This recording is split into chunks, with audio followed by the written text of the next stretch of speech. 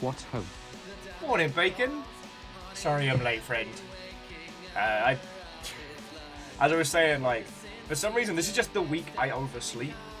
You know, went to bed early, woke up way too early, ate and Phil. I was like, no, I am set up for a good, solid working day. We've got this down. Peoples. How's it going with your good self?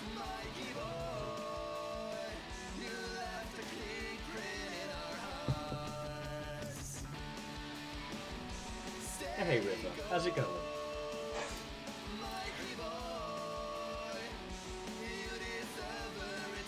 Oh. Sorry, I'm catching up on the hot sheets at the same speed as I am getting caffeinated. I got the big mug. Relu, how are you doing? It's Astros Watto and welcome. Hello, friends.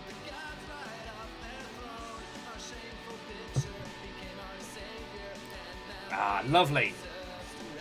Sorry, Bacon was saying that position postings on the uptick, so far, so good. All the way.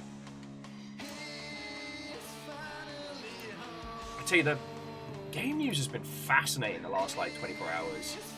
I'm catching up on it.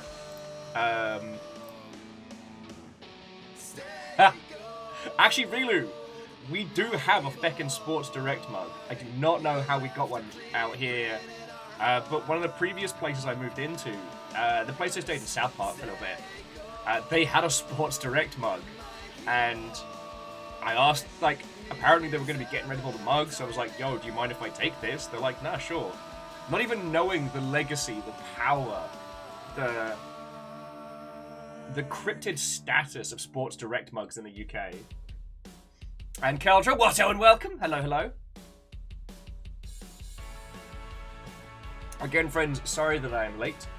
This was just a straight up oversleep. Because apparently my whole ass sleep schedule is just buggered.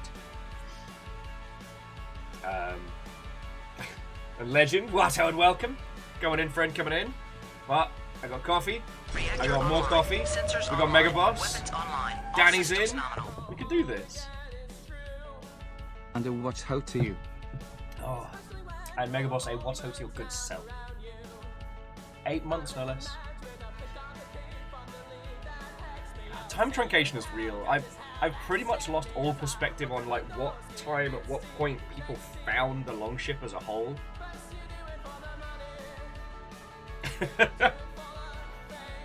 See, Legend, that's the thing that like a lot of cyberpunk media doesn't address. An additional limb just for holding and drinking your beverage while working.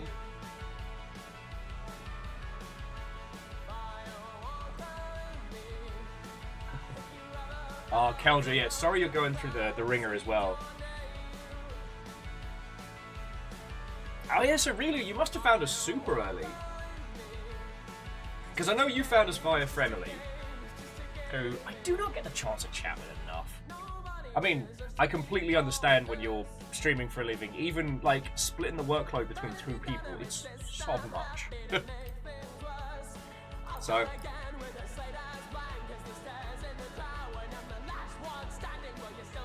and Fearless, Watto and welcome. Hello, hello. We just got going. Yo, what was the status of the airport, Fearless? Because in my inability to sleep last night, apparently in North America, one of the key systems went down last night.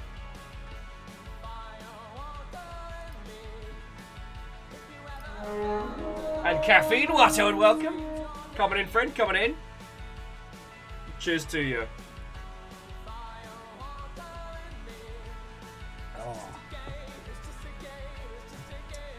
So yeah, so Caffeine, how was your morning? How are you doing? What were you playing? Tell me your tales. Like, Caffeine, if you're going to be doing morning shows, then I'm going to make okay, hello, what is happening? Oh, fuck! No! Hero to the people, Dan Jones. No! I've only just started. I just put this... This is my first coffee. DJ, how are you doing, mate? Watto and welcome!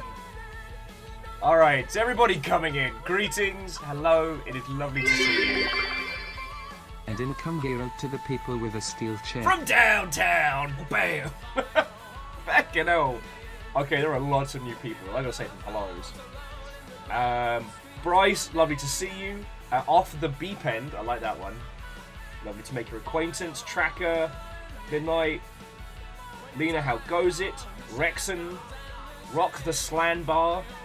The level 20 Waffle, which is significantly better than the level 15 Waffle. Tremexi? My dyslexic ass falls over words. Greybeard, always good to see you. I break for Moogles. That's a bumper sticker I didn't know I needed.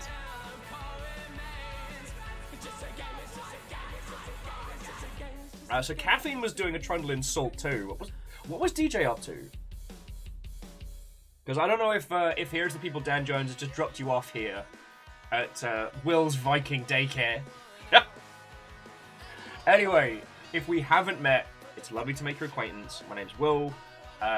My shtick is that I worked in video games for a gajillion years, and I kind of still do. I will talk your ear off about video game stuff, and we just got started. So, you'll want to hear about some weird and wild video game news. I've got some fucking bangers. Aiko, what and welcome. Oh, Aiko, you're going to have a great time with the Rusty Lake series.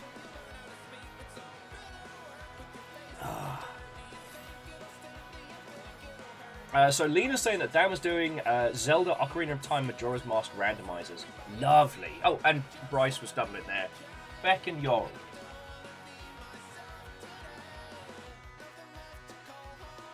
Oh no, like Bryce, I completely understand it. The amount of times where like I'll raid into DJ and then like the dog's vomited on something or I have to rush off and you know actually it's usually related to like animal bodily fluid, so anyway, it is lovely to make all your acquaintances if this is our first time meeting. For the rest of you, Beck and J-Post! Our 4 reptilian heroes have overcome the arch villain Shredder. Beck, I'm glad I brought the big bloody coffee. I thought I was just going to quietly get started.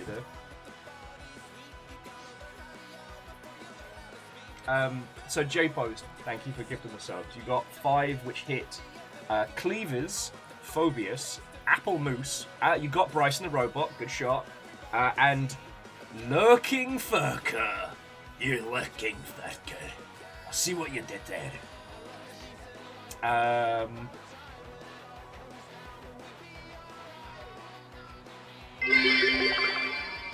Did somebody say quiet? I did not say... Okay, Wolfgrad, you know what I meant. But thank you kindly for the bits, friend. So Greybeard, I haven't started the Pat Label model, as apparently your cat was desperately wanting to find out on that one. It's currently sitting up in the rafters above. At the moment, I'm working on a repaint and rework of the O. Because I love this design and I despise this mustard yellow colour. So we're going to get fancy. And I'm also working on... well, okay, I had an idea for this, and I'm not sure if I want to follow through, but I'm also working on the... That word rhymes with riot.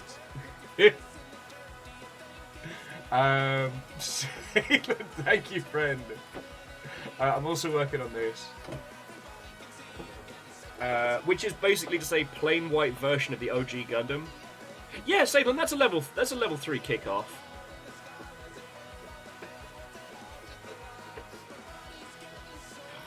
Bloody nail. Anyway, to those of you who've just joined us, lovely to meet you. I'd be throwing funds myself, but I realized I'd already paid more than $5,000 in gift subscriptions to this channel. So I figured I'd ease off on the claiming, leaving prey for other unsubbed hunters. I mean, Fearless, that's an inordinate amount of money. Like, thank you. I don't know what else to say on that one. Like, and in the grand hierarchy of ways to...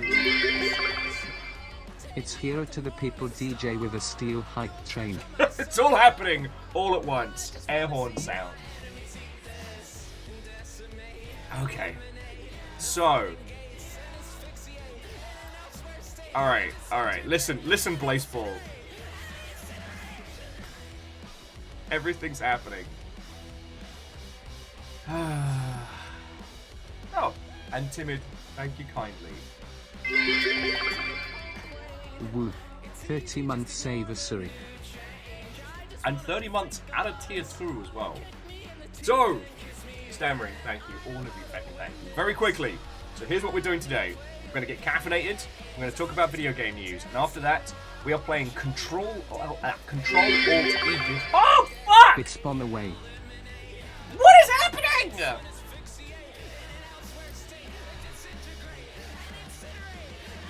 What is happening?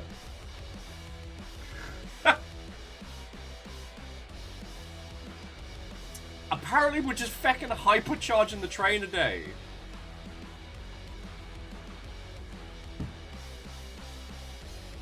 And Durry, that is entirely up to the Longship as a whole.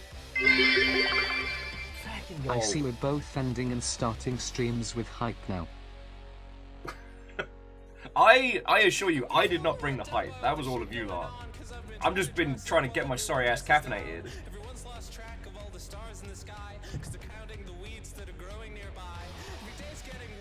Also, Stammering's taken the Yaldum with a deft air horn attack. There's so much going on. Kinda seems like yesterday never ended, eh? Oh, save it, don't. I'm just glad that I slept. Otherwise, I'd just be unhinged. Sorry, thank you all. Fucking okay, Stammering through in a blue bit. That is $50 in bits. Oh, fucking hell.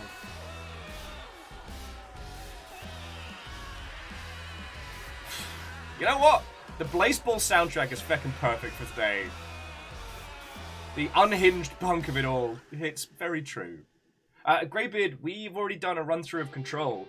We actually did it with damage turned off, and it was one of the best experiences.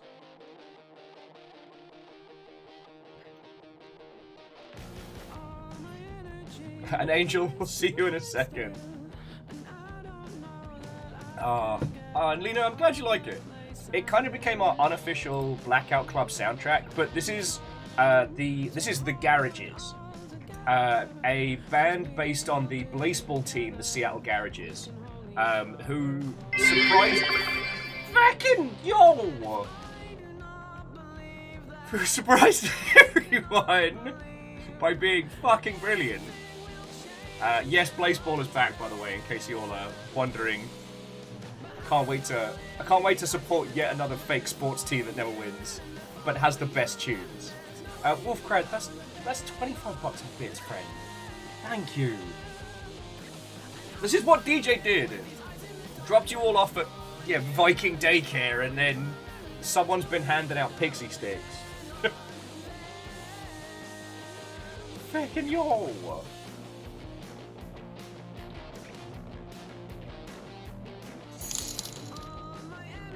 I also realized that, unlike subs, direct donations cut out the Mr. Twitch middleman. I mean, they do, and we are very fucking grateful. But I'd never tell anybody how to fucking hell! More coffee. Sorry, Fearless. That is a fucking massive donation. Thank you. Shit, that was just straight up $50. If you're new here, like, I'm entirely supported by these lovely motherfuckers, so everything that you see going here is going to pay for food and rent and keep the bloody animals going.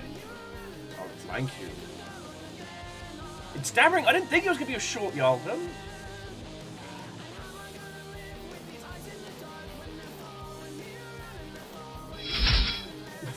And off the beep end. Welcome in, friend.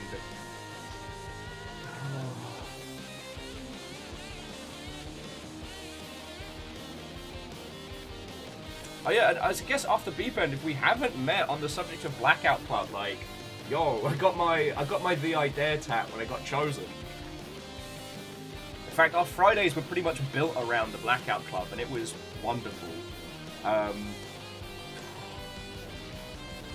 Just kind of processing of what's happening right now. Because I started late. Here's what I thought was going to happen. Everyone was going to kind of like inch on in, like shuffle in like a quiet Wednesday and be like, oh hey, oh hi, welcome everyone in as they come in.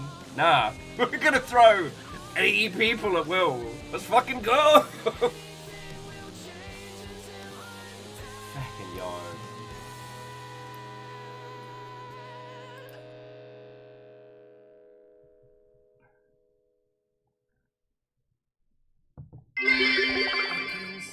You said the word again, quiet. Okay, but in my defense, I'm very decaffeinated. I'm guzzling this as fast as I can.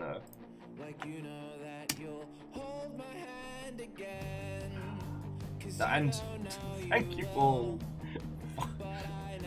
It's the blend of threat and thank yous. Fucking hell. The Teenage Mutant Ninja Turtles, our 4 reptilian heroes, have overcome the arch villain Shredder. I mean, yes, that is a distinct answer, stammering to what is happening. You pushed the button. You managed to get Soviet Muscati, Jack's Gulch, Cultured Gull, which I imagine is a seagull with a moniker, Dark Dreamer, Jester, Lawrence, Electric Dragon, which sounds like an accessory for grown-ups. Galati Heaven Caller, which sounds either very Final Fantasy or very, well, formally formal, and the utterly adorable Reactor Drifter. online. Sensors online. Weapons online. All systems nominal. 30 is pretty cool. It's pretty cool, Hookshot. It's pretty cool. It's great. What is happening? Threat tier train nonsense going on. Turtles, our 4 reptilian heroes, have overcome the arch villain Shredder.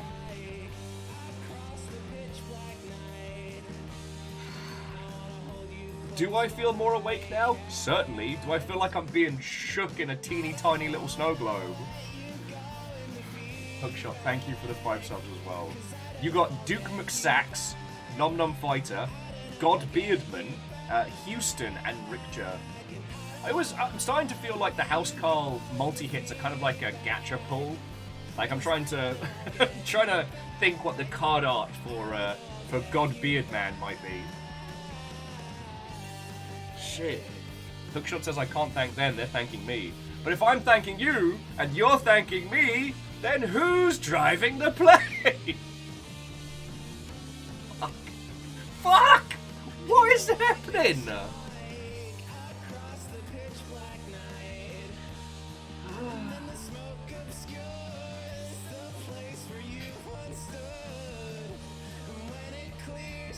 Plane is being driven by snakes, by a mass of snakes. Like a little, like, king snake setup.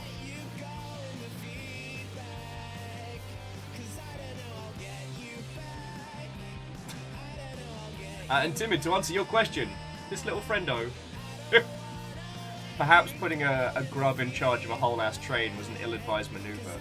Yet here we are. Here we are.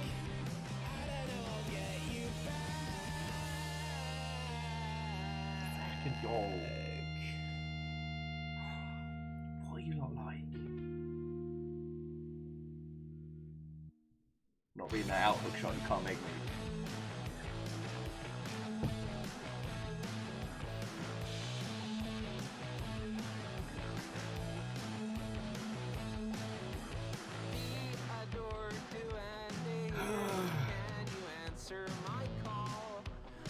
Anyway, how are you all doing? Sorry, I'm very hello all over the place. We're listening to some indie punk tunes based on a video game. We're going to be playing an indie punk video game based on one of the most confusing conversations in genre. It's going to be a good day. I didn't expect to be this at this point, yet here the fuck we are. It's very happening. Wow.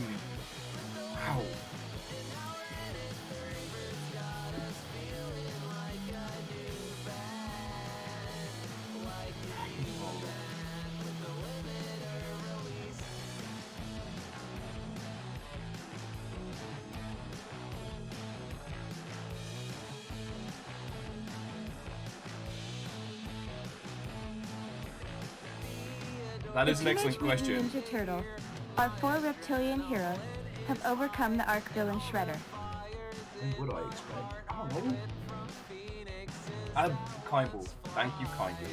You managed to get Slanbar, who just joined us, Gatekeeper Games, DJ KN, Captain Zergy. Oh, you got Leo as well. That's some good pulls.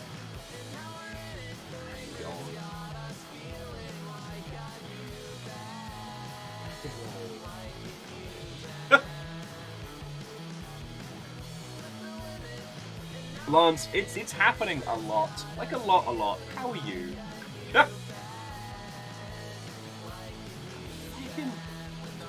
Guzzling coffee to stay functioning.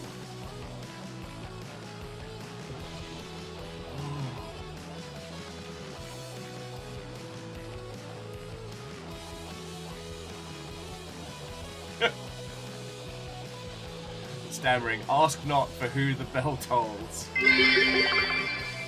More hype. It's Wolfcrads now. So I gotta stop announcing the albums during a train because it transfers very fast. It's still going. It's still going!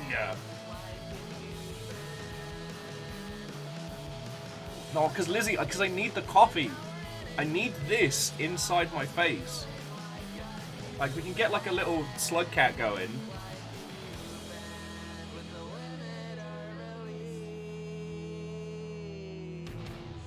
Yeah, level 8. Level 8 complete.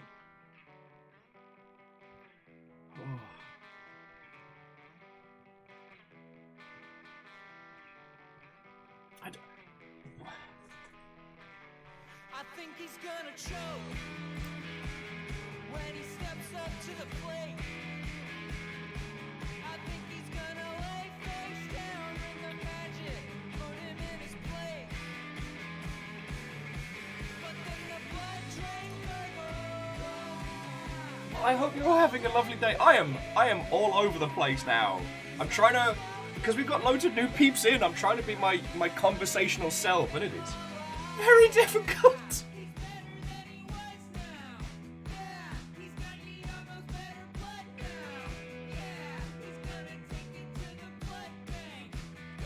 You know what, Hookshot? It is a good start to the day. Despite whinging about it and oversleeping, like, I did get decent sleeps last night, so I am feeling good. I just feel bad that I ended up oversleeping and not starting on time. It needs me desperately trying to focus on stuff. The game we have for today is super indie and super punk. Okay, I became aware of Ctrl Alt Ego after a big old conversation about... Toot toot. I'm trying. Look, I'm trying. I'm doing good. Culture, thank you for the bits. Oh.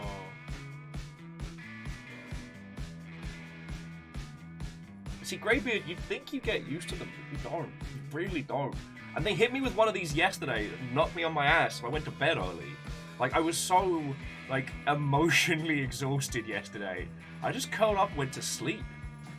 Then I woke up at, like, 2:30, made enough food to kill a person, ate it all myself, went back to sleep, and then apparently just crashed through until midday, because I'm a disaster. Beating records are we? Apparently, Skyegis! Feckin' apparently! Let's see what happens when the person pitching starts off the inning. And Fucking yo!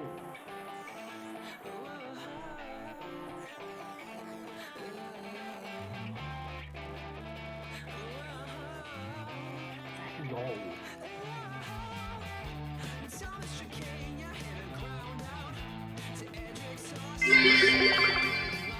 The great Haldrich God the Longship still approves of your existence and desires for you to remain its captain, Viking. Be coated in tiny colourful star shards. And Catastros, that is all your choice, and I am grateful for your eldritch patronage, you glorious Mother Hubbards. Feckin' yo! Feckin' yo! I forgot I had this to add to the train pile.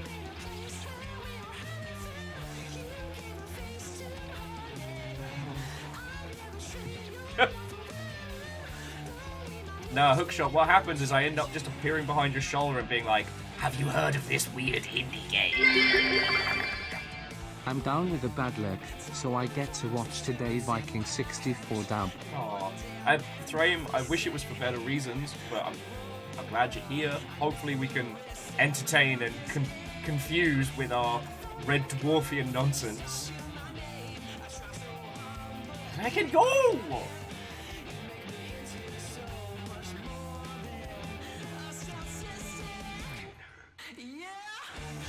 Stop that incessant clicking. Aw, Lena, that's fucking cool of you. Thank you for giving us up alarms. Fred, there's a lot happening all at once. Hi. Hello. Happy whatever the fuck day it is. I don't know.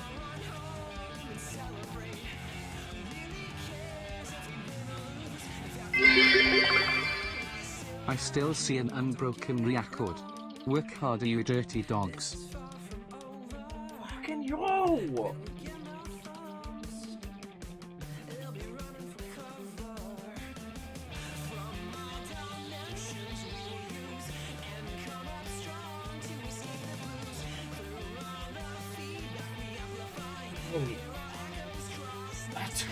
Stammering decided that if we're capping this off, we're doing it loud. So Stammering, the Yaldum's back yours. That was another 5 fucking K! Fuck!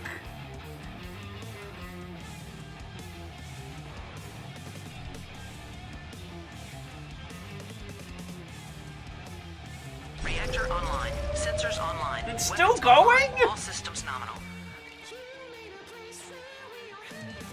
Fucking yo!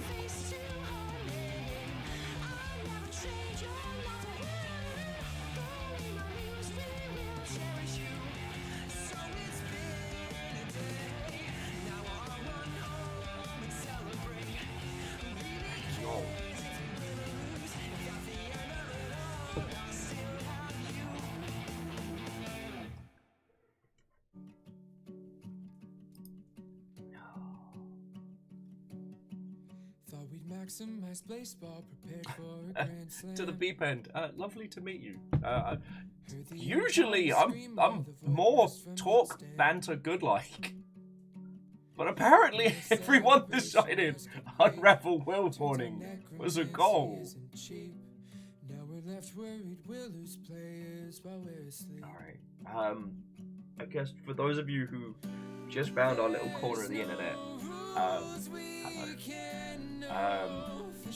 As I'm sure you guessed, this is a very big deal, and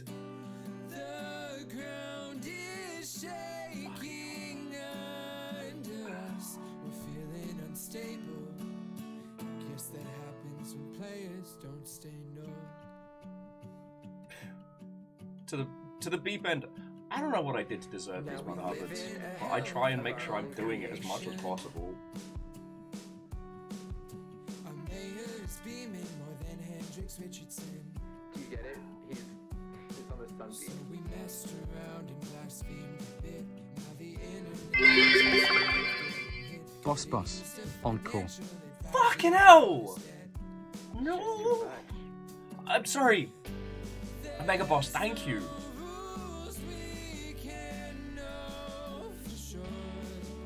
Holy fuck.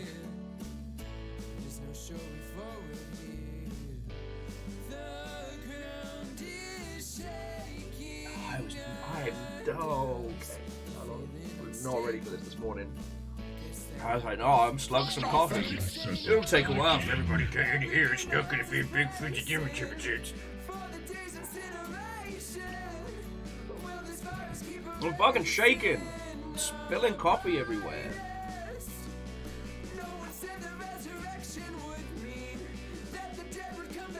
I have seen the Gay Pirate Show. We love the Gay Pirate Show.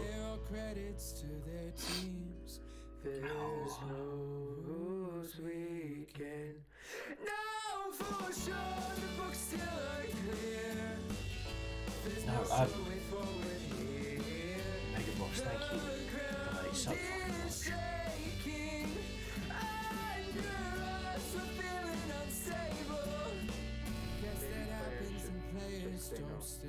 Yeah, Wolfcrad, you've been taking up the House Order banner. Something fierce.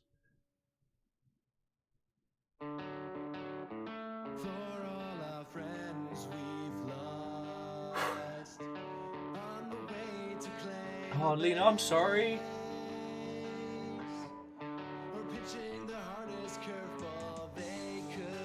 Oh, you got off to the beep end. That's real fucking cool of you. Thank you.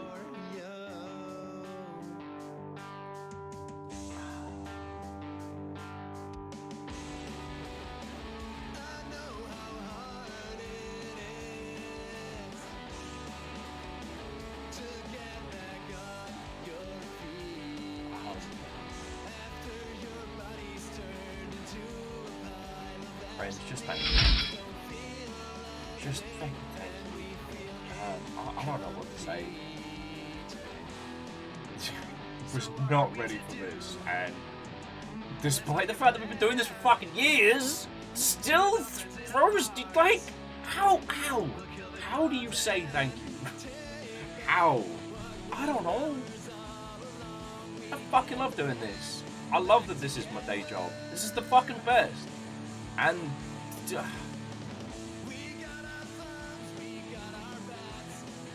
thank you. Oh, that's, I don't know what else to say. I don't know what else to say. I'm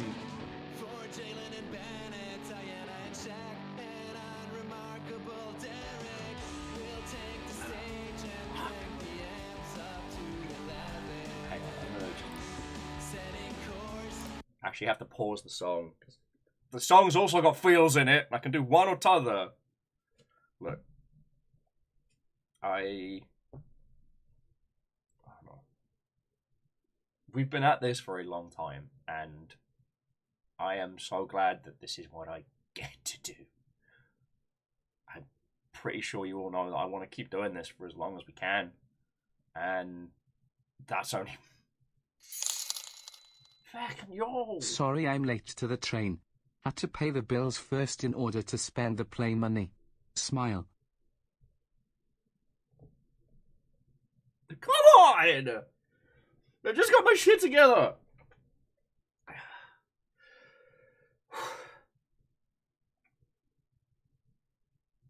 Keldra, thank you. Sorry, that's not the correct response. That's not the correct response. Oh, come on. Keldra, thank you for the donation. Thank you. Fucking Joe! Wolfcrad chaos. There's a tiny house order house chaos fight going on at the same time. Look. We are small, but we are mighty. Like, I can't talk about the stuff and things, but like, you know, to those that know, like, I don't even know how to. Basically, cool shit is happening, but I don't know. I just keep coming back to the fact that you'll seem to want me around, and fuck, I hope I do enough. Like, sometimes I look at bacon. No.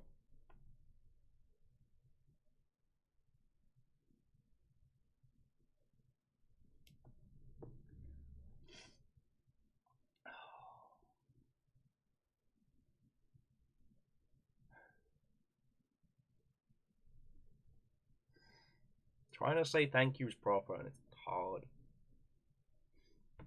Shit has been so fucking hard, like end of last year, and it feels like it's getting better, but that was only from you lot, you know. So really hard. It's really hard to articulate. No, not doing them. You can either have a broken will, or you can have a will being a dickhead. You get to choose one. Not dabbing on what was an inordinate amount of money people just threw in. No.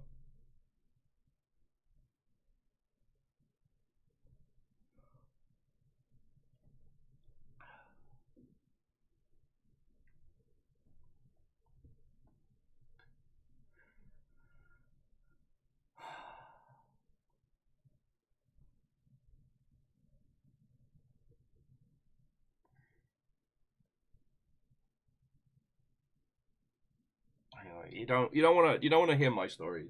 Just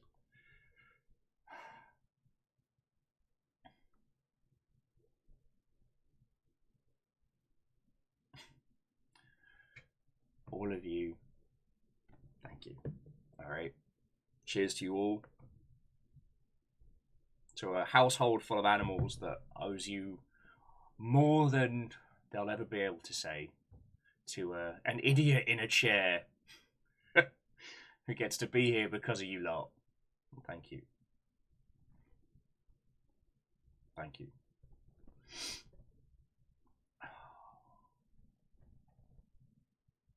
I don't know what else to say. I don't have any clever big words. I don't have any clever big words for this. You know, I worry that I say the same things every time that we get this huge things, but I will restate what I have said a bunch of times, and I think it still means it. Like, I will continue to strive to be worth everything that you lot put in. I will continue to try and, you know, support you lot as much as you keep my ass upright, and try and be worth the time and the actual literal cash that you put into keeping this going. So, thank you all. As previous, when I get a bacon no, or other choice word, my goal is reached. We do this out of love, you know this. I know. We all live together. I had my shit together for a second there. For a second there. Whoa! I had it. Just thank you. All right. Thank you.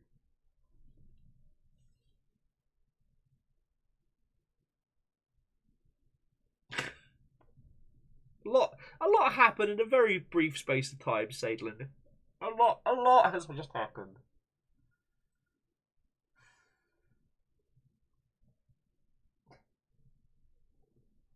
Ever since the fall of Jarl Infinitus, the Jarldom has been hard fought.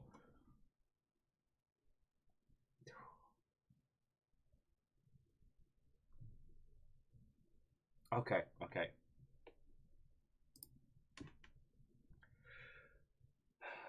Thus began the Jarl Wars.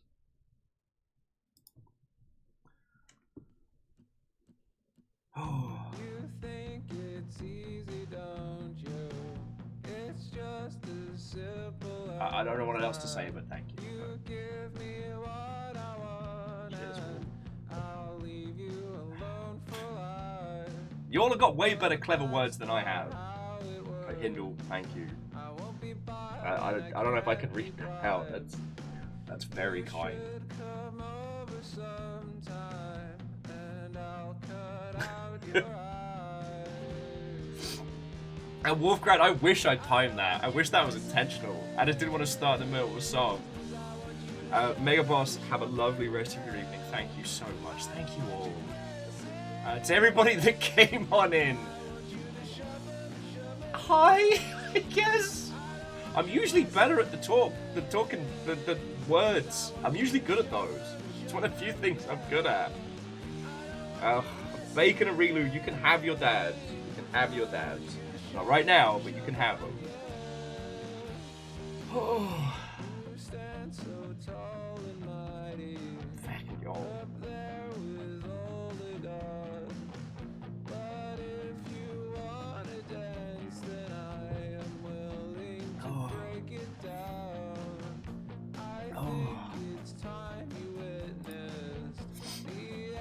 Okay, so we'll get into game news in a second. This is the game we're going to be playing today, which is Ctrl Alt Ego. Please, give it a wish list, give it a follow. This game is super indie, and sparked a large bit of the conversation about immersive sim games. So we'll be getting into that in a second. Okay. We're gonna be playing that today at some point.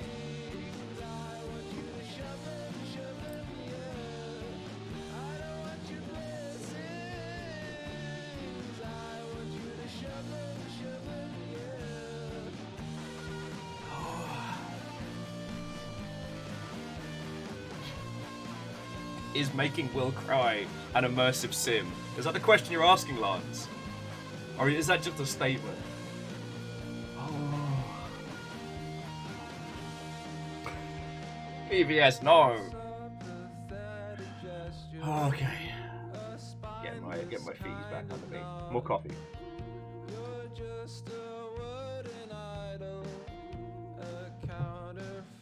Oh.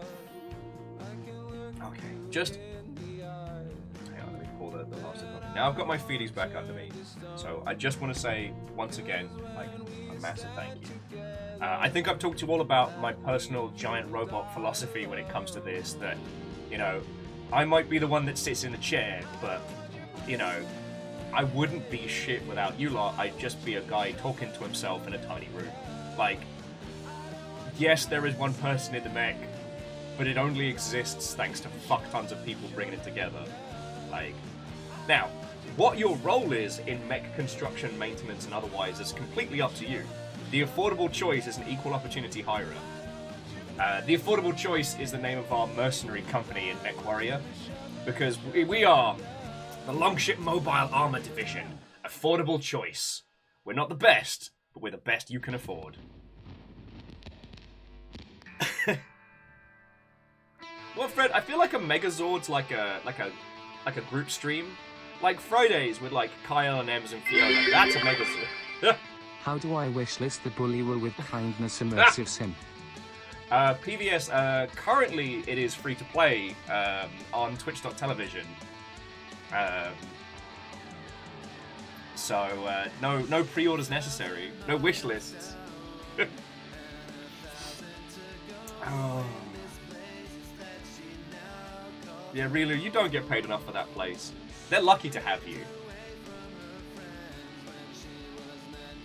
Or it's like the fancy restaurant down the road from the place in Pat Label where they do the fanciest animated pizza I've ever seen. One time! Pendle's saying, whatever role you have, don't give Will a flamethrower. One time! Fuck! Yes. Free to play.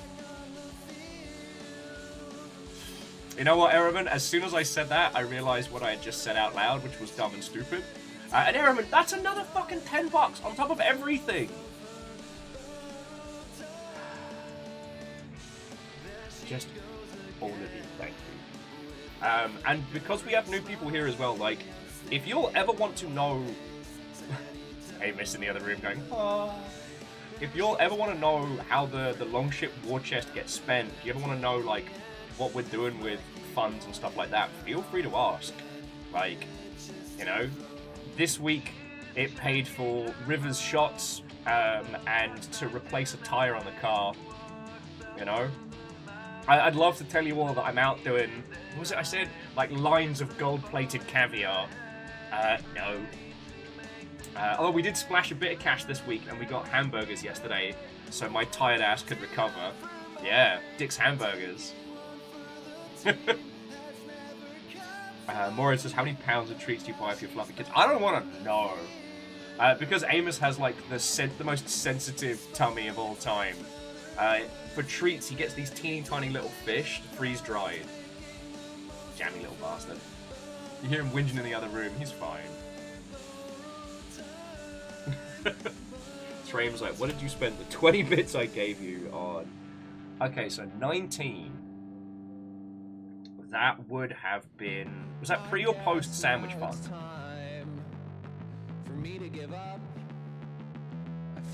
And Lance, yeah, you did help us remain a mobile unit.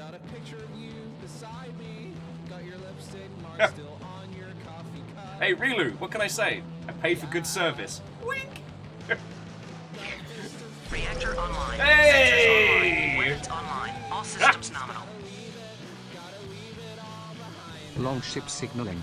Over. Get in the mech, Will. Don't you have a mech boldy fix? Over. Get in the mech. Anyway, look out for the slug cat will have to do it again. Oops. We meant mechs.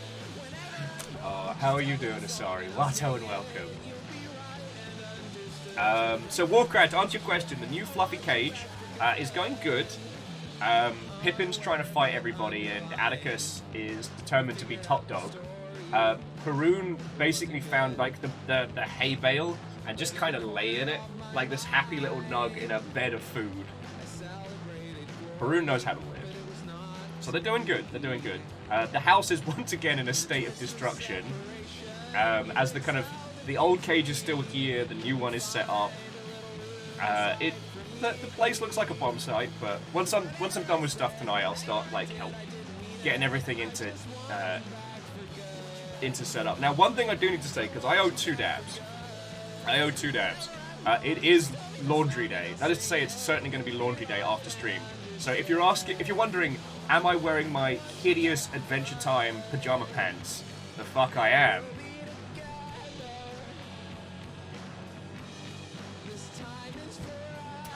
Legend, there should be a new one in Discord, but you might have to scroll up because everyone decided to do cutie patootie pet pictures, and we always need more.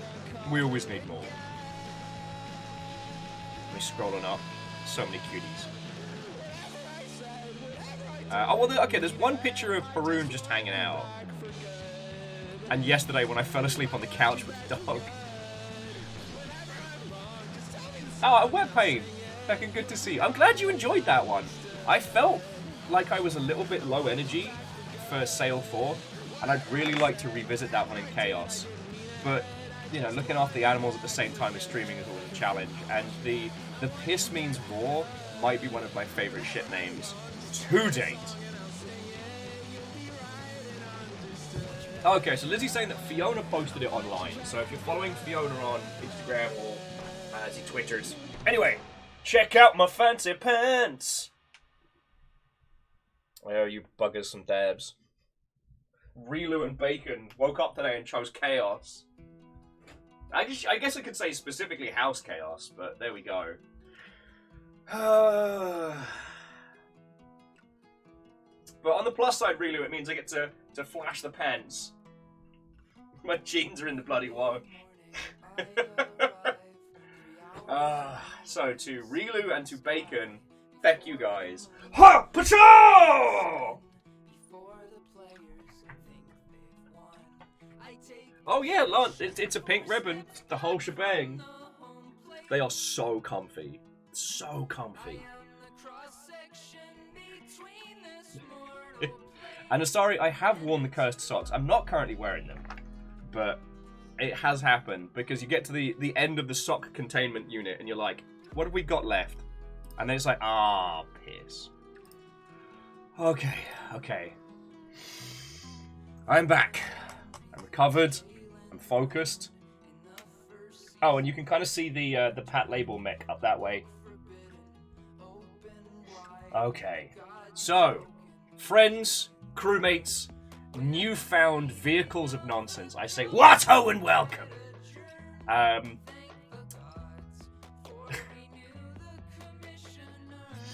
It is my absolute pleasure to make your acquaintance to those of you who have just joined us from DJ Space. I can't imagine any of my lot aren't aware of Hero to the People Dan Jones, but if somehow you're not, let me know. I'll get you a link soon as. Today is going to be fun. A while ago, we started having the joke conversation of, is X an immersive sim? Now, if you're wondering what in the bloody hell immersive sims are, the immersive sim is a weird little piece of video game-ness. Some people consider it to be a genre. I tend to refer to it more as a little subgenre, a little movement. Back in the day, a group of people over at a studio called Looking Glass Games set forth the concept of creating games where you could solve the problems with any solution. You didn't have to find the skull key. Is a hot dog an immersive sim? Discuss. No, I will not! Fearless, thank you for the 200. Is a pizza an immersive sim? Let's ask. See, not to bury the lead, but the reason why immersive sims have become something of a joke is that the philosophies of the OG immersive sims, that is to say that games where you could solve the problem not just by shooty gun bang, but also by conversation or by, janking the environment, the idea being that the world would react to sensible solutions to, video game problems.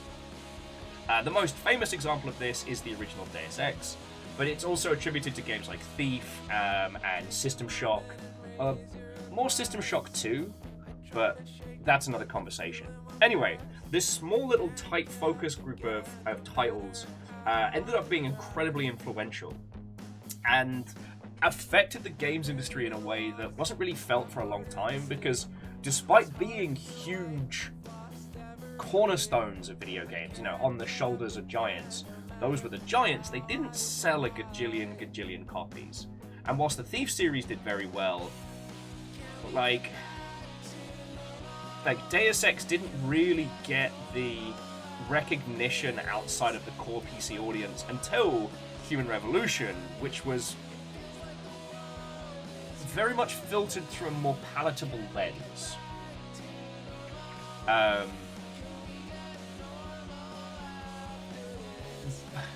The immersive sim thing it's kind of obnoxious as a conversation point, because if you really want to bend over backwards, you can make pretty much any game, air quotes, an immersive sim. Currently, if you look on Steam, the #1 best-selling immersive sim is FIFA. It's not a genre that's easy to pin down. And I often tend to talk about it more as a movement that influenced. But what we've been seeing is a lot of games that are based on the philosophies of those original core games coming forward and describing themselves as immersive sim games. Problem is, what was the joke I made? There are 10 people in the games industry who know what an immersive sim are, and 8 are arguing about the definition. It's not quite it's not a clear-cut genre with a lot of other spaces where you can just point and go, oh, well, it's like that. This is more nebulous, more philosophical. But we're still feeling the good changes of that to this day, So yeah.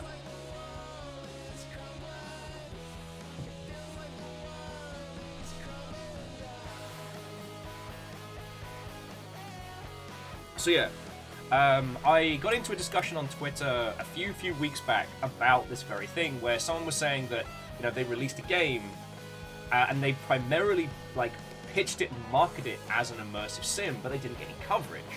And what I was going on to say was can't market it thusly. Let people say it's an immersive sim, let them have a discussion, but if your primary beat is look at my immersive sim, that is a term that means very little to a lot of people. And especially now that games have become culture, it's a much wider net that you're casting. Most individuals that weren't aware of this weird little tiny movement in the philosophy of video games would hear immersive sim and go, oh, you mean simulation games? In a strange way, if you were going by the letter of the description, things like Power Wash Simulator and stuff like that would be closer to more immersive sims. So we find ourselves in a weirdly fascinating spot. And I wanted to play a game that was very much drawing from that old philosophy, but funneled through a really punk, really indie style. And Ctrl Alt Ego is absolutely it.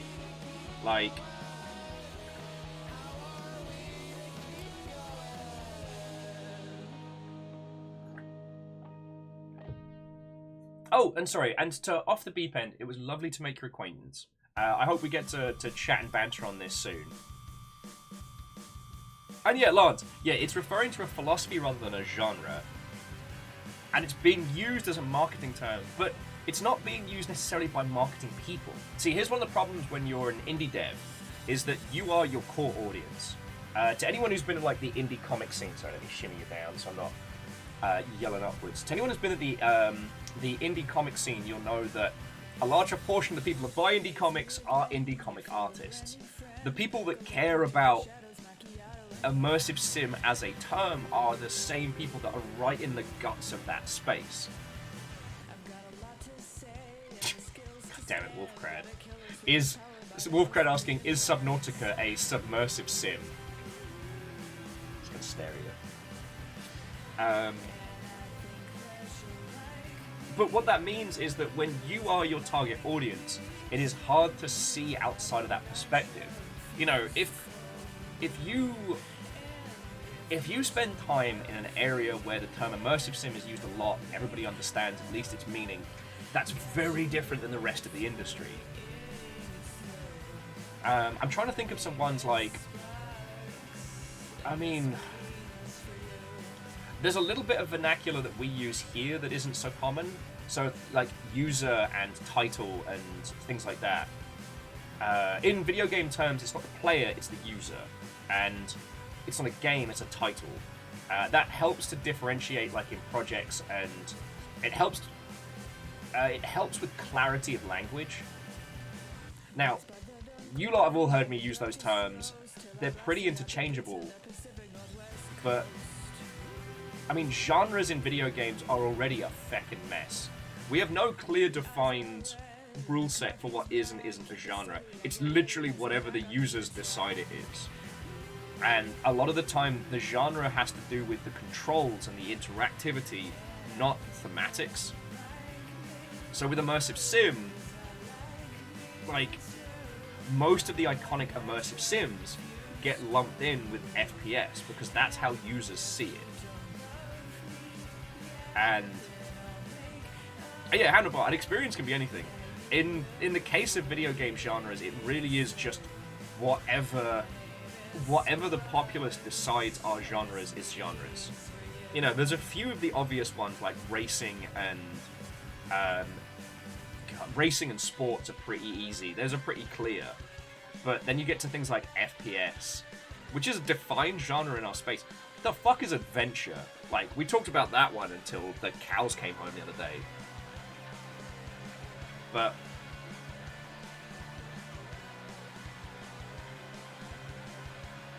I mean, Fearless, that's a very good point. That is language descriptive or prescriptive?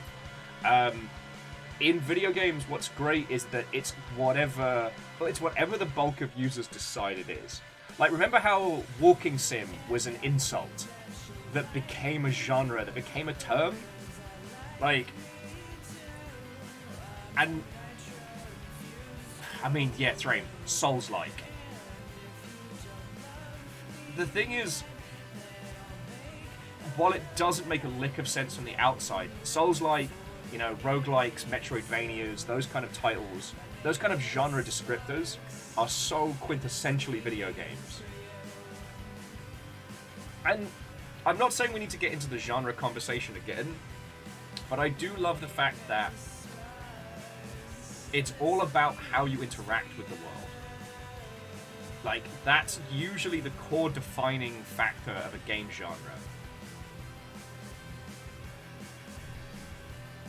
And the thing is, we may see, like, immersive sims becoming a defined genre again. But immersive sims often feel like the cyberpunk of video games. Pre-Cyberpunk 2077. In that everyone knows about it, like, in the space, but everyone argues what is and is not. I guess, you know what? Steampunk would be a better one. Is it steampunk? Ah, good times, good times.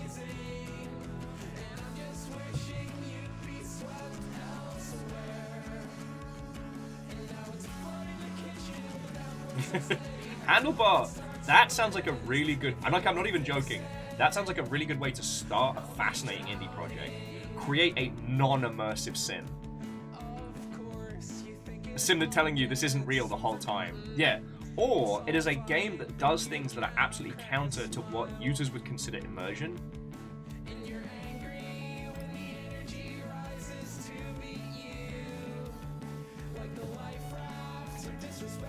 Wolfgrad says, it's also interesting how the industry moved from the clone to the like suffix. That's a very good point. I mean, thank the roguelike genre. I still find it wonderful and bizarre that roguelike is even a genre that we have, because, like, Rogue was very influential 1,000 years ago, in the early days of the video games. You know, Rogue and then later NetHack. But, like, we don't call them NetHack-likes.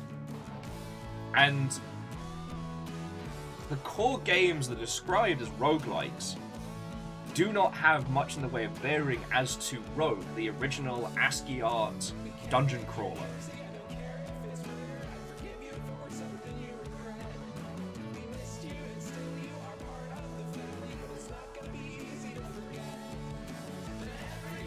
And I think, do you know what I think we lost Clone? Is when the breadth and depth of the thematics changed so much that you could no longer point to a thing and go, it's a clone of. I think the one that we're most all aware of is back in the day when FPS games referred to as Doom clones. And I think it was because of the, you know, how prolific Doom was in spreading in video games, and how the... Was it just called the id engine? I know we've had this conversation before. Why do I always forget Doom's engine name? But that particular engine had such a distinct style and a distinct gameplay type that was carried through. And in that time, what we were seeing a lot was people changing the thematics and trying to emulate Doom's success. You know? For every Duke Nukem 3D, there were like 5 or 6 like Rise of the Triads, you know what I mean? id Tech 1. Thank you, Catastros!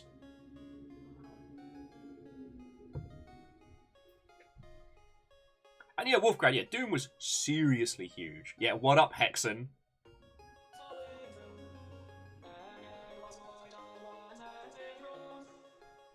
Well, so Lance, I think that was the point, like, by the time Quake 3 Arena was dropping, we also had Unreal Tournament, and we also had a defined online shooter space.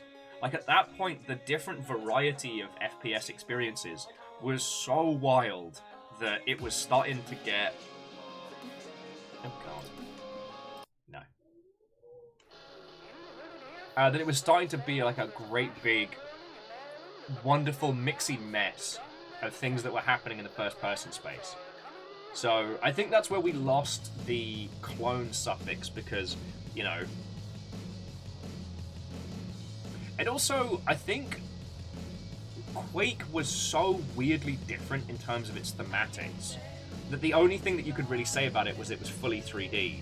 You couldn't say Quake was a clone of anything.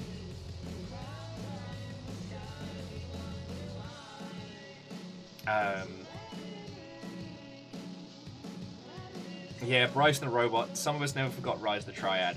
But the reason I pointed out Rise of the Triad is that if you look back on how that game was marketed, it was marketed as the, oh, you've played Doom. Well, now play something that's more cool and more extreme, with magic powers and rocket launchers akimbo. When having 2 guns at the same time was a huge selling point.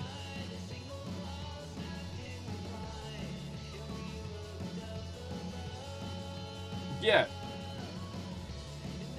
I think, Cadastros, that's a very good point, is like, by the time we got to Duke Nukem 3D, like, you couldn't point to that and say, that's just a clone of Doom. Now, Duke Nukem 3D has a lot of problematic elements to it. There's a lot of, you know, rampant sexism and, you know, bastardization of great sci-fi quotes. So I'm not just excusing the thematic... Oh! Let's not forget the casual racism. Duke Nukem 3D was a technical touchstone. And if you check out Errant Signal on YouTube, he has an incredible series called Children of Doom, which kind of charts like the Doom family tree, and is absolutely worth your time because it hits upon why Duke Nukem 3D was such a big deal. From like a technical and mechanical standpoint, like, it's fascinating. But yeah, so we moved away from the clone genre because what we see now is people take the concepts and change the thematics so wildly, you know? But we do tend to use, outside of genre descriptors... Sorry, I was moving it forward. We do tend to use other titles as a way to contextualize our genre experiences. So, for example, if I say, oh, I'm playing a roguelike, you understand that from what I've said, it is the kind of game which you play in bursts, you die and restart, like, you get the gameplay loop from it, and then I add the prefixes of it's Slay the Spire meets Bullet Hell. And now you have all the framing and context in your mind to kind of go, oh, okay, I understand that.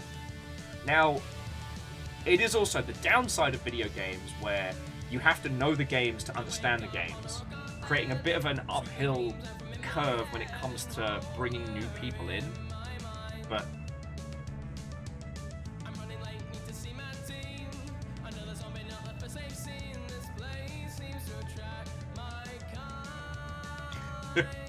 sorry, Large was saying, as somebody played the original side-scrolling Duke Nukem, 3D was mind-blowing. It was.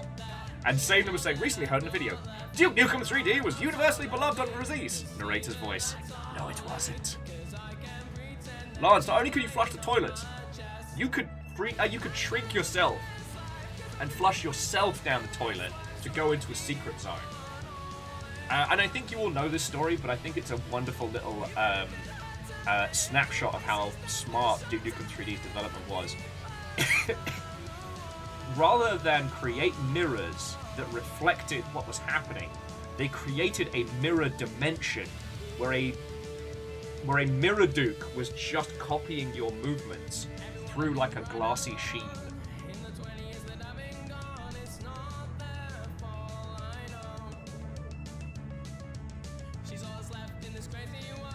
Oh yeah, so Catastrophe, you're right. Metroidvania isn't descriptive, but a lot of people have an idea of what it is. Sorry, bear with me just a second here, friends.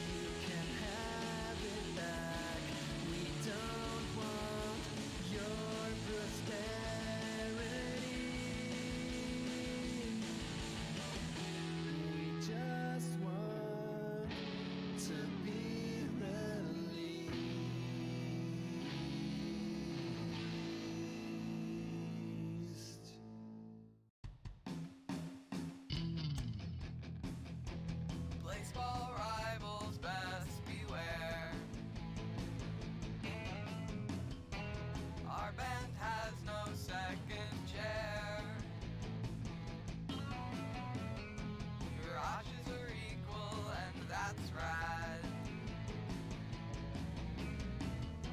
Because we're all equally bad.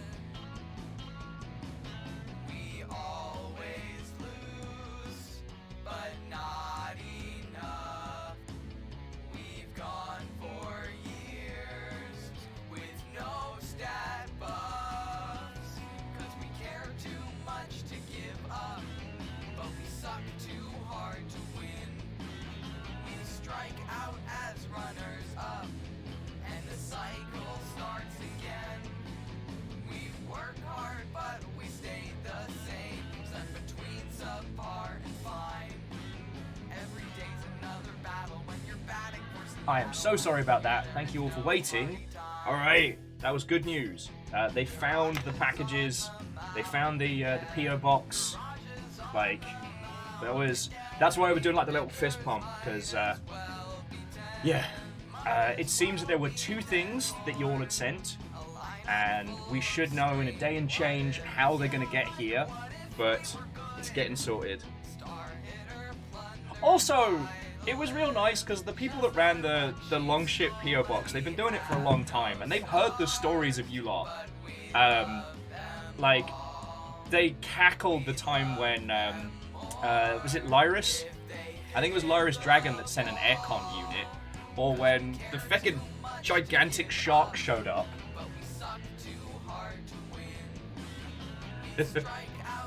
Yeah, Lance, that whole conversation was so funny.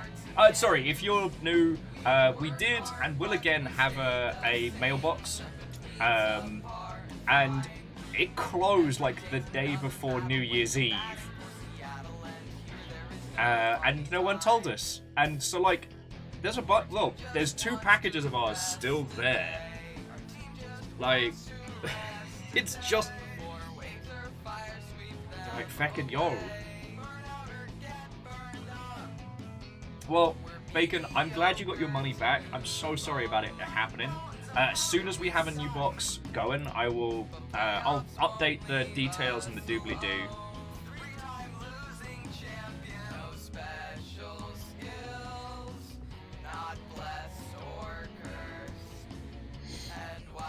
Oh. Okay. Sorry, so I do apologize for breaking the bants there. But that was good news, and that was the stuff we were waiting for, so fingers crossed we'll be getting money back from the PO box and the others. Catastros, we shall do a sci-fi punk. It's lovely chatting with you. I hope you're doing good, friend. Oh, what a bloody lovely day this is turning out to be. You're reducing me to a quivering mess, and we got it sorted. Well, yeah, so Unholy Glee, that was what happened. So, Bacon tried to send something to the PO box, and it got bounced. And I was like, oh, that's weird. And so I call them up, and I'm just getting nothing. Like, no one's picking up. I go on Google, and it just said permanently closed. And I'm like, sorry, what? So they just closed the store out from under us. I called UPS. The guy on the phone got mad at me because I kept saying, no, it's saying it's closed. He's like, nope, it's open. It's open right now. It's open till 5 o'clock this afternoon. So Fiona was downtown, swung on by, and there's a little note at the window being like, nah, we closed. Bye. So that's been a whole saga. But yeah, Unholy Glee, it is looking up. In the event that you'll wish to send stuff and things, hold fire. I'm hoping to have that all sorted for next week if we can. I don't know what you would send. Fiona didn't bite my head off about the Pat Label Gundam, so I don't know if the Gundam ban has been lifted, but I am going to try and get them all built by November. Like, that's still on. The problem now is that now I've got, like, the airbrushing station and stuff for Gundams. Like, now I've got all of those. The temptation to do really cool and fun paint jobs is high, which is what I'm working on over here. Lizzie's like, wait, November 2045, right? Yeah, totally. Once again, if any of you have sent anything to the PO box, let me know as soon as possible.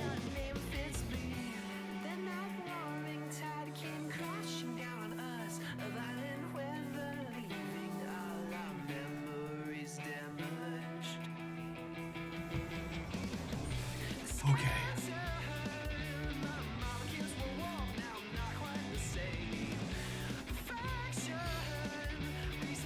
Okay. So what were we talking about? We were talking about immersive sims before we popped off. If you want to scratch some of the other game news, Ubisoft's having a very bad time right now. I don't know if you all saw. They've cancelled 3 unannounced games. Skull and Bones has been put back, and it seems that Ubisoft had a very bad 2022. The sunk cost fallacy on Skull and Bones continues to be ridiculous. And apparently they've started... They've either started... Let me check to make sure the wording's correct.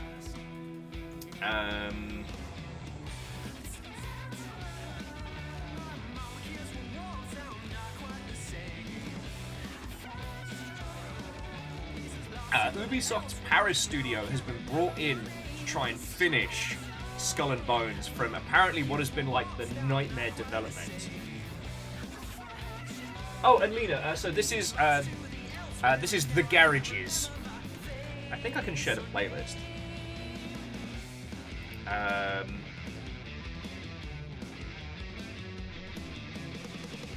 Thrame says the most immersive sim is actually streaming the game. You told people you stream. We're getting there. Go ahead. Heckled by Thrame.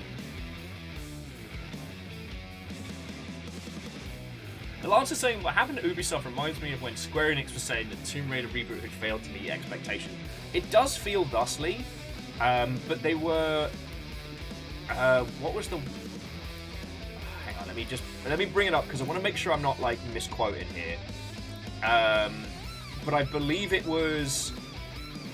So it was Mario and Rabbids Sparks of Hope and Just Dance 2023 that didn't perform as expected.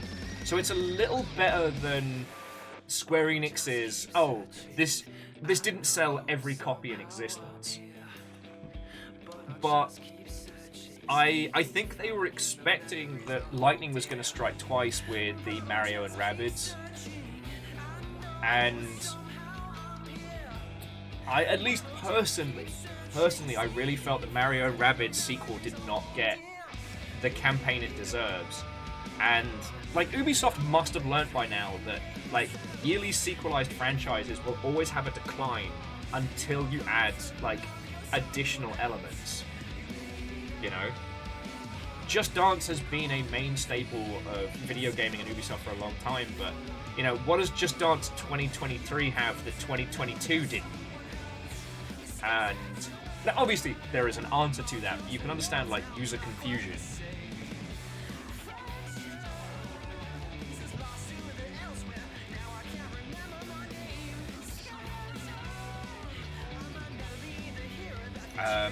It also looks like they're writing off a shite load of money in R&D.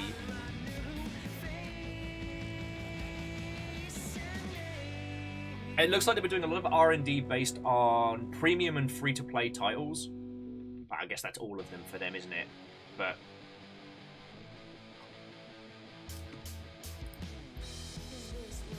it does feel like Ubisoft's little kind of like millstones are really starting to weigh. The thing that no one's talking about is Beyond Good and Evil 2, which continues. Does it continue to plug along quietly? I don't know anybody on that project. But I do know that Skull and Bones is costing them so much cash and has been such a nightmare. So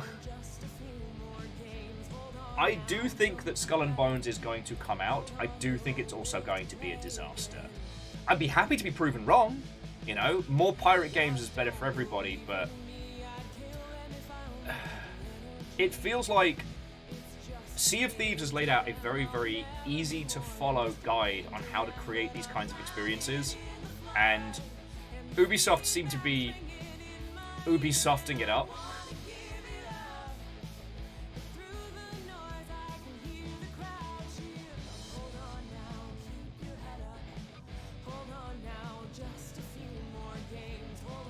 And Lance, I do think that that's something to take into consideration.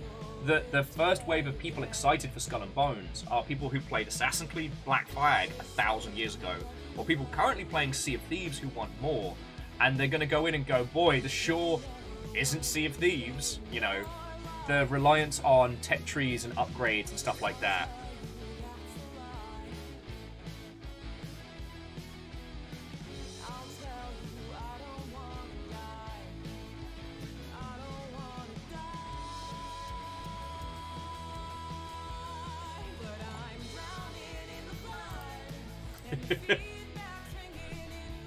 Sorry, Greybeard was just adding, you know it's bad when a company name is turned into an adjective. Yup.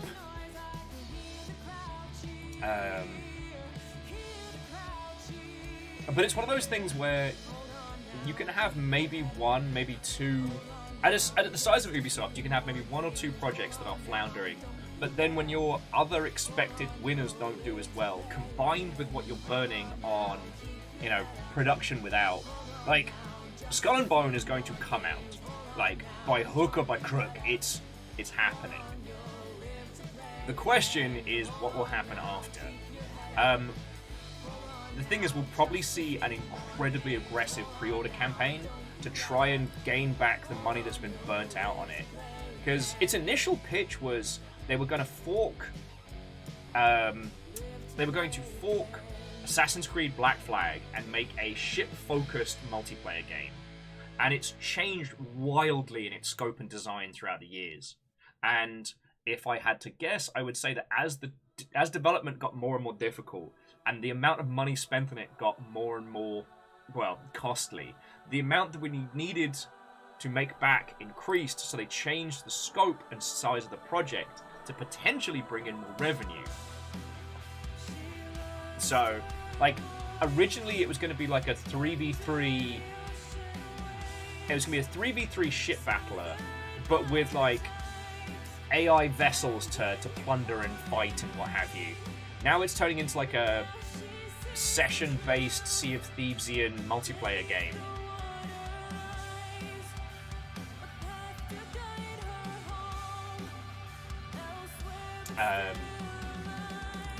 And I can only assume, like, the change in scope and size is to potentially generate more cash. But again, no one's talking about Beyond Good and Evil 2. And that is the one that I will be very surprised if we see. Like, the last time we talked about it was Joseph Gordon-Levitt's, like, crowdsourcing of music. Which everyone went, how about no?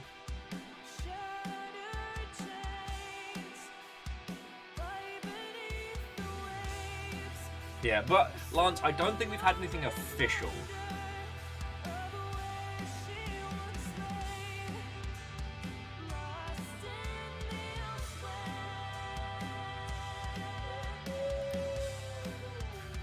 You're okay, baby boy. You hear the whinging. Captain Von Softwinge. I think that's the long and short of it for game stuff today. The other big news, that caught me off guard. So we were discussing the other day about Duelist, a kind of Amos. He's just whinging. We were talking the other day about how Duelist 2 has been released, kind of out of nowhere. Hey! Have Shift, Watto, and welcome. Hello. Coming in, friend, coming in. So, hey Shift, how was your stream? What were you up to? What were you playing? Tell us your tales! We're just talking about Ubisoft's current mess. And I was talking about Duelist, which was...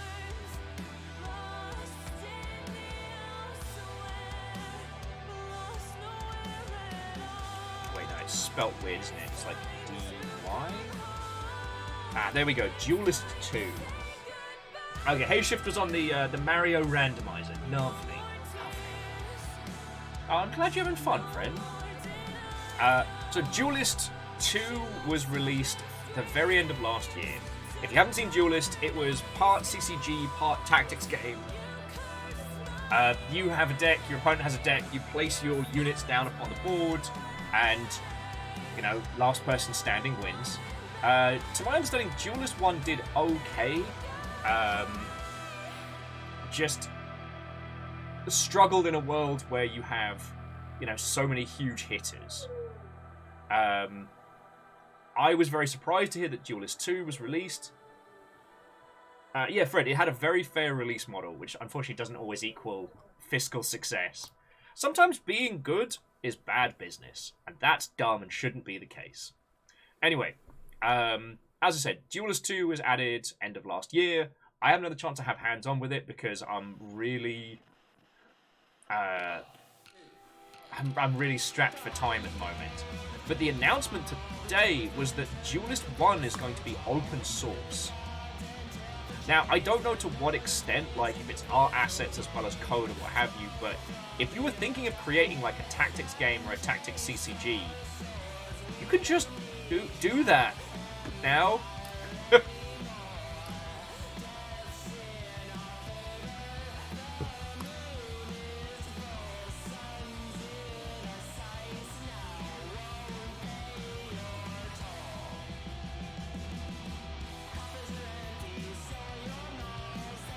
Yeah, Lena, I would say, like, sometimes doing things right isn't the best business. It's... The challenge in video games is striking a balance between... No, it's not striking a balance, my apologies. A lot of the time, it's finding a business model that works that isn't exploitive. So I think a better way of saying it is that, like, if you have a really, really user-friendly business model and it's not making cash, that doesn't necessarily mean that your intent is wrong, but perhaps the way in which you're implementing it. Obviously, it's easier said than done. And users aren't always the best way to gauge whether or not a business model is liked or successful. Like, I genuinely think the way that Paradox do their stuff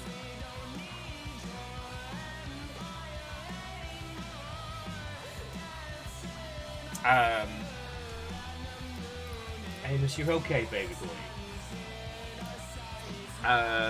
Sorry. Distracted by dogs. Distracted by dogs!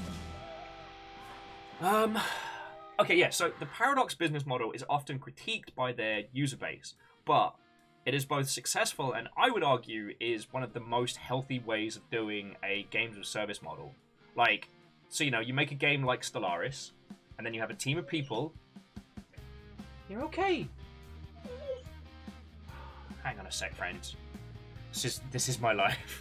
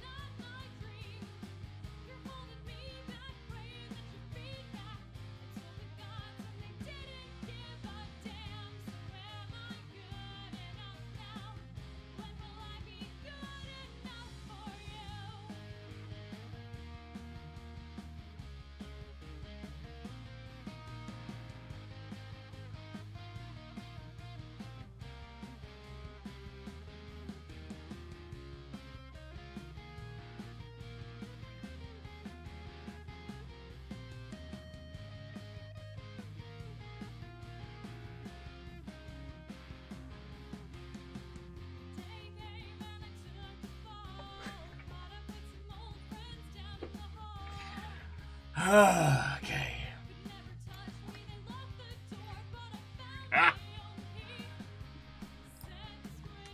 Alright, let me pause those. Let me get some smooth jabs going. Okay. What are we talking about, friends? My apologies. Oh, we're talking about like business models and like the good and evils of. Like again, user perception is still the biggest part of it, but I do think that a healthy way of maintaining a game and supporting it over a long period of time is the Paradox model. Make a core game, and then whilst updating and improving upon the core game, you release DLCs for new additional content that users can buy. It's not required. It's not absolutely demanded that you purchase these new things to continue. There's no aggressive FOMO or season pass elements or things like that. It's just, if you want new stuff, keep going. Now, to talk to a lot of the Paradox user base about this is the worst thing in Terrible and Bad ever.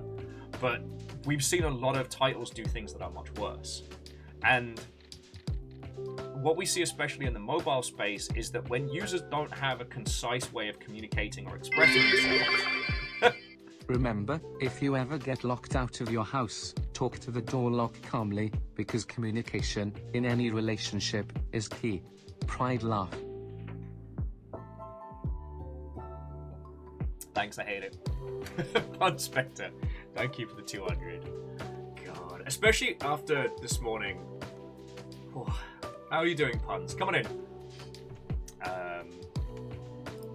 But no, I was having a conversation with an industry friendo about like the lack of cohesion and discussion between people that play a larger portion of the mobile games, and that's where a lot of the shadier business practices tend to proliferate, because the only people analyzing a lot of those monetization systems are monetization people. They come from other industries usually, or at least are just focused with number go up, which doesn't go hand in hand with necessarily a good user experience. Puns is like, your boos only fuel me. I know what you people cheer.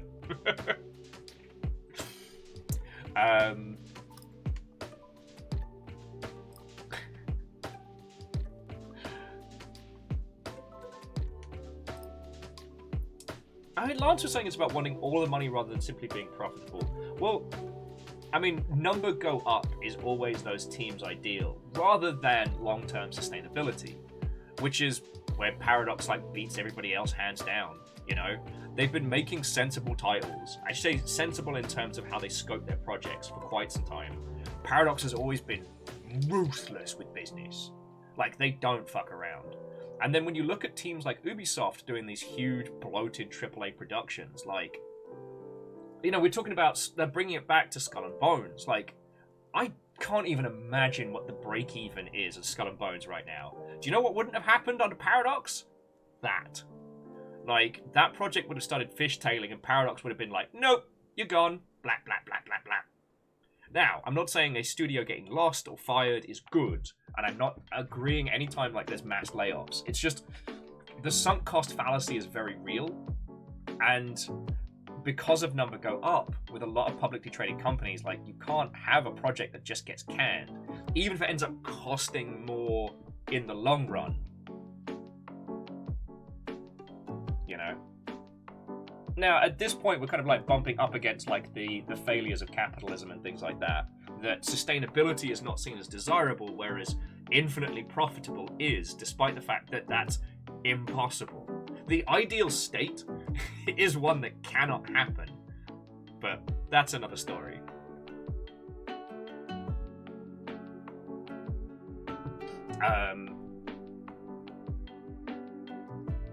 Oh, Keldra, no worry. I should probably tweet and tell people we're going. Like, I've just been shinwagging. Well, I'm softly sobbing a few times.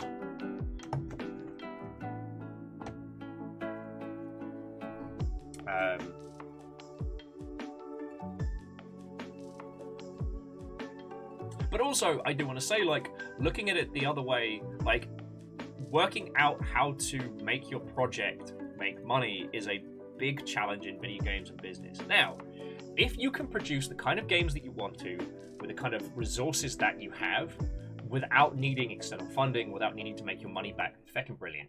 You want to make bizarre, asinine, downright hostile video games, go for it. Like, if you don't need to make that money back, fucking yo. But when you start stepping into the world of video games proper, when you have employees who rely on you to turn a profit so they can feed their fucking families, like, you have to take that nonsense seriously. You know, I've often said that when it comes to, like, the evils of marketing, it's something that happens due to worries and fear rather than greed. You know, aggressive monetization practices definitely come from greed. But sometimes the ills of shady marketing and stuff like that comes from fear. Fear that the game won't sell enough, that everyone will lose their fucking jobs. Fear that, you know, the studio will shutter and people will be absolutely left destitute. You know, a larger portion of the time, the individuals pushing marketing campaigns aren't even the people that will see a monetary benefit if the game does good or bad. It won't change. They may get a yearly bonus, but those are rarely bombastic in video games. You know what I mean?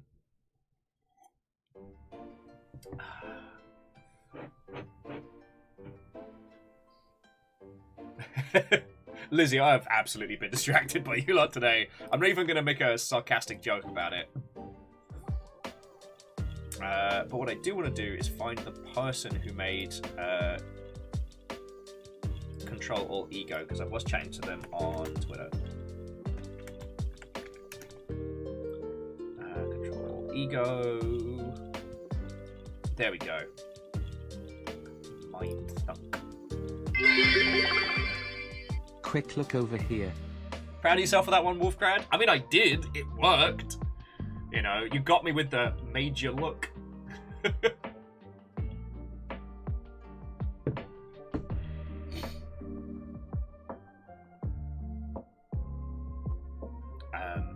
But yeah, sorry if I'm getting a bit too into the weeds. Hey, Lance, thank you for the conversation on the company. It's always a pleasure, friend. Nah, you're not getting me with that, Lizzie. You're not getting me with that.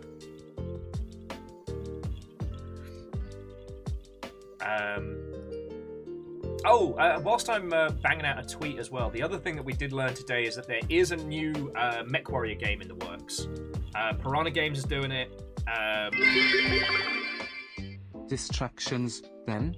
Remember, if you're afraid of heights, stay away from libraries. They're the places with the most stories.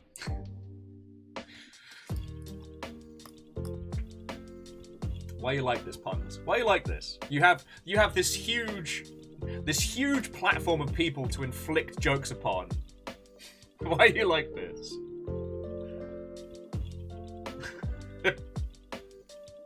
And on Holy Glee, that is a good point. Like, I do enjoy these games and street ramblings, and I try and keep them on an even keel. Like, as much as I want to laugh at Ubisoft for their problems, like, I can absolutely see how these things can spin out. And it does sound like everyone at Ubisoft Shanghai has had a miserable time.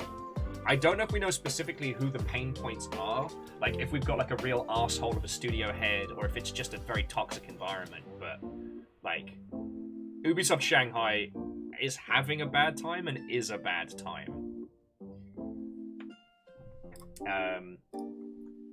Yeah. I guess the other thing, I'm going to try and make a video about it this evening, but the other thing that I definitely am going to be getting into the guts about is the Hogwarts Legacy game coming out. I saw earlier in the week that it is, at least according to Steam, one of the most pre-ordered games. And I don't think... I definitely want to put my thoughts together proper, but I think it's one of those titles that we need to... You know what? No, that's something that I want to come at when I've got a bit more like coffee and focus. Obviously, I'm going to be obviously I'm going to be boycotting that game, and I'm going to be asking others to do the same. Boycott sounds strong, like, but yeah. I feel that takes our conversation in a very, very different route, so I'm going to bring it back. Only saying that because it's been the other thing on my brain. Oh, and puns, thank you for the lurk. Yeah, as Wolfcrad says, giant robots. It was really interesting to see, like, MechWarrior 5 Mercenaries felt like a really big learning experience for Piranha Games, and I want to see them take all of those lessons forward into a new title, because they definitely had legacy issues by the end of, like, the content era. If you're not into MechWarrior, so big, hulking, great, giant robots up to, like, 100-ton behemoths, based around a long-running civil war in the known galaxy. MechWarrior 5 Mercenaries was a great return to the series, as we have been lacking a mech game in so long.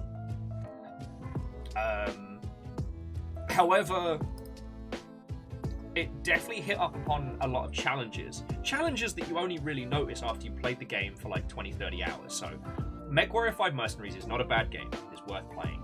But it's things like, it has a story mode that just blows. It's not fun. It's not good. And I think by the time we were even getting vaguely into the story, it had been hundreds of years. Like, the supposed my father's sword revenge plot doesn't work when the guy's died of old age. But later on, they added essentially like a mercenaries mode roguelike style, which was really, really good. I mean, it's a slow burn of a game, and the amount of content they had to put in to really make it pop as a world was pretty substantial, but they did it. I'm looking forward to seeing what they do next, because they've got the formula now. Like, now, how do they make something like that?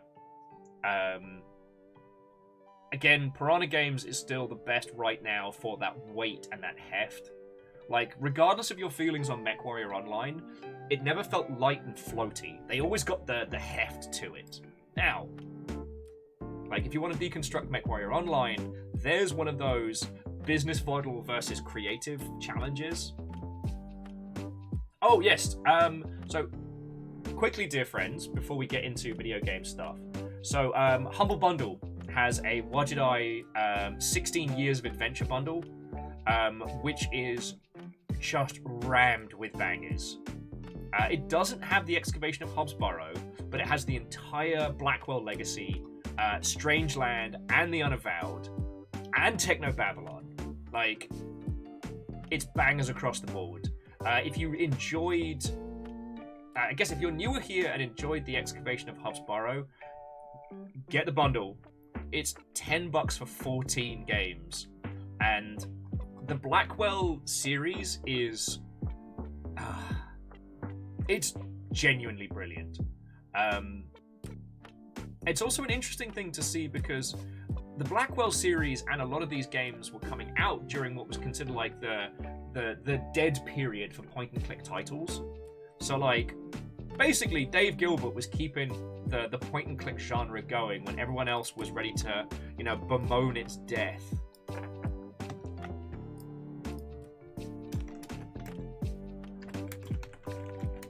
Yeah, that's all it is, Wolfcrad. It's just a tragedy.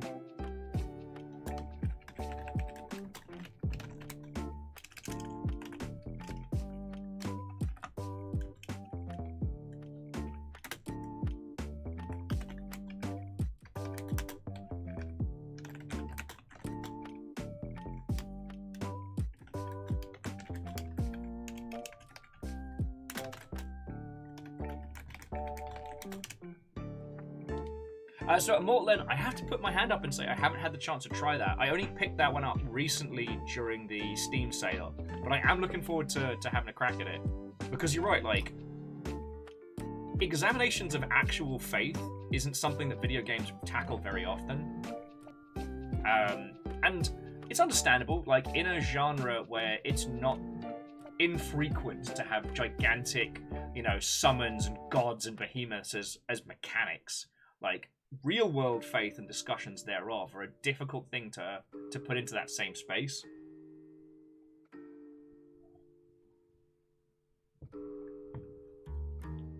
Also, Greybeard,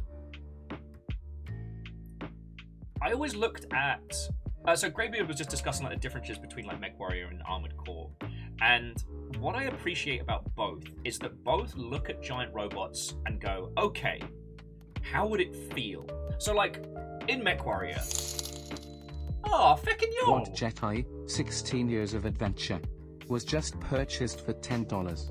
Someone picked up a game on my recommendation, a bundle no less. I mean, thank you for using the partner link because, you know, that helps us keep this whole thing going, but I'm just stoked that someone took my recommendation and went, yo, that's a dramatic duck and a half. Feckin' yo. But both the... And bearing in mind that MechWarrior's had a lot more variation in different developers working on it. So like, you know, the MechWarrior franchise and say like Mech Assault are two completely different teams. But if we're looking at say like core MechWarrior games and Armored Core, they both look at giant robots and go, how would this feel? MechWarrior's like, right, these are great hulking machines handed down from generation to generation. And, you know, they are platforms able to wage war on a scale like nothing else. You know, a single lance of battle mechs can rule a planet. Armored Core is the absolute bleeding edge of technology. The cores are, you know, I often use it to describe the Nightingale, but, you know, it's a jet fighter with legs. It's a sports car of death. You know, every piece and every component in that is the absolute pinnacle of what it could be. And that's the feel you get from it. Both have heavy focuses on, like, tweaking and customization, which I think is core in any of those kind of, like, vehicle experiential type titles. But the goals are very different. Do you know what I mean?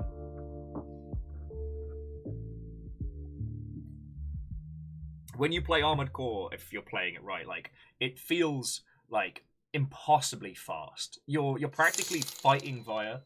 Yay! What Jedi, 16 Years of Adventure, Oh, was just purchased for too... you 10,000.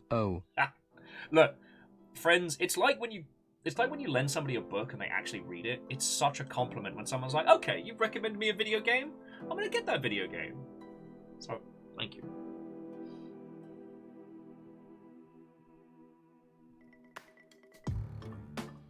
Oh, Lizzie was saying we have some questions about Blackwell and what is point and click. Okay, so Lena, so the Blackwell Legacy is a series of games put together by Wajidai. They were it's an indie team that became an indie publisher, specifically of point and click adventures, following the adventures of this is the point where I go.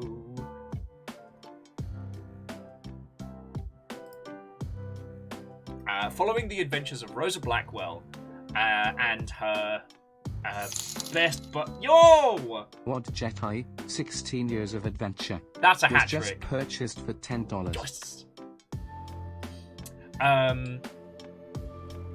It follows the adventures of Rosa Blackwell and her ghost buddy Joey as they solve crimes, mysteries, and ghost-related nonsense over the course of about 5 games. Each game is anywhere from like 2 to 4 hours long, and a lot of them were released on like, I think some of them were games for Windows Live, for Xbox Live and things like that. But yeah, it's been a long-running indie franchise that ended up kind of launching Wajidai. Point and click is another one of those wonderful video games only terms. Like, point and click refers to primarily story-focused titles where, well, you point and you click. Starting with kind of like the most iconic from like the LucasArts series being like, you know, Sam & Max, Monkey Island, Full Throttle, etc., where you do not directly control your character, but you command them to walk to a space, look at a thing, interact a thing. Puzzle solving usually comes from item acquisition and solving of puzzles. Day of the Tentacle, another great one. It was the go-to genre for telling stories in video games before we really got a grasp of like 3D.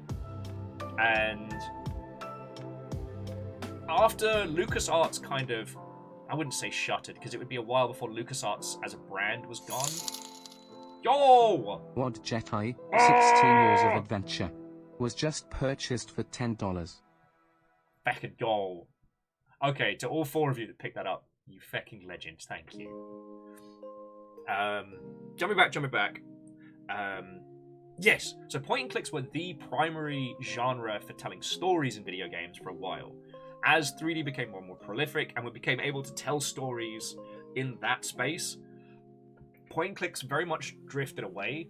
At a time, point and clicks did also suffer from a few inherent problems.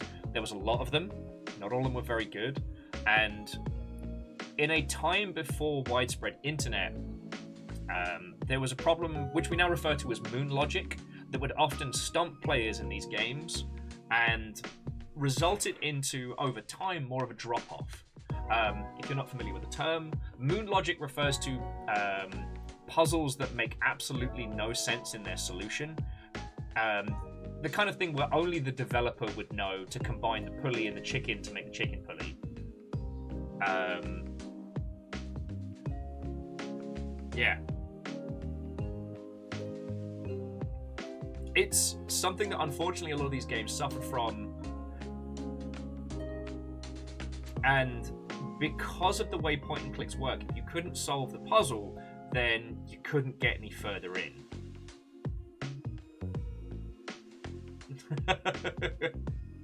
Now, Sailor makes a good point. Going to your local bookstore and skimming through the strategy guides was a valid strategy for those who did not have internet.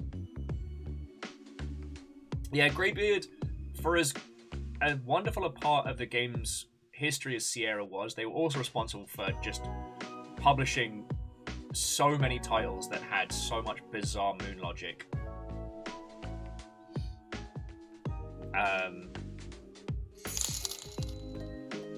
Stop recommending things. I have a low will save. Just purchased Wad Jedi, 16 that Years of fine? Adventure, for $10. Hey, look. It's very rare that I will bully people into buying a game. I'll bully you into playing a free game, but here's what I will say. If you've picked up these games and you haven't seen them before, play through the Blackwell games, which I believe starts at Legacy and ends at Epiphany. Then give yourself a breather, and then play the Unavowed. All of the games in this series have weight and value, but the Unavowed's probably the pièce de résistance of the set, and you want to play that one after you've gone through the Blackwell stuff. So yeah. But yeah, so Lino, I hope that answers your question. Basically, after like LucasArts games came to a close, there was a real quiet period after kind of like the Sierra crash. There were a few point and clicks that started moving into like 3D or pre-rendered 3D. A few of the point and click titles started morphing into what would become survival horror, and it was a weird kind of nebulous time for it as a genre. But during this time, Wad Jedi was just banging out these absolutely cracking games. The irony, of course, being is that the public perception of point-and-click games that they were dead as a doornail, and it wasn't until Double Fine's adventure game, where they did a Kickstarter to produce their own point-and-click, which would go on to be... my brain always wants to say Double Fine Adventure. It's not. It was Broken Age. Yeah, Broken Age. Broken Age would go on to set records for how much money it made on Kickstarter. And this was considered to be the revival of. Again, when it comes to these things, it's not always about what actually happened as much as it is about the perception of it that unfurls it. Oh, and Greybeard, if that is a thing that you want to send over to the PO box, that is a wonderful gift. Thank you. Like, I expect nothing, but I'm grateful for everything.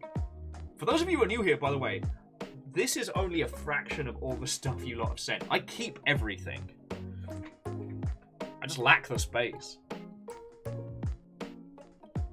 Well, see, that was what was so fascinating. So at Mortal End, no one looked at Telltale and went, boy, these sure are reviving the point and click.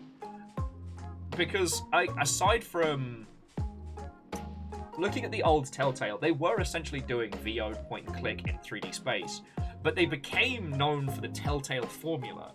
Because, you know, the Sam & Max reboot was pretty good. I didn't play their Monkey Island one, but I did play Strong Bad's Cool Game for Attractive People.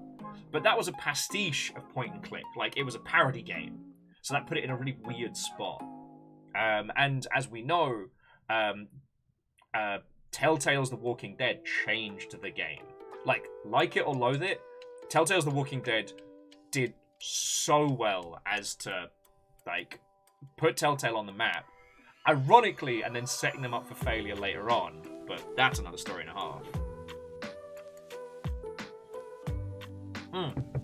Lizzie, thank you. Yeah, for any of you that weren't aware of, like, the LucasArts games history with point and clicks, Lizzie's put a video in the Discord. It's a fascinating part of history. I mean, shit, we still talk about Indiana Jones and the Fate of Atlantis after the Crystal Skull was so bad. You know, it was bizarre that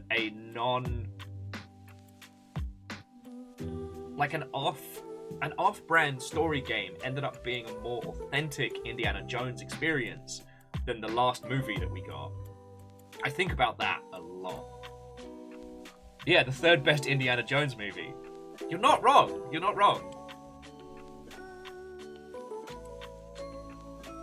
Like, no lies detected.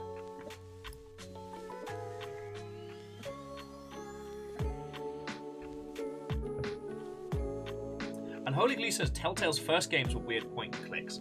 Was it Telltale that did Puzzle Agent? Hang on, let's have a look at Telltale's back cat.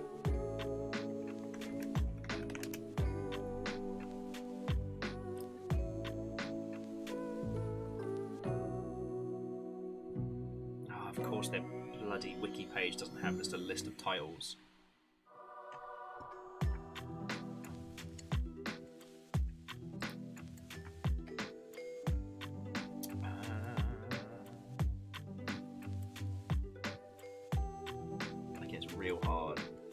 God, I completely forgot they did Wallace and Gromit. Oh, they did do Puzzle Agent.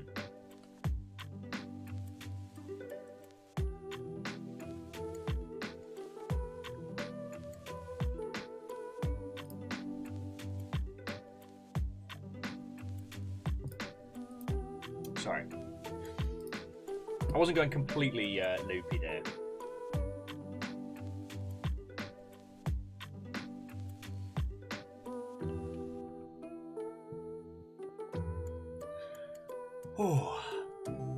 Sorry. But yeah. The story of Telltale is best described as with great IP comes great responsibility. Do not base your entire company around adapting other people's IPs, because when you fail, it's very expensive, and when you succeed, you don't make as much money. The amount of original titles coming out of Telltale was so few that even when they were doing good, they weren't doing well enough. And they had a bunch of expensive flops. So the Telltale's Jurassic Park did very poorly. And to my understanding, by the time we got to Telltale's Batman, people were very much burnt out on the formula. At least that's how a lot of users convey their interest in the series. Like, Telltale's Game of Thrones was okay.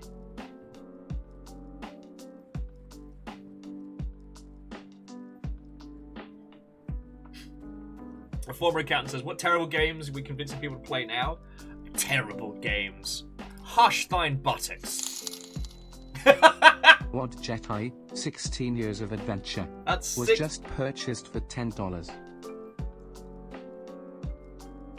Hey, Dave Gilbert, I just informed 6 people that they should buy and play video games. I'm not saying that's a lot, but I feel very proud. So to a former accountant,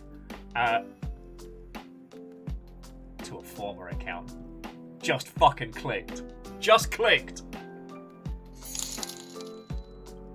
there Humble is. store purchase made for year 12,49. A former accountant is a bit from, I believe, the Unavowed. Took me a sec there. Took me a sec. And whoever actually picked that up from Humble, that's fucking cool of you. Again, friends, like, Humble Bundle ends up being like a chunk of change every month from people picking up titles through the partners. And Humble has always been really good to us. So, fucking thank you. Like, fucking yo. Well, so Greybeard, what have you got setup wise? Because like the one thing that's wonderful about being in this like golden age of gaming is I can recommend you banging titles that will run on a potato.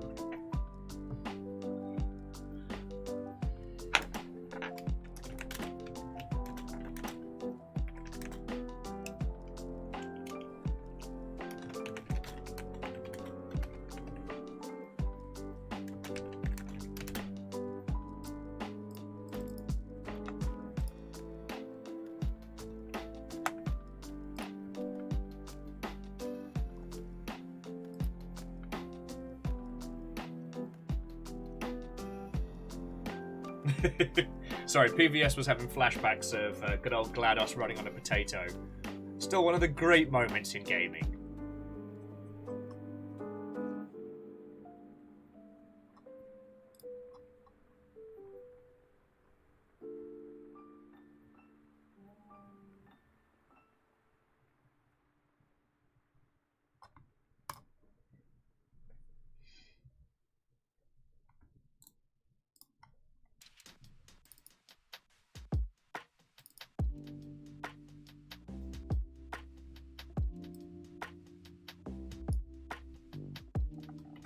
Sorry, bear with me just a second, dear friends. Also, because I've been talking like non-stop, gives everybody a chance to catch up as well.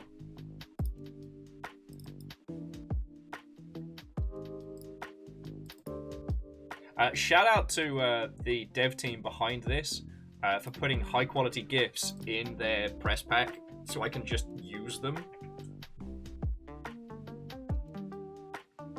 Oh, that's the banger.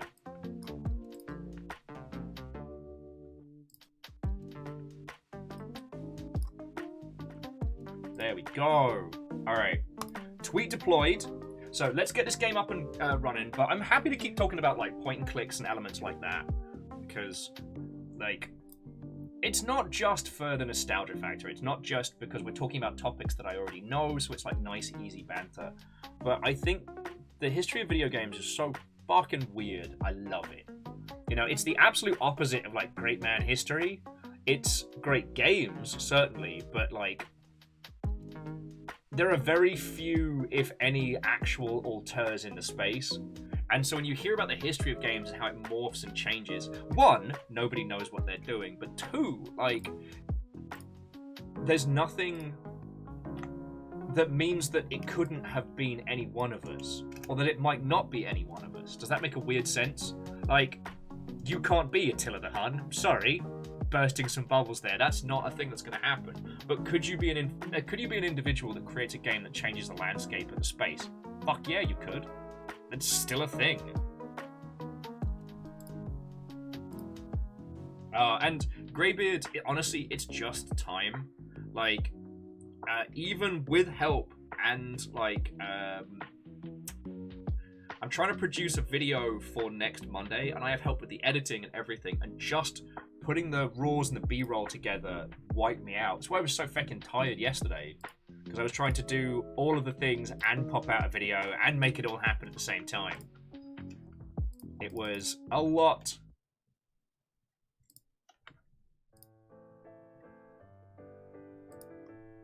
Sorry, my pen's in the way.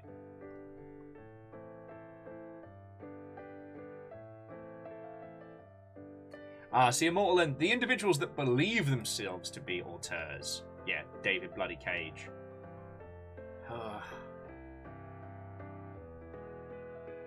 I still stand by the fact that there are a couple of people he works with that are very talented, and I'd love to know who they are. Hang on, pausing tunes. I'd love to know who those people are, because they basically prop him up. But, yeah. There's a part of me that wonders if it was that time that he worked with David Bowie on a very weird game back in the Dreamcast era, and just that level of change and attention just melted his brain. You know, being in proximity to someone like Bowie, I wonder if that just melted him. Yeah, and also J Crips, how you doing, friend? I mean, it was a fascinating game, and I'm glad it existed. And I believe Eurogamer did an incredible write-up about how that game came to be. But with some people, if enough people tell them that they're a genius, they start to believe it, you know?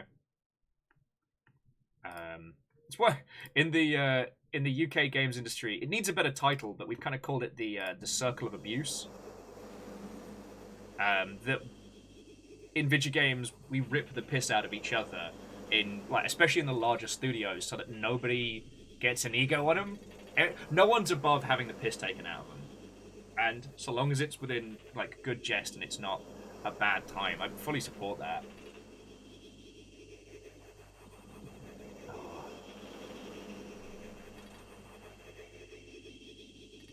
It's rain. It's not a cold. It's not a cold.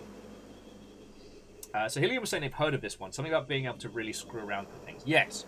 I've not had hands-on with this, but this was one of the poster children for why immersive sim is such a bad term to use. Like, is this game inspired by immersive sims? Feck yes. Is it described as kind of like a weird punk British sci-fi? Also very yes. But it draws influence from such a niche subgenre, such a niche philosophy, that it's very hard to market it direct. Like, honestly, just putting it out there as a punk indie game is great. Timid says that they do love indie games. They love indie games. Because at least from their reference, they push these weird creative ideas or refinements of niche games and genres. Unfortunately, it can come at great cost to the individual devs sometimes.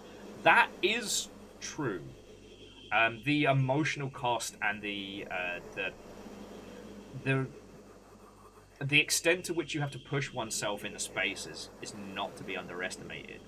But I mean, timid is one of the things we've talked about a lot. It's like when you don't need, when your break even is, you know, when your break even is sub 100k, it's a very different situation. And if you're able to create games whilst, you know, maintaining a day job to fund it, you can make whatever the fuck you want, you know? I've been talking a lot with Damien Crawford, who did Purgatory Dungeoneer and the long isekai light novel titled games, like We Have to Beat the Dark Lord and My Only Skill is Leader, so I recruited 99 of my friends. These like incredibly mimetic, almost painful concepts that really do say something artistically. And Aussie, Watto, and welcome. Yes, this is the title screen. See? I just was having a natter. I did put out a tweet. I think I shared it with you all. So if you wanna, did I share it with you lot? Yeah, I did. So if you want to give that a punt or a push, I'd be very grateful. So yeah, Aussie, you just got here just in time. Although we've had some really good banter today. Now the problem. So what Timid was talking about, the problem with indie stuff is it's getting the money right now. That's the challenge. So sorry if I talked to you all about this. I just want to scratch on it before we get stuck into this. So last year I was trying to help a few game projects get funding. In the past, I have been basically a headhunter of indie games, where what I would do is I would find weird and undiscovered indie games, and I'd present them to a publisher. And the publisher would go, yeah, that's pretty cool, we'll get in contact. And if they signed it, they'd give me like a little chunk of change, like a bounty. So I wasn't an agent, I wasn't working on commission, and the indies didn't have to pay me any money. But if I found games that were good, they'd get signed. But basically everything changed last year. Now,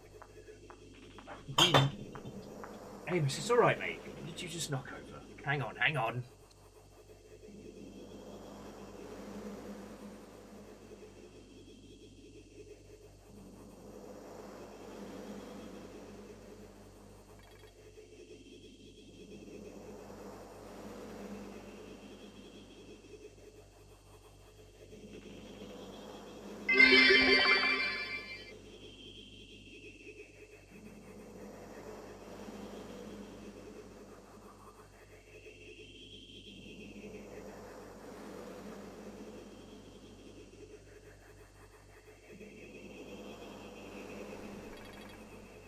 Sorry about that, friends. J-Post, thank you kindly. Yeah, sorry about that, friends. I heard the sound of glass hitting the floor but not breaking and went...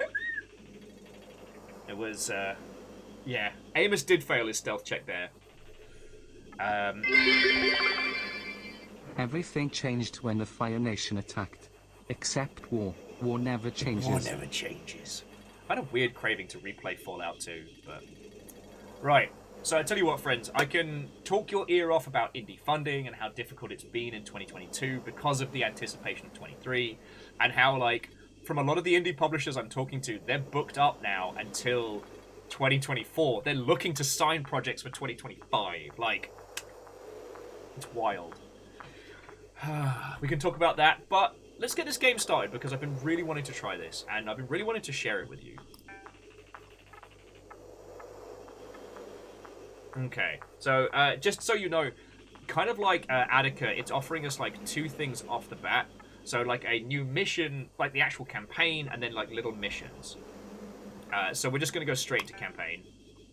Show interest, show points of interest markers. I guess those are things we can turn off if we want to be more exploratory and whatnot. Alright, mission presets. So, wild... your ego is rudely crammed inside a physics-driven robot. The most characterful option, but may take some getting used to. The developer-preferred setting. We have balanced. Reduce the most common cause of motion sickness, while retaining some of the flavor of being a disembodied ego. And then stable. Suppress all potential causes of motion sickness. What would you like, dear friends? Because I should be okay with wild. Balanced might be a little bit better for not turning it into a volcano, but I'd like to know your thoughts and feels. Sorry, where are my manners? J-Post and Favor 6, thank you for the bits. Like, for those of you that weren't in for this morning, it was a lot. It was a lot. It was like a level 9 train and everything.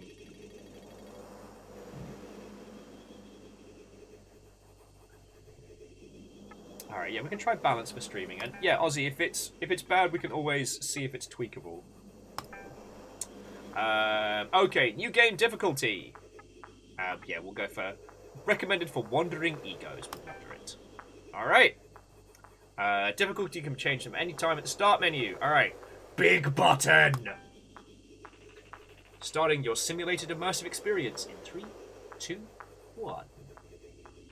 Prelude. Ego abstain. Abstia? Right. I'm having trouble with the... Something's gone wrong. You're not supposed to start here. Near the emu. See if you can figure out... without me.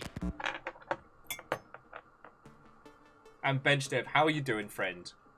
Watto and welcome. Alright. There's a dumpster. Oh! We got thrown away.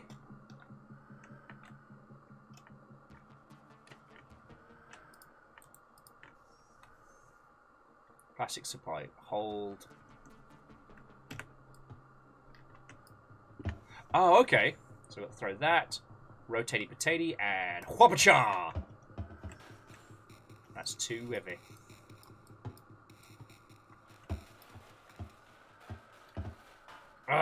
Physics! Pacha! How are we gonna do this? Pachow! Pachow! You took too long. Now your candy's gone. That's what happens. You know what? I just appreciate that. This way, for gun. I do like gun. Alright. And I'm really digging the ASCII art UI elements. We also got energy and juice. Okay.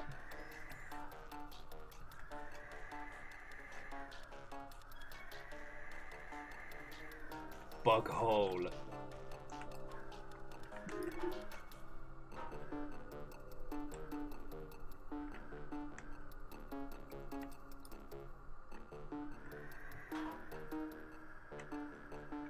Okay, juice equals ammo.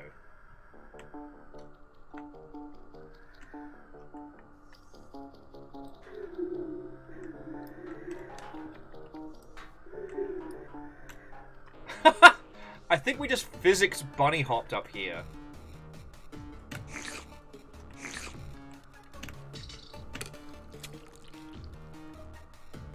And now we have a shotgun.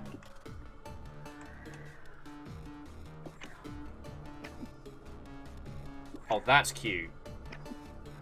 With our little manipulator just blinks the shotgun into effect. So we've got the tool wheel, the grabber.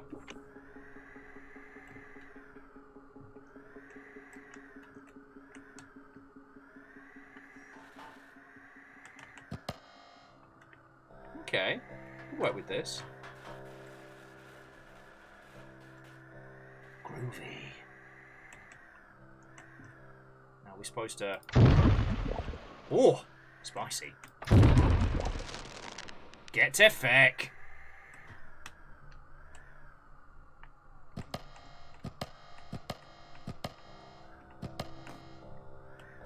Owen Denton, stay out of the women's restroom. Okay. So before we go any further, is there anybody that is either mildly confused as to the whole immersive sim bants, or just genuinely confused by this as a whole? Because it's taking us through...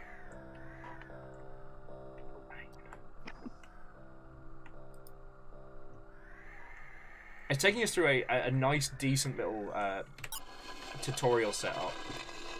Angel Cleaner, which part did you want me to get stuck into? Because the TLDR was basically, immersive sims were a philosophy of game back in the day, where the idea was that you'd be able to do anything in a space, solve problems in a cohesive and, I guess, realistic manner. Like, that you'd be immersed in the world. Hang on. Sorry, you've got to go, Evil Eye. You'd be immersed in the world by using the varying equipment and systems in a myriad of different ways. Ah, it's Mum's! Oh no! It's my mum!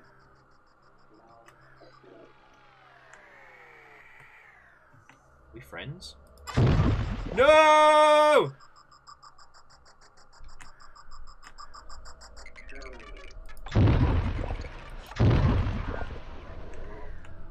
Oh shit. Dad's found me. Oh no. Dad's gonna be right unhappy with me.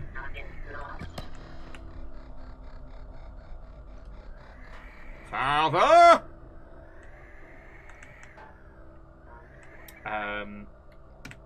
Well, so the TLDR is...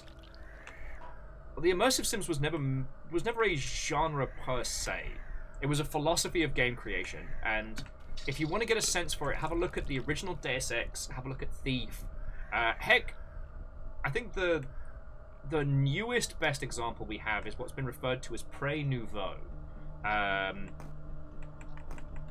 guess we're all juiced up. Maybe I'm just really good at video games.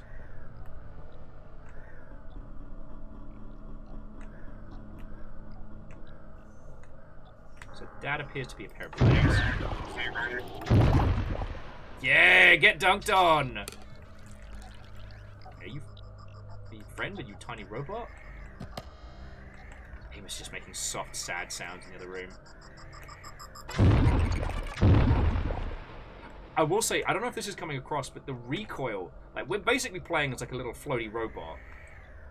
The recoil on the shotgun is just kind of careening us around.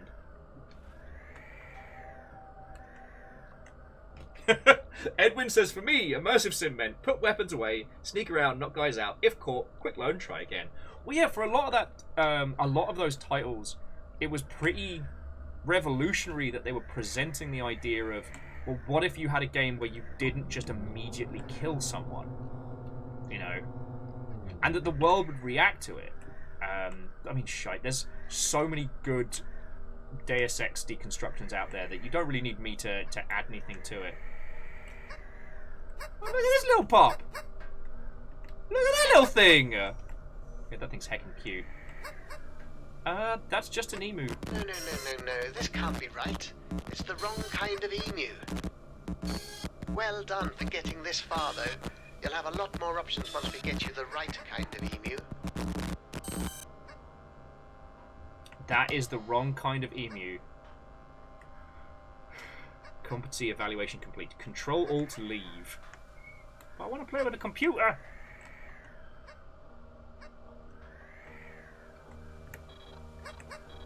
Dear Big River, I ordered an emu. That's EMU.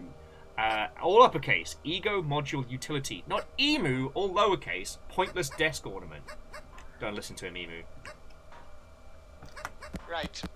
I'm going to Ctrl Alt you out of there. Sorry, no sensible alternative.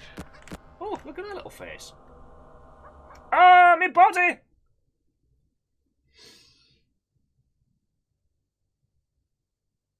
Well, so Favor 6, this is where it gets kind of interesting because, again, immersive sims are not a defined genre. Dishonored is a stealth game with some interesting systems, but, like, Dishonored wants you to be a stealth game. Dishonored wants you to go through it without killing anybody, without being... Is this thing on? Oh. If you're hearing me, then it means your ego has been commuted successfully into this cat. With 0 errors and only 1 warning, by the way. Woohoo! It may take a moment to acclimatize to being a bodiless ego, but try not to worry too much. Now, sure. You should be able to verify that I calibrated your eye to behave somewhat like a 1990s mouse device. Which means you should be able to look around. Just look around. I've also installed your eye with an ego discovery mode. To engage it, pretend to hold down your virtual 1990s control key. You should be able to find an ego sensor emission on that other cat. Yes, do see it? It would appear correctly. Suddenly,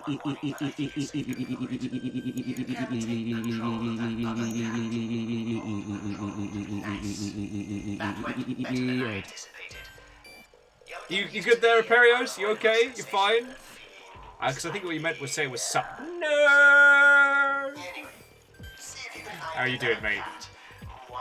We're talking about immersive sims, and we're talking about well, this one. Harper-Char? Harper-Char. So jumping back in, so yeah, so everyone's saying Dishonored may want you to play stealthy and non-lethally, but a remarkably large number of the powers and tools at your disposal emphasize being loud and violent. Well, this is where it gets fascinating, because... Oh, find another cat. Look for the cat. Look for the kitty. There's the kitty! Kitty meow. Meow. Good news. God has an emu. God is the weird red thing you can see out through the window. It's a little too early to explain to you exactly what a god is, especially as you've no familiarity with consciousness control systems. But you can think of it as where all the consciousness comes from. Anyway, it may seem unlikely, but you can hop across to God from here. You'll dock at the emu port, and your ego mode utility will auto-install. Okay. But yeah, so jumping back, Edwin, that was one of the things that was so fascinating about Dishonored, is that I wouldn't describe Dishonored as an immersive sim type game, because the only reaction you get to murdering people is negative. Like, it doesn't say you can't kill people, but it does go if you do. As opposed to, say, like the Deus Ex philosophy, where you have two competing philosophies. you know, shooty gun bang murder, or hey, maybe don't kill people. So like, your brother is very, very like, don't do the murder, please. Alright, I wasn't paying too much attention there, so I don't know if we're supposed to install ourselves into God or otherwise. And Handlebar Ryan, how's it been going?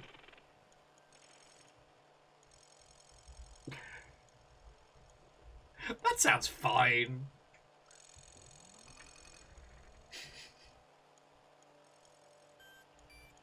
What the heck was I saying?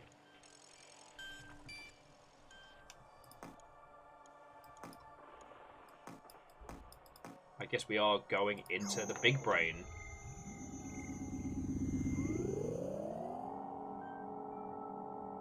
Hello? It's me. I'm over here. In the cat. I hope you can hear me all right. Look, use ego mode to find the tab module while I try to open access for you to this cat. But yeah, this is also where like the discussion of what is and isn't immersive sims becomes so wibbly.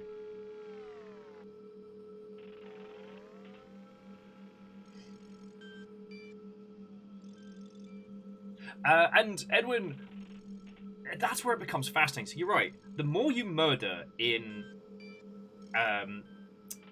the Dishonored games, the more guards and things are there, so the more that you can murder. But it also actively changes the world. It becomes more hostile. There are more rats. There's more plague. There's more bad times, and the ending you get could be considered the bad ending, right?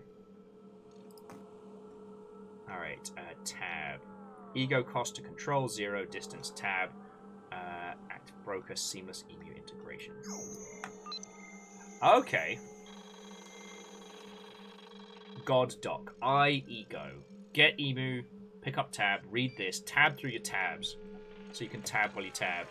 Thank you for choosing to control the tab task activity broker. Enjoy seamless emu integration, enhanced communications, host extensions, and more. All at the top of your tab. And what's in the meta? About metas! Meta info will appear here and help you guide through Ctrl Alt Ego simulated immersive experience. The fact that it's using gaming language as its... yeah. Anyway. The release notes say the tab module is user-friendly, intuitive, and self-explanatory. So good luck. This, then, is what a god looks like from the inside. I expect you can see a visual representation of the consciousness control stream. And that weird thing floating around insidiously, that's a parasite. I believe it's feeding off the consciousness stream. And I don't know how or why, but it's taking control of this sector. And the worst part is, I really have no idea where it came from, or how it got here. As far as I'm concerned, it's theoretically impossible. And that's why I need you, you see, to help me clean up this mess, to take back control. Okay.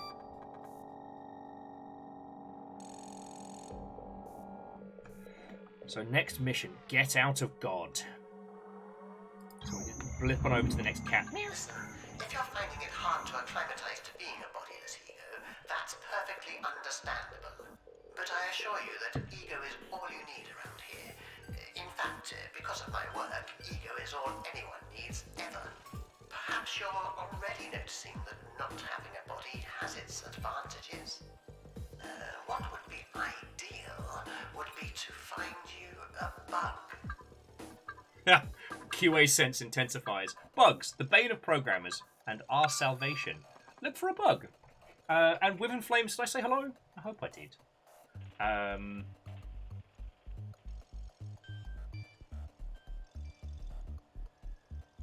So Handlebar, I'd say from what we played this already, like this very much feels like, you know, this is the systems behind the Starship Titanic.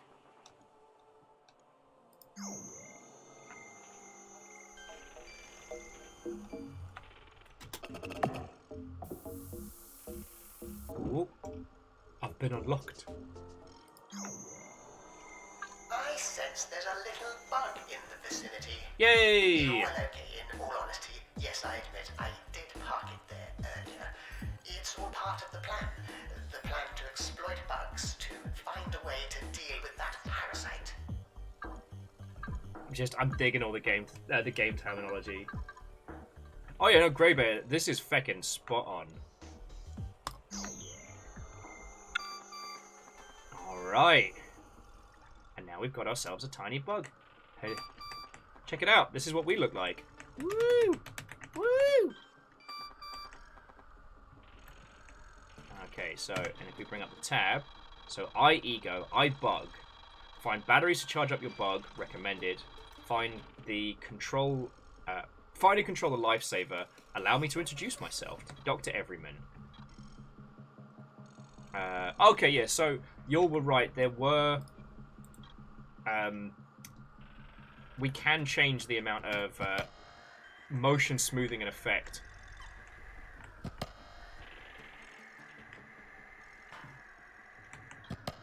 There we go.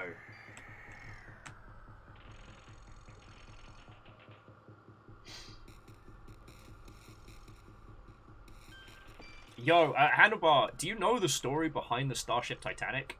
Because it's wild. Like, one of these days we're going to have to play it, and I don't know if it's going to be a good stream game, because one, my dyslexic ass is probably going to need to go through via guide. Like, as much as I'd love to play it, like, from memory. But the other thing being is, like, you know, we can't talk about the Starship Titanic without talking about, like, the whole feckin', the forums around it, how it came to be. It's got an incredible cast.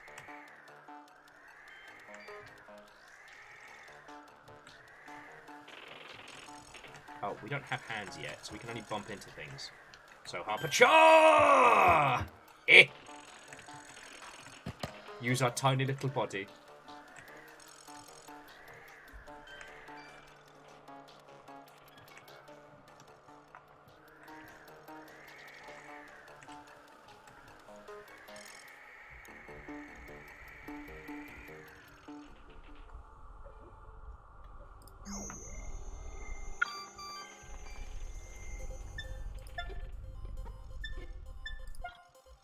Oh, nice.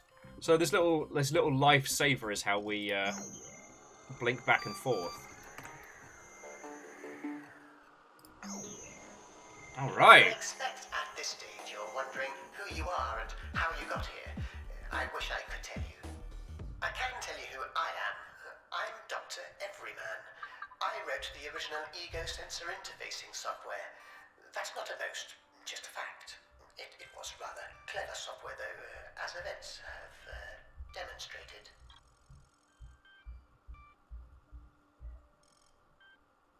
Red Burning Dragon, I just assume that Skynet is being released as we're going through. But yeah, at some point, friends, we will have to do a stream of the Starship Titanic, just because, like, you know, it is... It's the game that Douglas Adams didn't write for a very, very long time. And it has such a massive cast, and it's such a strange and bizarre creation. And it persisted, like, long, long after. Alright, open the access door.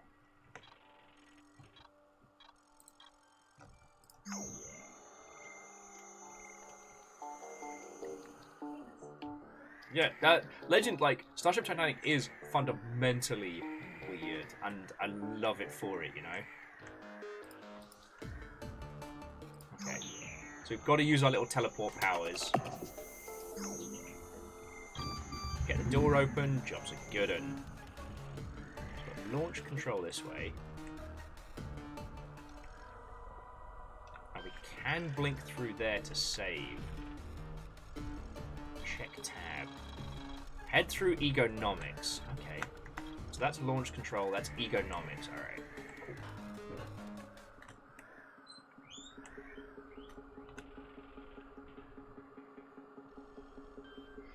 Favor 6% that Starship Titanic is more Terry Jones than Adams. Yes. But because of the reasons that, like, Adams was going through such a hard time that just didn't write the Starship Titanic for feckin' ages.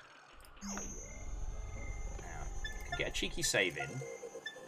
From here, I can't can't quite slice it. I'm really digging how we move around this world. And the janky Red Dwarvian style art aesthetic combined with these cutie patootie robots. Like, I'm for this. And in case you're wondering, yes, the happy squeaking you can hear in the background absolutely is the guinea pigs getting spoiled. They know what's up. They know what's up.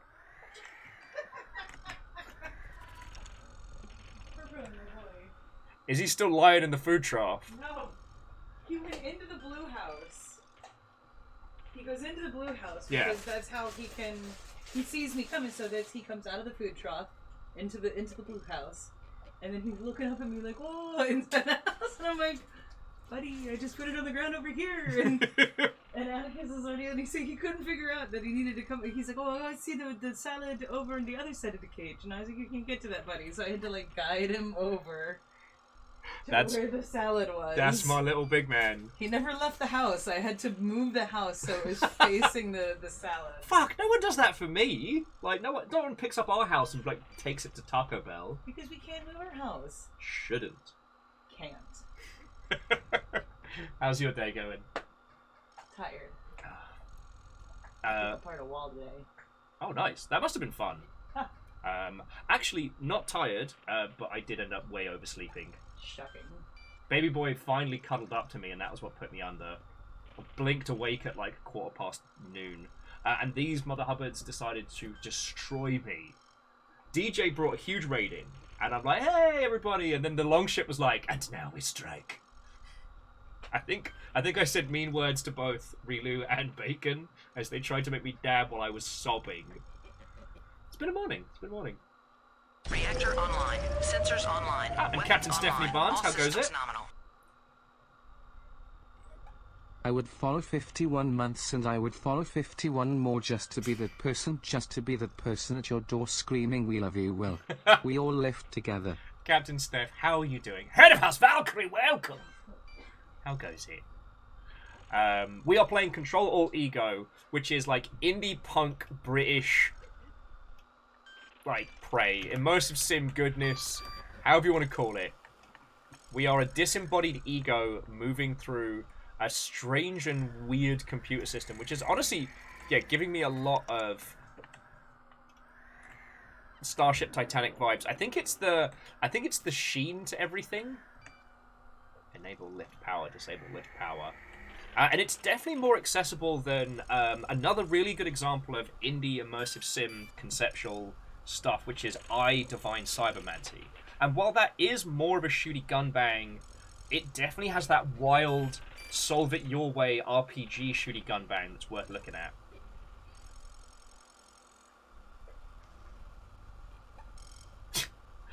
Hillian, that doesn't sound like a bug. That sounds like a feature.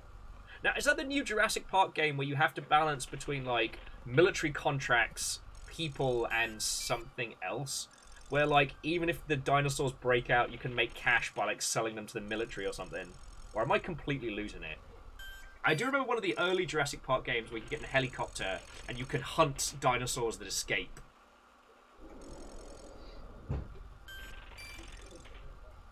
Yeah, Lizzie, you can hear the lack of shock in Fiona's voice at that. Baby boy has been whinging up a storm, but he's been pretty good.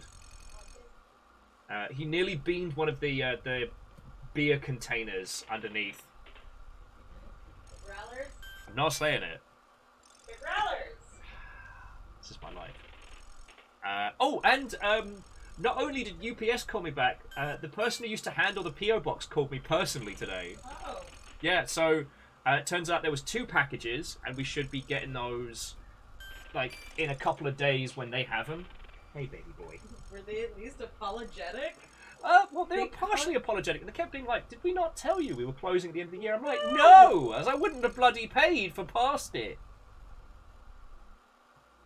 And yeah, it was me that basically started the cascade. What happened? Yeah, so somebody didn't tell anyone. Yeah. Because apparently the staff knew. But yeah. Oh, sorry, friends. This was the ongoing saga. We need more good dinosaur games. But that's another story. I keep looking back at this one I used to play as a kid, which was kind of like a CD-ROM game, which was all about taking the perfect photo of a dinosaur. Well, you just increased your ego. No sarcasm intended. You should be able to see your current ego rating in your HUD.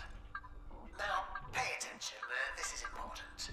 In ego mode, you can see the ego rating of other hosts, and to control them, your ego needs to be at least as big as theirs. For example, the security door has a bigger ego than you, which means you'll need to save up that much ego to control it. It's simple economics. I feel like egonomics should be a streaming term. Yeah, so we can't control the door because the door is more egotistical than we are. So we just head back to the bug and go and get ego beefy. Can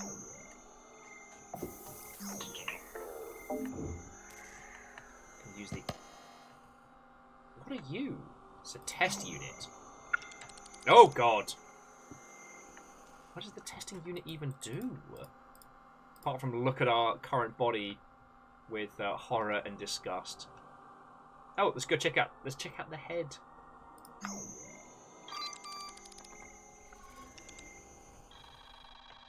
Okay, the ego. The ego. Oh God, the egonomery. He just said the word, and my brain can no longer process it because I'm trying to read it. This is being dyslexic. It sucks. Open the secure door into the bug-free zone. Hold to override secure sensors. Hurry a hop. In ego mode, hold. Oh, okay. Okay, so hold this to hop faster. Okay. Okay, so if I need to take my time, I can pop over to bug-like. Boosh. Hanging out in an oscilloscope. Ah.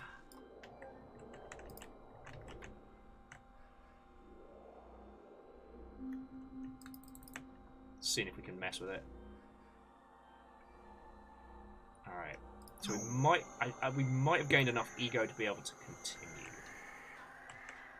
But I do like the idea of the resource that allows you to control other robots. Ooh, a tall ether canister. Let's get loaded. Oh yeah, Lizzie, thank you for the reminder there. So just as a quick extra note, if you have tried to send anything to the PO box in the last month and a half, please let me know, because we may have to track it down. It may be stuck in transit somewhere. We will be looking to set up a new PO box as soon as. We just gotta go to the one closer to us. I think we should go for one closer. Though my favorite person's at the Linwood one. We're not driving to Linwood. I know. I'm just telling you how they went from downtown to feckin' Linwood. Like, as the person who has to drive the vehicle to get to the thing, we're going with the one a mile away. That's also one you can easily walk to or get an Uber to without having to break the bank. Yeah. Like, the downtown one was perfect when we were at GameWorks and stuff, because it was a good central location. Like, and I could walk there. We've been North End for 3 years. We're going to be here for at least another. Oh, Favor 6, I do like the idea of the Egonomicon. That's, it's basically, like a printer. Favor 6, do I have permission to use the Egonomicon, as a printout for my tweets? Because I downloaded the PDF, which is, like, all my tweets, and I was really tempted to print it as a coffee table book. Just in case, like, civilization comes to an end. And I just want to prove, like, how fucking bizarre things were.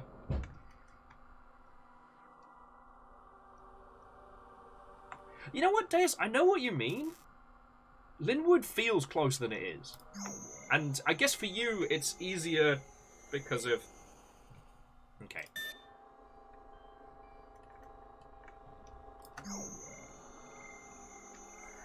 I will say, this game is a lot more cohesive and a lot more clear than I was expecting it to be. The art style made me think that we're going to be doing something that was a bit more, like, hectic, a bit more aggressive acid punk, closer to like Mr. Pink's work. Mr. Pink is the developer behind Golden Light and Mech Punk, which are both visually arresting but very engaging.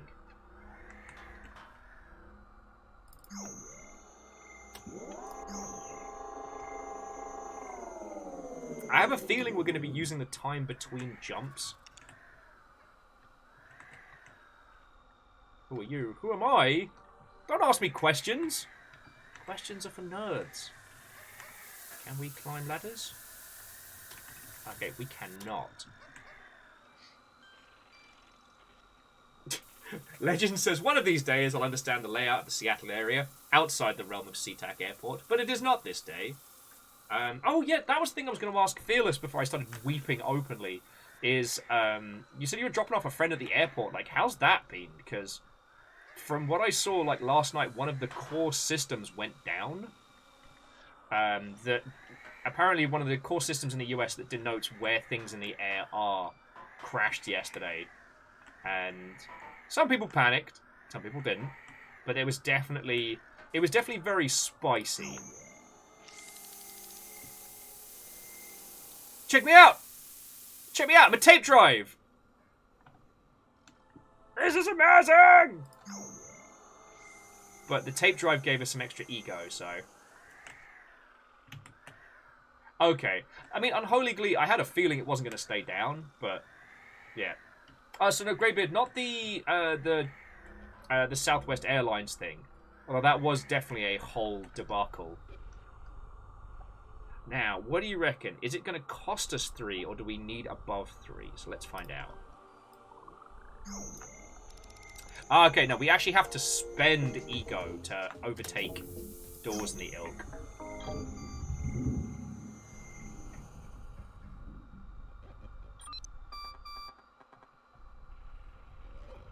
Oh, wow. Yeah, so Phyllis, I knew it was a big deal, but damn. Ah, juice. Oh, we don't have a juice drive, so we can't drink juice yet. Keep an eye on your tab.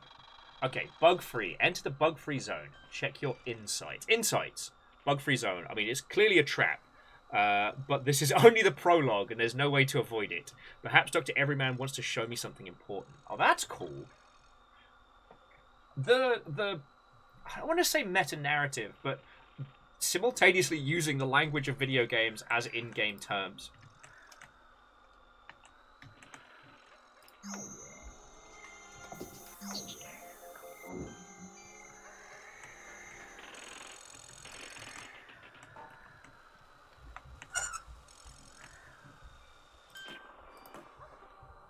So control denied. Sensor offline.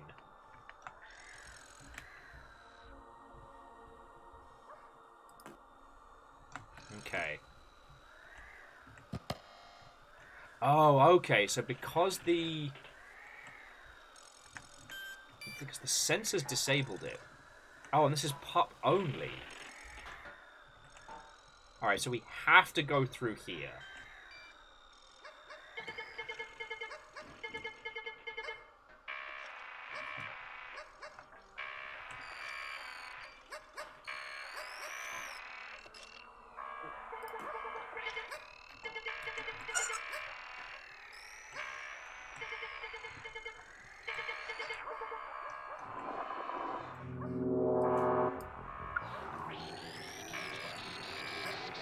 No, not Mr. Bossman!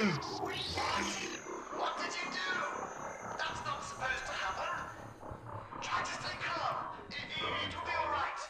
I think. Ah, okay.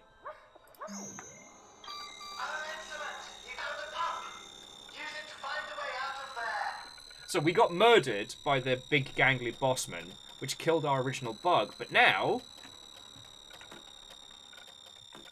oil. Pup Scapper doesn't like oil. That's fair.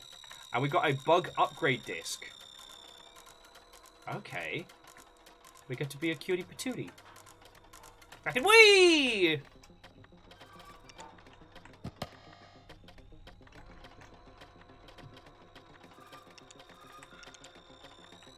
Pup Scapra is safe and won't be attacked as long as it doesn't cause too much bother.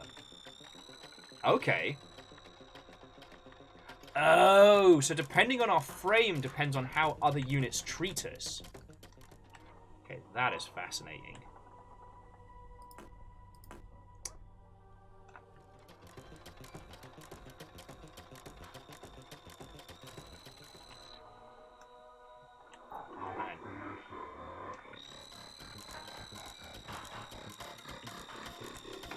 Oh, here we go. So we have enemy units have a bothered percentage. So the more we annoy them, the more likely they are to attack us.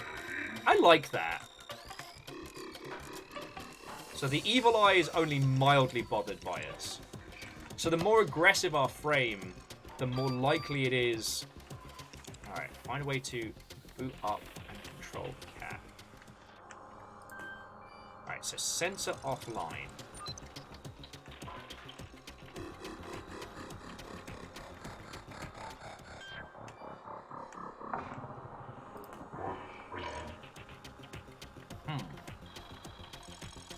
Perhaps a cat needs a good kick up the arse. I'll take it. Yeah, so we're more like the Mousebot from Star Wars than K9 from Doctor Who, but yeah. Aha! In the words of seminal 3D cartoon, reboot! There we go. It seems the bug-free policy is still being enforced. It's fine, though. Your bug is still here. Look at its little face. It's sort of inside Mr. Bossman. You can look at Mr. Bossman in ego mode to confirm. Ordinarily, simplest here would be to take control of Mr. Bossman and reprint your bug. But if you try that, you'll discover you can't control him. His sensor is blocked. So we first need to find a way to expose his sensor. Okay. You know, I know just the thing. Over at the launch site.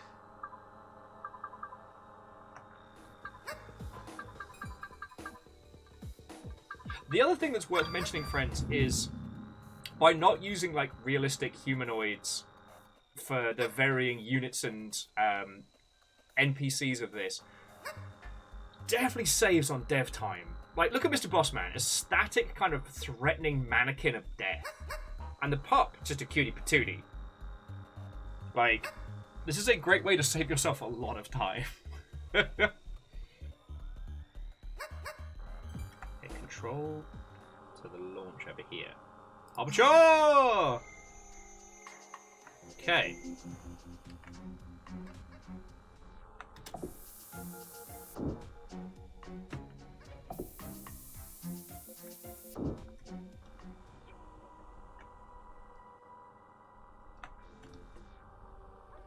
Enter Hopcat.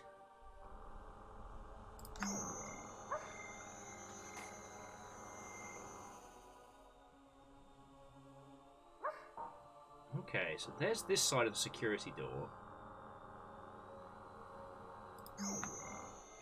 You know what, Favor 6, as it does feel a little bit more mind-jack than anything else. Like, if you added an extra couple of players, you've got that same kind of system. Ah. I wonder if Mindjack even works online anymore.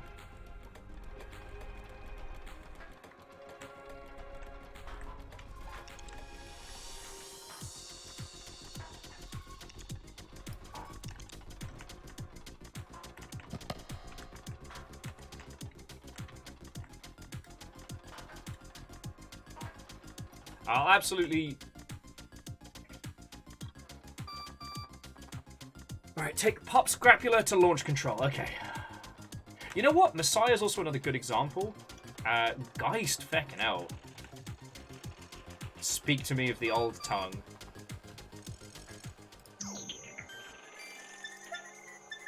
I mean, it certainly doesn't have Messiah's kind of bizarre sense of humour.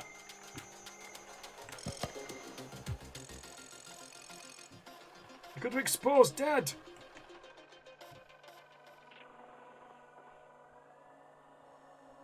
What happens when we control the evil eye?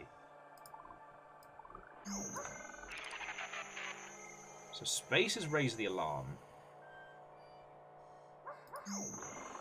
Interesting. The power site seems not to have flagged your pup as a threat. That is to say, you're safe getting around as a pup, which sounds jolly useful.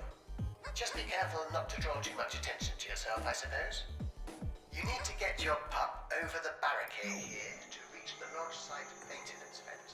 I expect you'll find a way. I can tell you that the sinister-looking thing in the floor there contains someone's dad. You should be able to get Dad to reveal himself, and then, if you can control him, well, you may be able to use his, fatherly powers. Okay.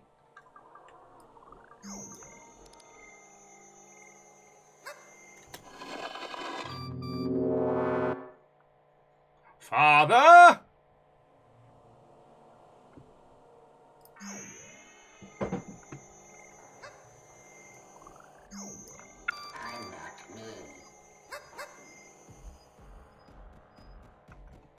Oh, hey, what's that?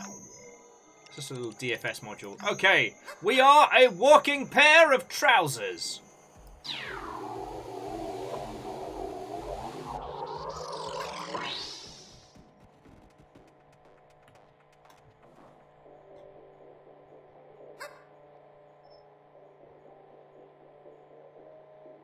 What is going on? So basically, as Dad, we can melt objects and then reprint them in the world. I suppose I can always try shooting Pop in the face, but I don't wanna!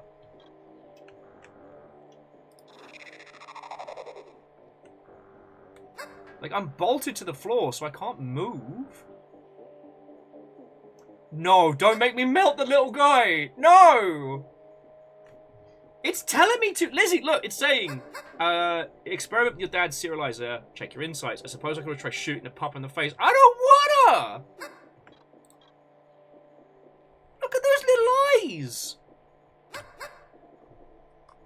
No, I don't wanna!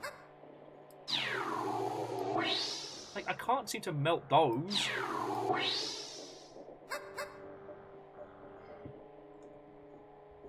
Petting the dog, just one molecule at a time. I don't like this. You know what, friends? This is a good chance to take a break, as I do have to pee like a racehorse. And then I will emotionally prepare myself to do horrible things to this tiny little robo-dog. Proving once again that it takes me mere moments to emotionally attach myself to digital characters. 6 pairs of feet. I'll be back in just a second. I gotta pee! And then I gotta do unspeakable evil.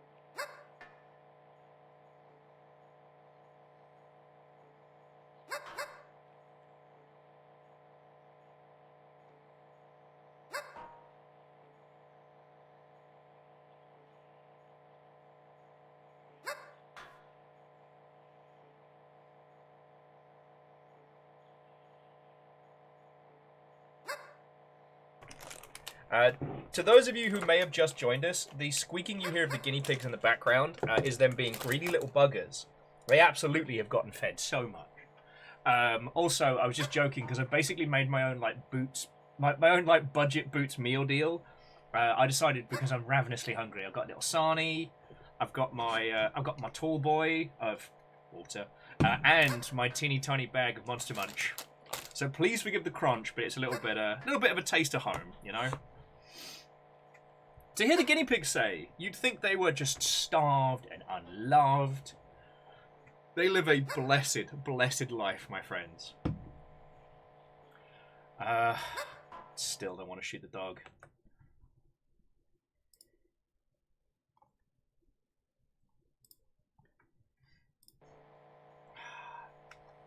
Okay, so we basically need to teleport the little dog. So we're not killing it. We're going to dematerialize and rematerialize it. Like this. Why do I feel bad about that?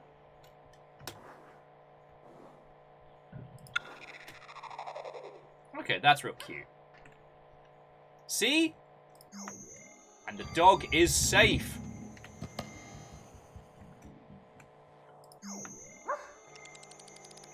It's interesting that we hit on all these little, like, test units and stuff like that.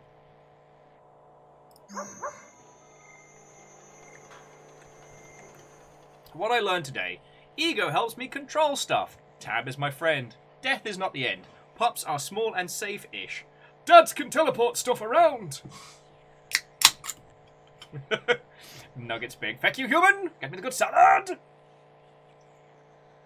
Yeah, Edwin, that's what... To hear the guinea pigs tell it. Father, we are but skin and bone. Why do you not love us? Why do you make us slave away in the tiny guinea pig minds? You know, in actuality, they're sitting on, like, little guinea pig chaise lounge. Humans, more salad, please. No, the salad is too wilty. Well, that and the boys just got a significant home upgrade. Right? They live in like a square footage of the home now. It's why friends, I shared with you the picture of Haroon lying in a basket of hay. That's so you his know. basket. Yeah. That's he has a dedicated feckin' kitchen. Which may be bigger than ours. And I don't mean comparatively. Comparatively. Yeah.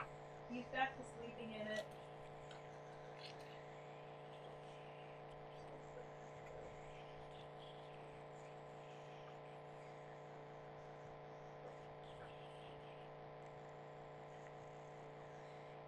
Okay, here's a question for us all.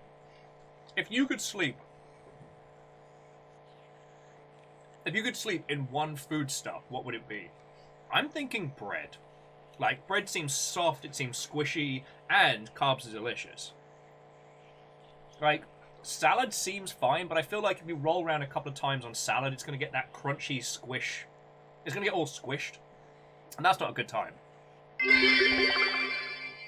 But is it the same dog? Does it still have a soul or the same soul? After all, teleportation is arguably killing one and making a copy.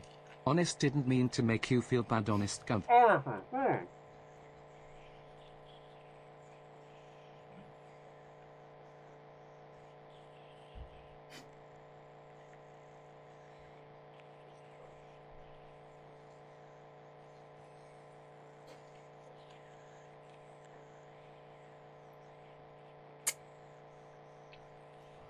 I think bacon's onto a winner there. Mac and cheese, it's soft, it's warm, it's cheese. I see no downside.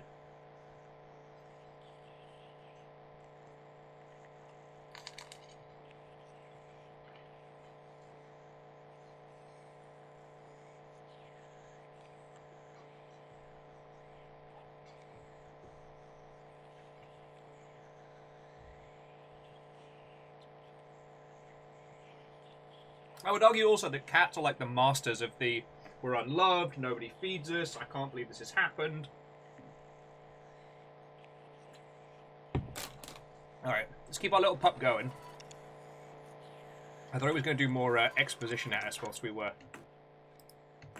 Oh, and we're good for food. I guess we just shove the battery through the... through to launch control. Alright.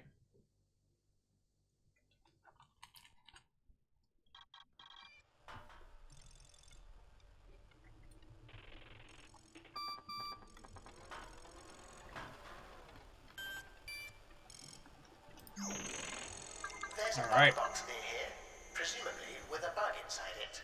I say that like I don't remember arranging to have it boxed up there waiting for you.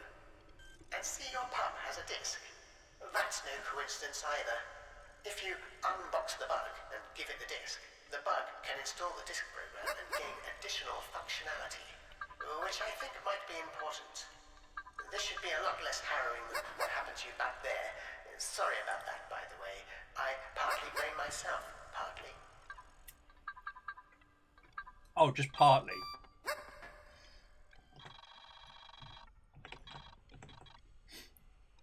It's not rocket surgery. Find bug 22. Okay.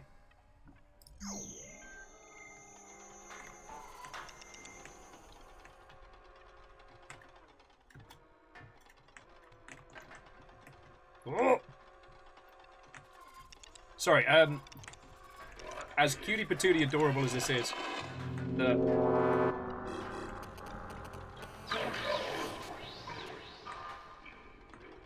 Okay, we have been reclassified as unsafe. I do not like this.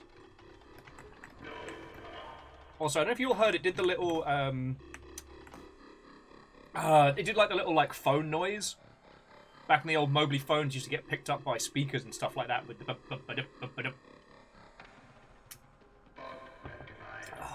Now, if I remember rightly, the whole thing with teleportation being murder has been half answered, half not answered when it comes to varying Star Trek episodes. Like, the one I always think about is Deep Space Nine, on the episode where everybody gets caught in the buffer, which drops them into a... I think it drops them into a holodeck program, which is basically a Bond movie. I love that episode. One, because it's clear everyone was having the best time, but also the goal of that was to keep everybody alive, not to win as the air quotes James Bond character. And so they just let villain Cisco win. Just go for it. It's great. Do it. Go for it.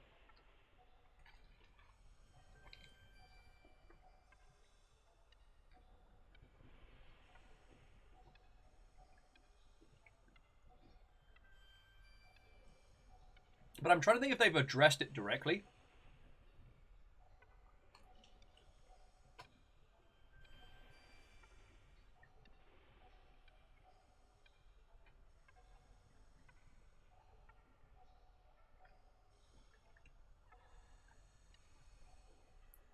This is usually the point where I'd ask, like, Fred or somebody who has a better knowledge of Trek overall.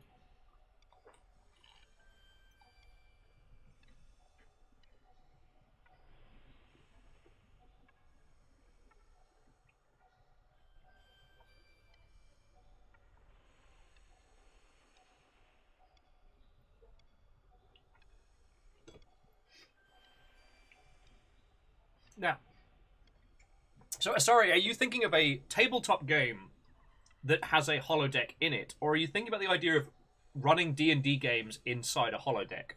So, like, you know, the crew of the Enterprise play D&D. Because the fact that good old Jean-Luc Picard was all about Age of Sail cosplay will continue to make me chortle. Alright. Who's that little matey boy?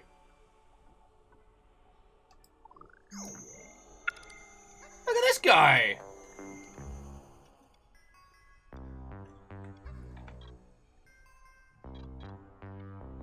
If you're unsure what a host does, open your tab info page. While in control of it, and you'll find some supplementary intro. Matey boy, a small charge for a big recharge. I'll gladly help keep any of your energy-driven hosts in pristine shape. Just point me at him. Yo, so he's like a little Healy bot. Right, so where are we?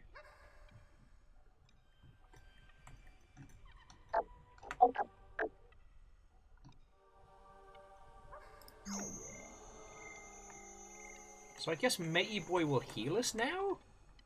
That's fucking cool.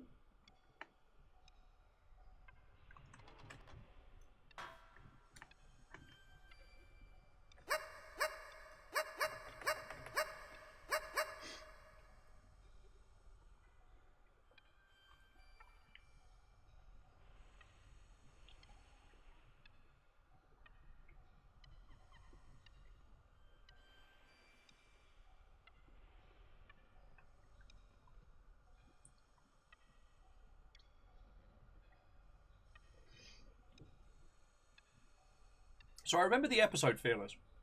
Like, and the reasoning why they couldn't just, like, beam everybody out immediately, or why they ended up in the holodeck. But it was more the... Is Star Trek's teleportation murder? Has that been addressed in-universe?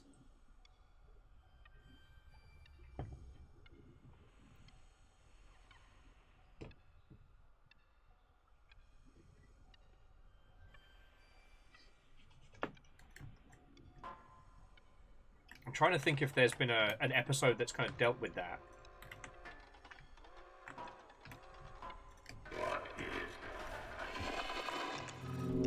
Okay, so I just had to make a break for it.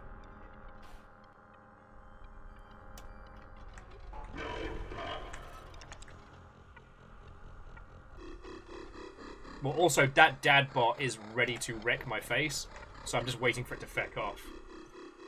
Oh man, Bashir. Yeah, that's the episode. It's so good.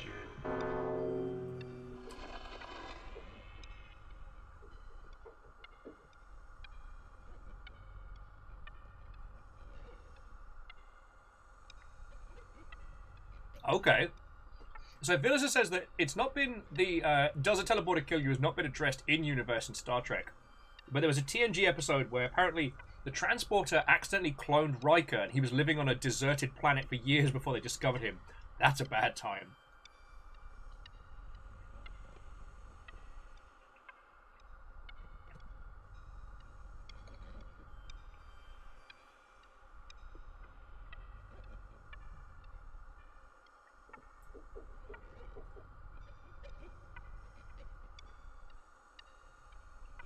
Sorry, friends. Please forgive me while I'm stuffing my face.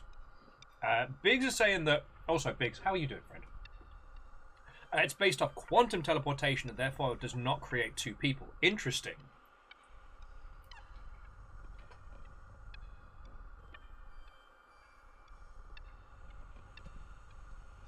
The irony is that the warp is less... the warp is less potentially murdery than Star Trek teleportation. It's just you take... The warp is taking a shortcut. It just happens to be a shortcut through, you know, literal hell itself. Riker so juicy, the teleporter couldn't let go. Hey. Someone had to have the junk in a trunk. And it turned out it's going to be Riker.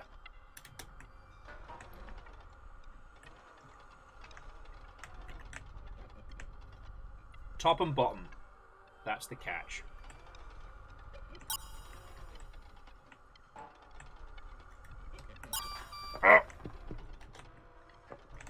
Alright. Let's wake him up. So we insert the upgrade disc.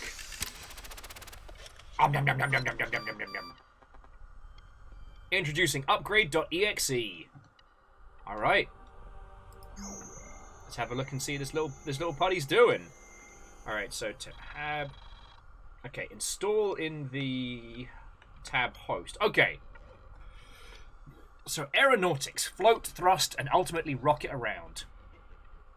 Top recommendation for new bugs. Enter to install. Shotgun, highly recommended for a new bug. VAQ.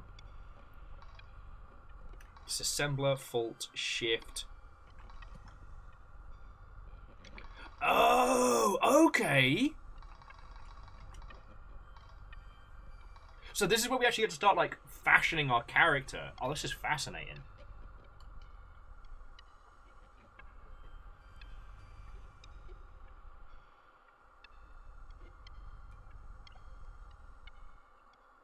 Oh, interestingly, Favor 6, the whole Event Horizon 40k thing. The director of it said that whilst the warp and how the ship works in Event Horizon, 40k's the warp is very similar. He wasn't aware of the 40k version when he made the film. So sadly, it isn't an official or unofficial 40k prequel. But I think it's okay to say it kind of is.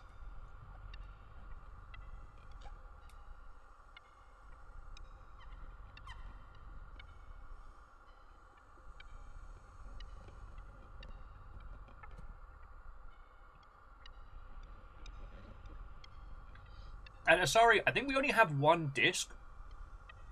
So we get the choice of one thing to install. So we can fly. Float, thrust, and ultimately rocket around can be upgraded to turn your bug into a speeding bullet. We can get a shoddy to hottie. What's this? The vacuum. Suck up small bits to recycle their energy and juice. Aim the vacua at lightweight stuff to suck it towards you. Aim at anything else to pull yourself towards it. A disassembler, which is a telescopic drill attachment whose primary function is to break bad bots into broken bits. Makes an awful lot of noise. Okay, the fault.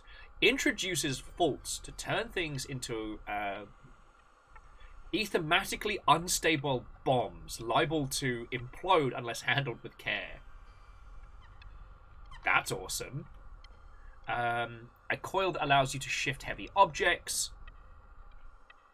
What have we got? Download. On-demand dematerialization. Download your bug to any in-range line-of-sight position. Upgrade to enable printing of new instances and other bits and bots. Glitch emulates the projection of an implosion software glitch, ripping a veritable hole in the fabric of the simulation.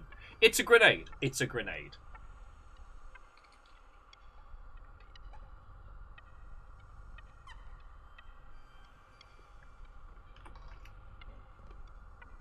Leech ego from unfriendly hosts. Ideal for control freaks and egomaniacs. Shield. And, oh, what's this virtual? Harness the second law of ethematics to get around unseen. Interaction with the simulation is initially constructed but can be enhanced by upgrading. Wet.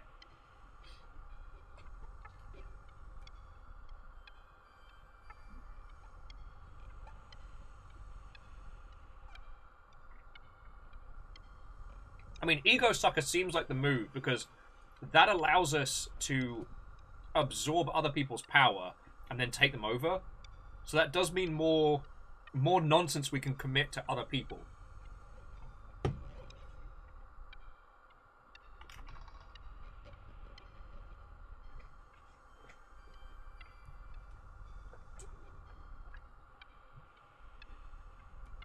But it does mean that we don't get a gun. We will be without shooty gun bang for some time. And also, I don't know if the installs carry from body to body or just for this particular one. So it could be interesting that, like, we could have one bug that's like our experimental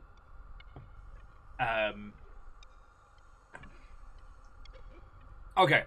Asari's agreeing with you, Favor 6, so feck it. Let's get Ego Sucker. Really install Ego Sucker. Yep.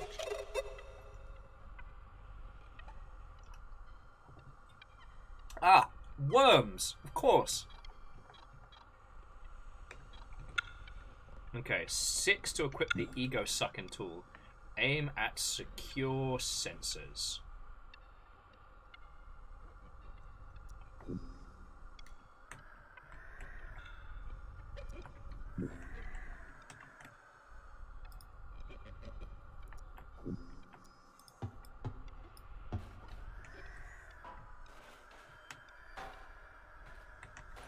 Darn it, we can't... Oh, also, let's fucking save before I get us in serious trouble.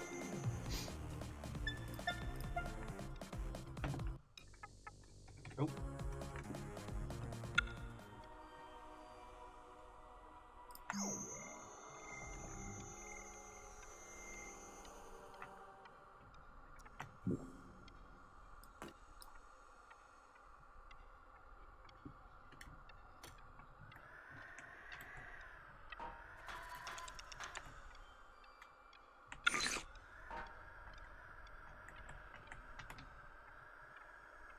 Okay, so programs run on juice. Your HUD shows current amount of juice. Okay.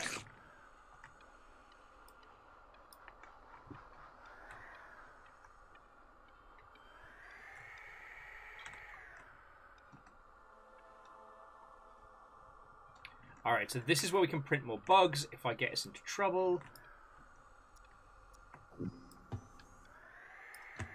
I may have fucked up by giving us cool shit too soon.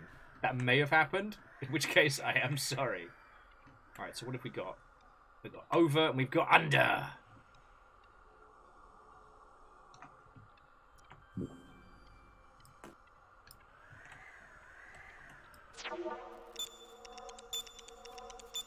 Oh.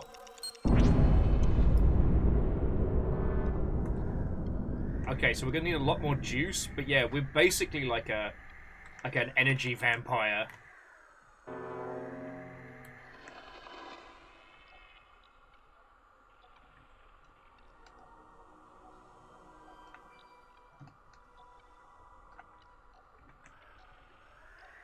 So what's your deal, little buddy? What's up with you, huh? Oh. So I need juice to be able to drain other people. Okay.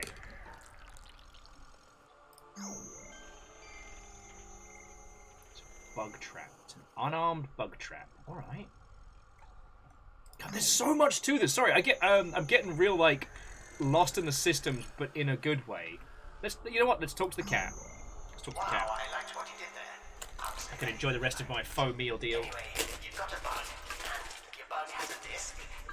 But I think we can agree the disc is a bit rubbish. We can do better. All we need is a worm to, supercharge the disc, sort of. I won't detain you with actual facts about how it works. Just look for a worm, please.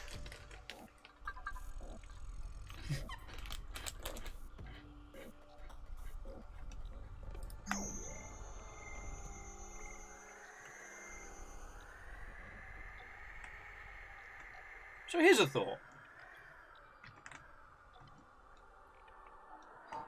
Here's a thought, dear friend.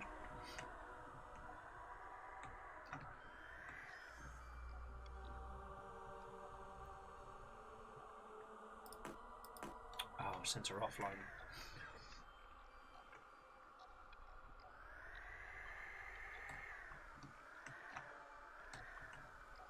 Okay, so that's locked on the inside, so we can't get into that one.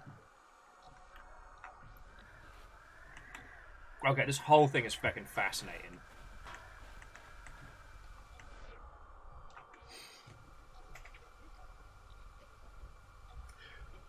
So we're a bug, and we're supposed to be using worms as well as a form of benevolent software. Like, doesn't it kind of feel like we're not the goodies here? Not to metagame this too early on, but it sure does feel like we're not the goodies.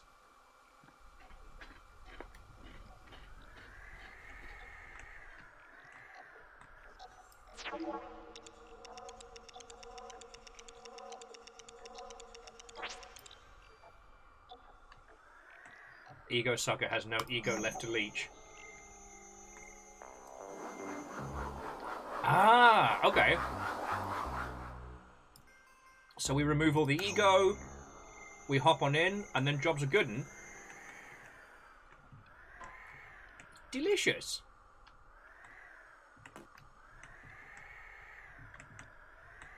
So how are we gonna get up there? See, this is where it gets kind of... We're definitely out of the paddling pool at this point. You know, this is our first little, like, I guess proper challenge. Using the tools we have. Oh yes, and again, Tab is our friend.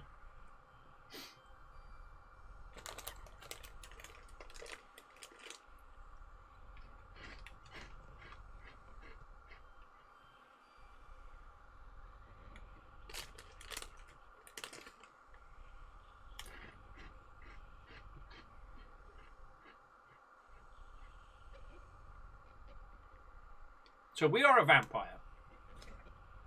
And we cannot fly. So somehow we need to get up to acquire the worm, which I guess will boost our vampirism in some way, shape, or form. God, we really need to do a couple of streams on Vampire the Masquerade Bloodlines at some point.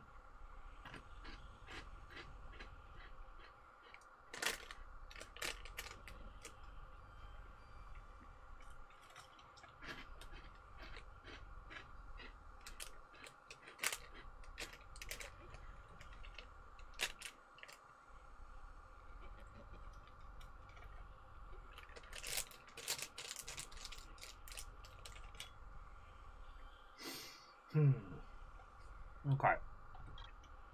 Also, thank you for bearing with me while I'm snacking down. I know it's not the most entertaining to watch someone just wolfing down a fun-sized packet of Monster Munch.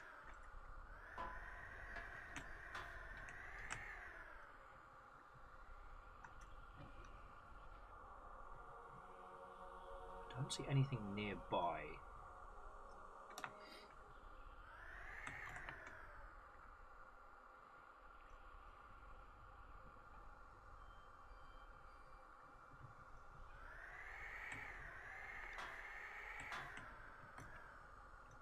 No ego left to leech.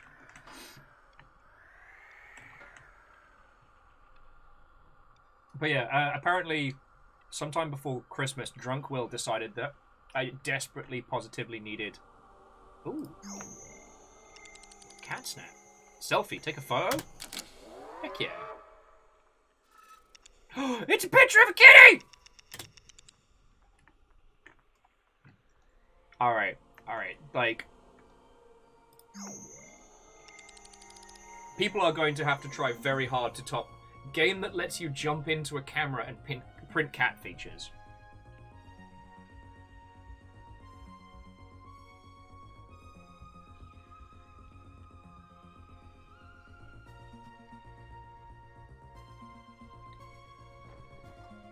Okay.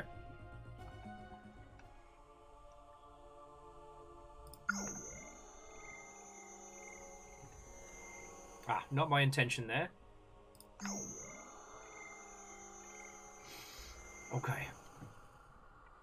So we could make it up to the little iPad.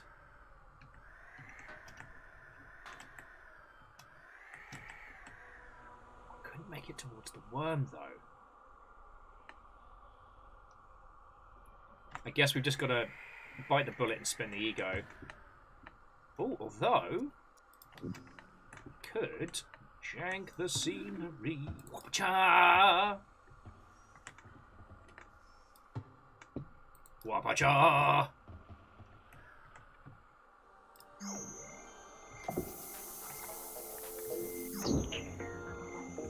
And the door is open. Alright, I think that's where we're meant to be heading next, so... Fuck it, we'll just spend the points, use the lift. Oh, so yeah, so Angel Galena. So Drunk Will decided that I needed a little taster home and ordered a multi-pack of skips and a multi-pack of Monster Munch. Oh. It's a literal worm. It's a literal worm. Ah! Happy New Year. Hey! How in the hot heck are you doing? To a very doubtful guest. Thank you kindly. Like, through it all, you've kept your 50-month streak going. So cheers to you. And Happy New Year. Tell me your tales. This is Ctrl Alt Ego.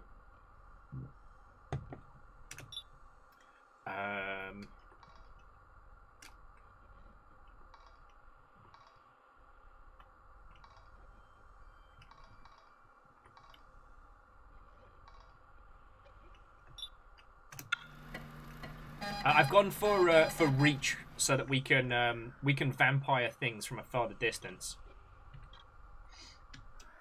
So this curious little game has us playing as a teeny tiny little robot. Might affect up here. We are basically a bodiless ego that can leap between robots and consciousness and all sorts. And this game is fecking fascinating.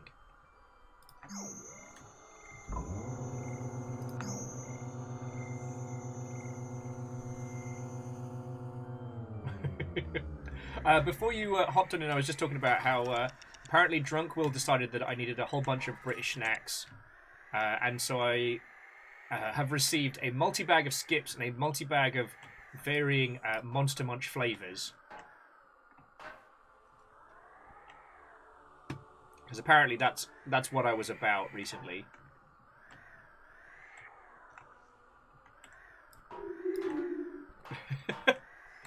I do like the gangly physics of it all.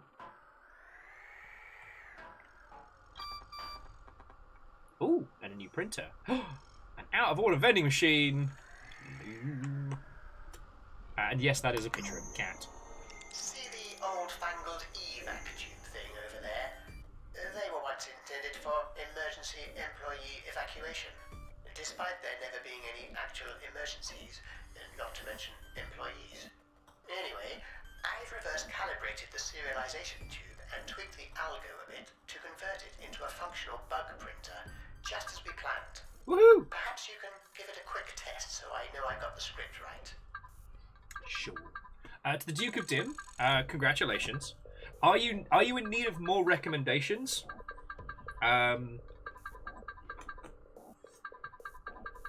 Or are we just celebrating that you've seen all of Gundam War in a Pocket?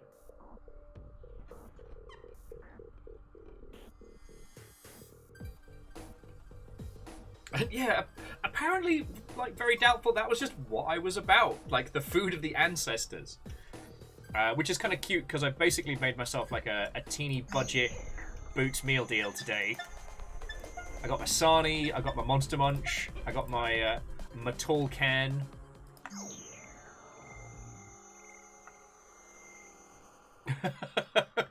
I like that. Very doubtful was saying they got to try Iron Brew recently, and they had 2 cans at the British Emporium, and it turns out it was 1 3/4 cans more than required. Oh yeah, it's just sugar for days in the strangest manner. Okay, that's real cute. So the bug that we're playing as, Bug 22. Okay. Bug 22 is a unique bug for us.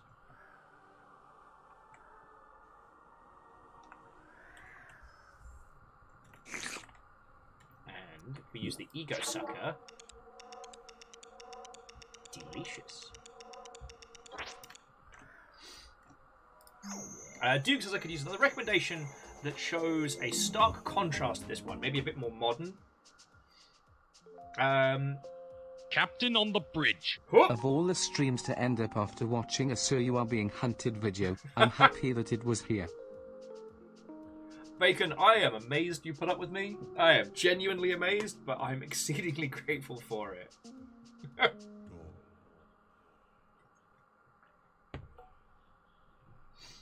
Like, I'm sorry I'm lacking on the clever big words, but like, thank you.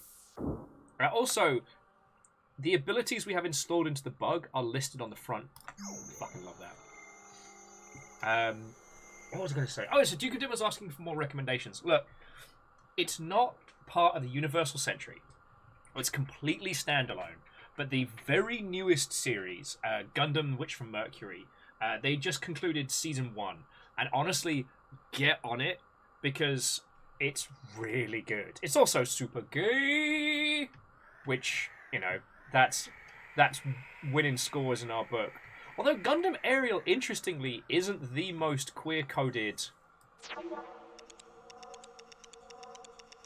It isn't the most queer-coded of the Gundams that we've encountered, which I find kind of fascinating.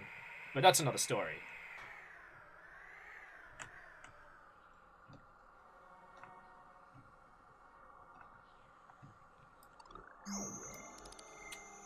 I didn't mean to do that. I meant to drain it. Ah well. We're going to put ourselves in a rocket and fuck off. Touche, Bacon, touche.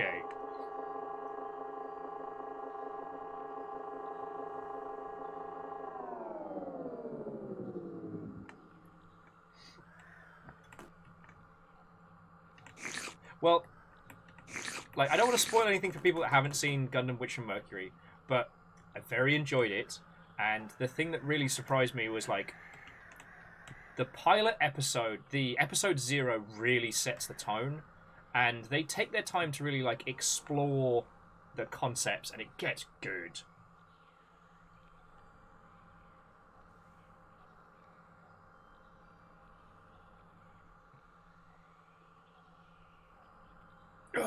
Excuse me. Father! Ah, okay, so we can't drain them because their sensor is obstructed. Just like we can't take them over. You work for me now, little robot.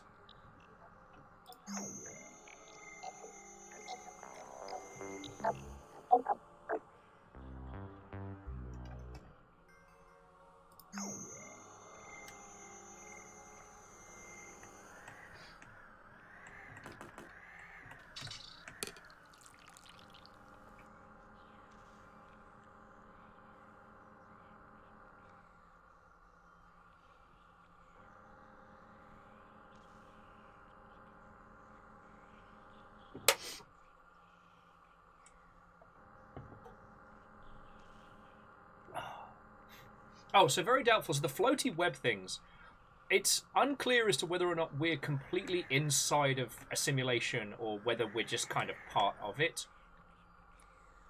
But yeah, essentially they're teeny tiny little digital synapses that we can connect to. When we went through what was called like the God earlier, that one seemed to be spanning the entire station.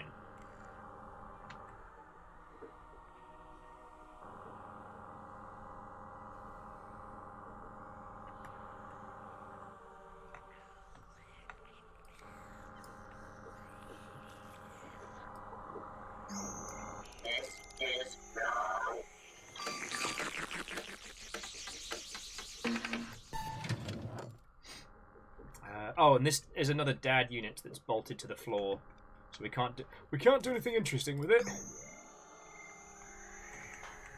Okay, DAD duties: squash bugs, wipe ego, cull worms.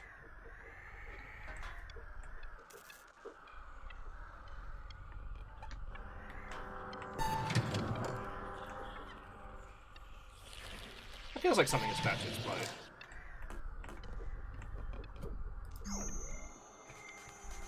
But, you know, so Duke of Dim, I'm really glad you enjoyed Gundam War in the Pocket. I think it's a fascinating title because while it is from part of the Universal Century, it features none of the named characters. And honestly, aside from knowing that there's a war on, there's not a lot else you need going into it. And when things pop off, oh boy, it's extremely real.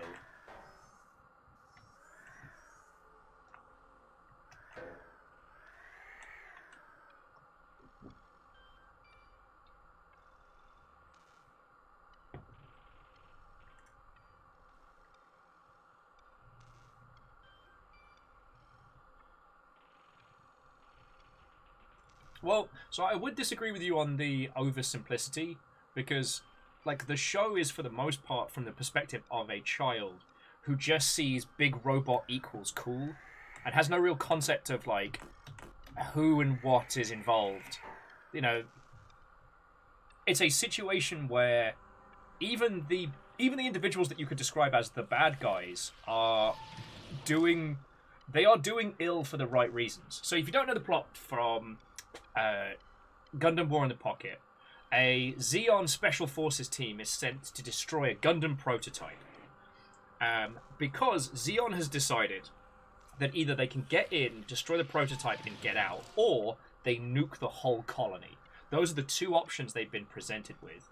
So these Special Forces peeps, they need to do their job right, so that, you know, potentially millions of people don't get killed.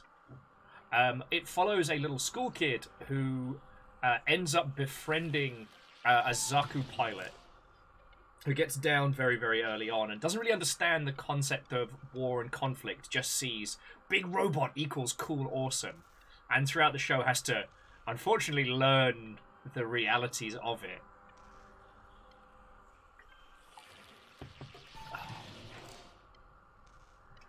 Oh yeah, Fred. No, this is absolutely true to life, super duper whooper hacking system.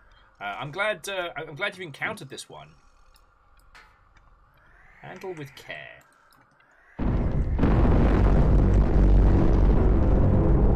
I blew it up! How am I not dead? Oh, my ears! Woo!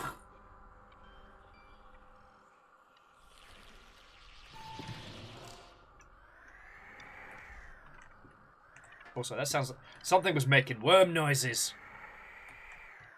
Or did I blow the worm up? Worm hack bug 22 second disc. Okay. So we can increase the reach, the bother, or the rate. Oh, okay, no. But we can now absorb ego through walls, which will be very handy. Oh, we've already stolen his ego, so...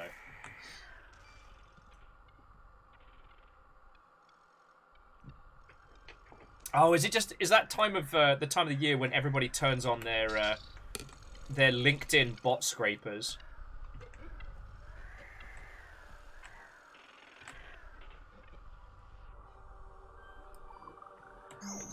Oh, peoples. I stole on the ego! Active agents, broken bots, identifications. There's still 2 worms and a lot more ego left.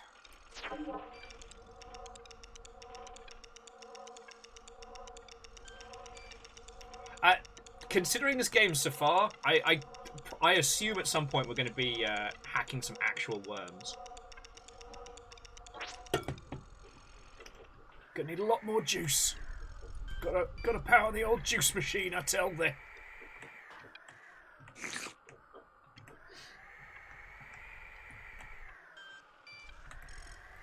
Oh, and there's another message. Aha, you're here. There, one of those. I think you're ready to show Mr. Bossman who's the boss man. You just need to get back to him. There's probably a maintenance route through the air cooling system or something.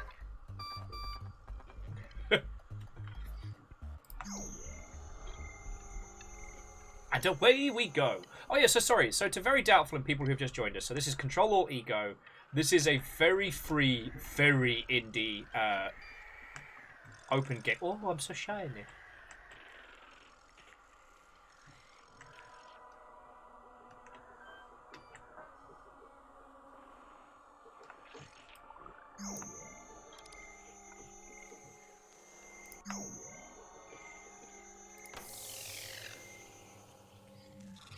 So beyond the sci-fi weirdness, we're still kind of getting a vibe. At the beginning of this game, we basically end up... we are a bodiless consciousness, an ego, in this strange... I mean, whatever the heck station we're on. And our motivation hasn't been made too clear, other than...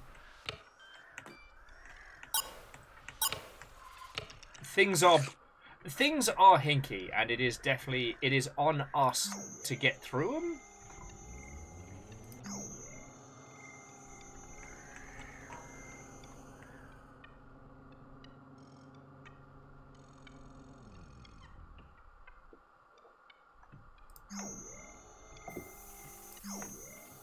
It's a title that uses a lot of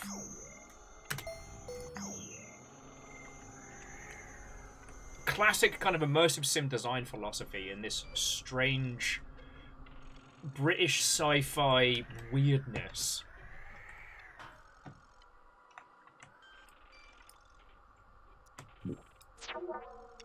Delicious.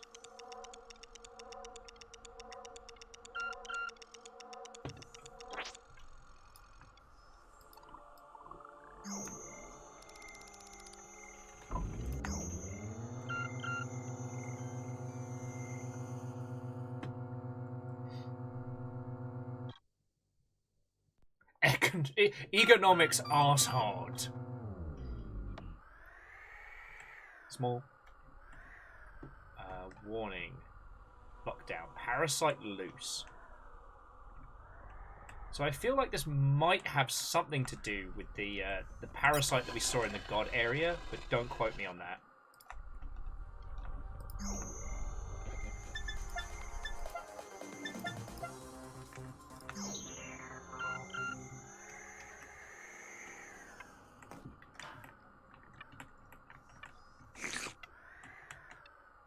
Economics arse end. I should say economics. What? A few of the language puns in this are absolute, like... Sorry, mate. I need your ego!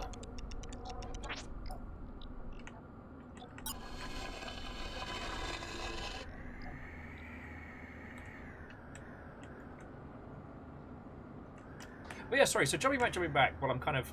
I'm still getting my feet in this title, so I don't want to try and explain it with any authority, because I'm still learning it. But I will say that, like Duke, after War in a Pocket, if you want to do more stuff in the Universal Century, the 8th MS team is another one that people enjoy, because it's basically, you know, a Vietnam story told through the lens of a Gundam.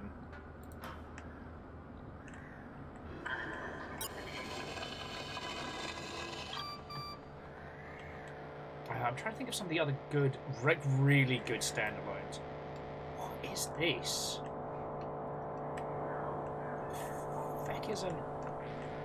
What the feck is an ego machine?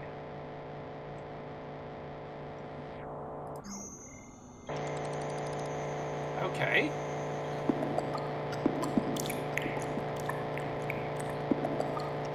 Why am I upside down? What in the bleeding Nora is going on?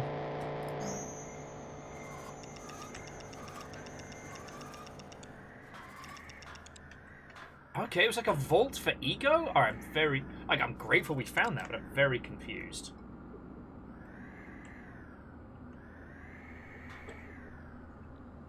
Kitty! Selfie? Cat. Look at the kitty. Look at the kitty! Yeah, that's right. We unlock extras by taking photos of kitties. As the internet is powered by cat photos, that does make sense. Alright, so that might be enough if we can sneak up and hack the dad unit. Might be high enough that it can't see us.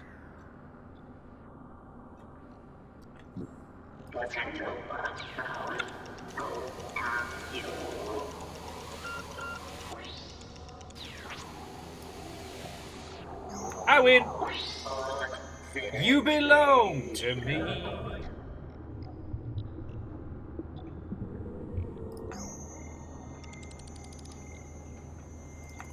Oh, then we've got this little numpty. Ah, jobs are good. Okay, but I do need to start hoarding more juice. Our vampirism's working very well, but okay. But yeah, so the 8th MS team, much like Gundam War in the Pocket, you don't need to know the story of Char or Amuro or any of the other Universal Century stuff. It's not perfect, but it's one of the best shows for showing like the size and weight and scale of Gundam. The one I was recommending earlier, The Witch of Mercury, is the newest series that is...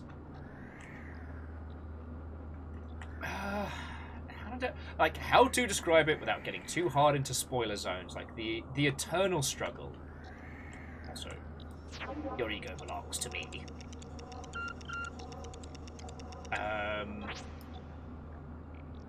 Gundam The Witch of Mercury is very good. It is completely separate from the others, being of its completely own time zone and own story, and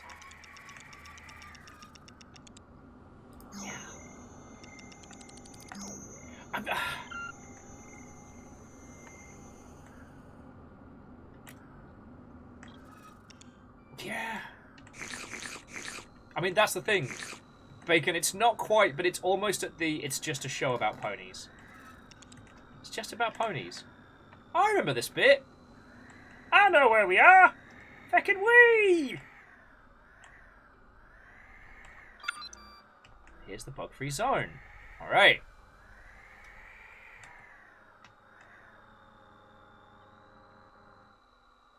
Alright, so Mr. Bossman's sensor is obscured. Like, we can't...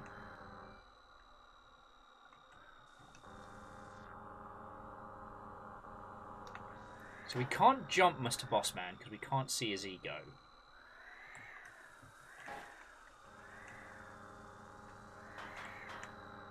How in the bloody hell are we supposed to do this?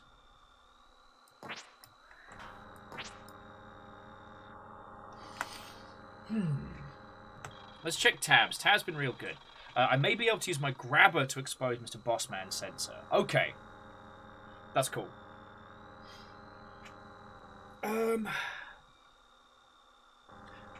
the Witch from Mercury is a very, very good show. It has themes of kind of like, you know, school best friends and...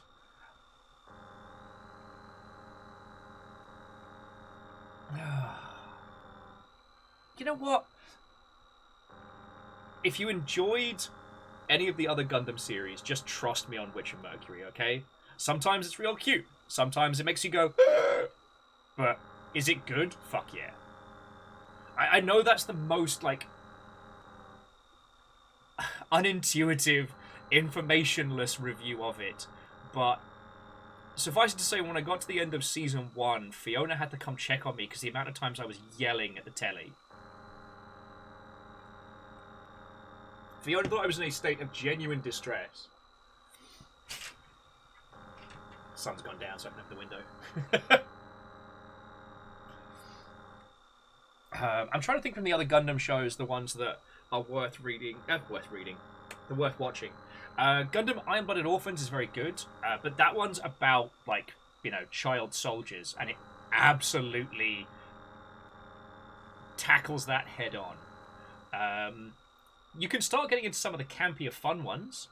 So, like, G Gundam is mildly racist Gundam wrestling. Gundam Wing and Gundam 00 are, what if a boy band of pretty boys saved the world by being the best at war so there'd be no more war? Gundam Seed, if you hate yourself. Okay, I kid.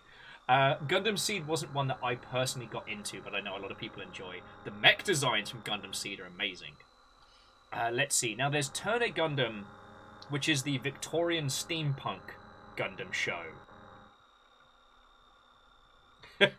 6 pairs of feet. Which abridged series do you recommend? Has anyone done Gundam abridged? It hasn't crossed my feed, so if they have, I can't imagine it's very good. They can't all be I'm at soup.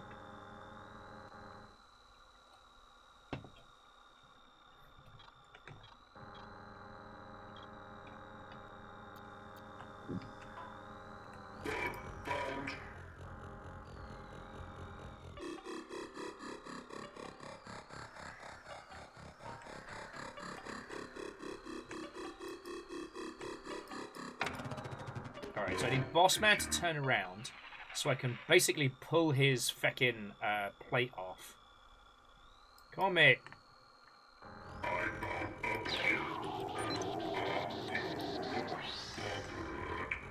Okay. So we've taken Mr. Bossman's casing off. So now...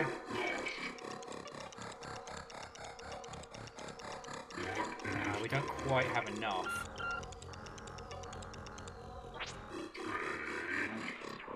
But we've drained enough of his ego that we can become Mr. Bossman. Alright.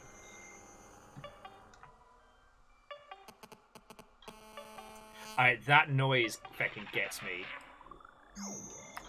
And you work for us now. Bossman! And now, we go space to print. We can print out our missing little friend. Woohoo!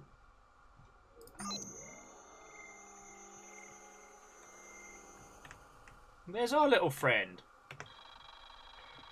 Okay, control the cat from inside the bug-free zone. Do it.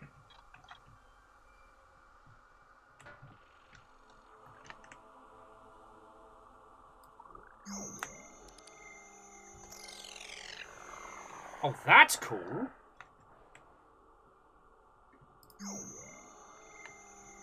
That's really fucking cool. So the self-loaders are basically like self-dematerializing... Oh, that's fucking cool. Which then leaves us with... Oh, Mr. Bossman's bolted to the floor. Okay. All right.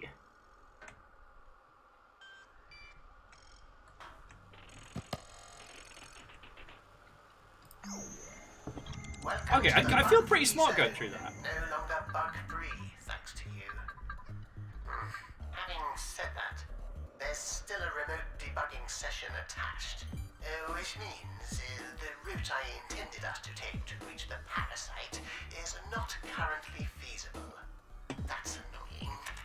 Okay. We'll certainly need to stop the debugger.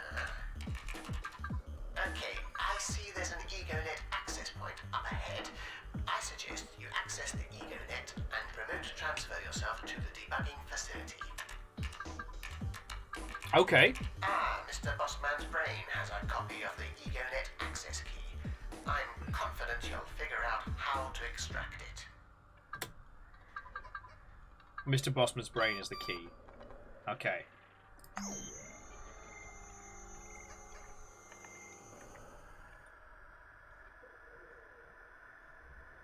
Right.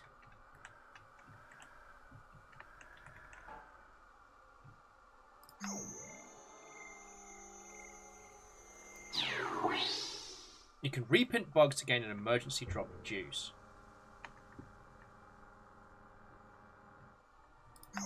Okay, I'm mildly confused right now, so I'm just gonna have a little putz about, because we've got our vampire bug, but I don't know if we're supposed to be using bug 0 or what have you.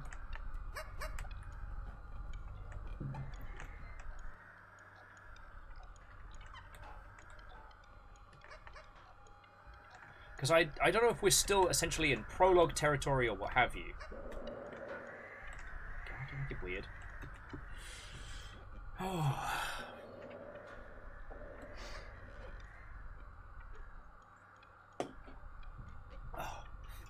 I will say, I think this is one of those games to kind of sit down with on a rainy afternoon and give it the time to let it unfurl. I mean, I'm lucky because I can play this world with you lot. Like, thanks to being able to do this, I can spend the time to pick away at it and find out what's going on. But you know what? I'm going to use Mr. Bossman to do like a quick like safety shift. So in theory, Mr. Bossman can dematerialize and rematerialize people, right? So if we dematerialize our first one, scroll on over, and rematerialize them there.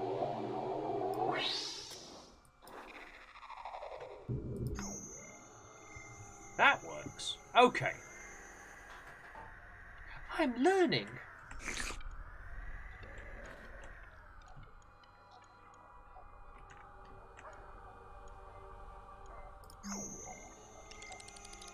Notes from Codeface 078. Disassembly is reverse engineering software that converts machine language instructions to assembly. There's representation, yada yada yada, disassembling of bot. Well, I think we can spend one ego to take out this little numpty.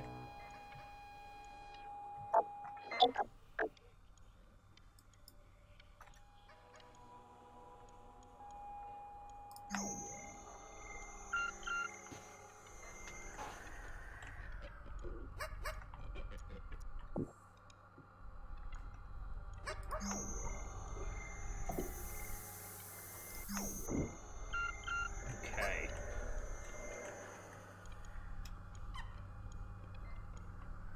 But no, the thing I did realise is perhaps I missed it, but it does seem like, who are we in this space? Like, the remote debugging, our introduction of bugs? Oh! And Pup's got a little upgrade disc for us.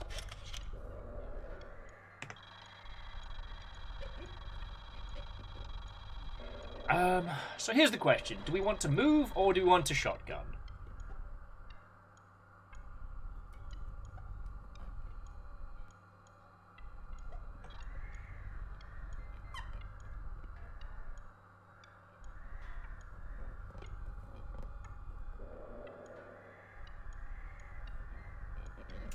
Decisions. Wow, sorry, I am not being a great conversationalist. Congratulations to the longship.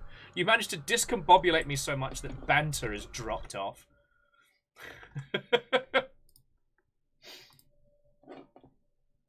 God, one of these days, friends. One of these days.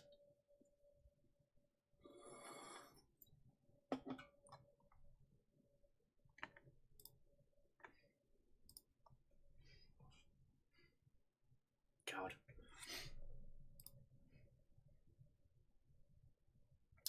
Sorry, Angel Kalina, absolutely same.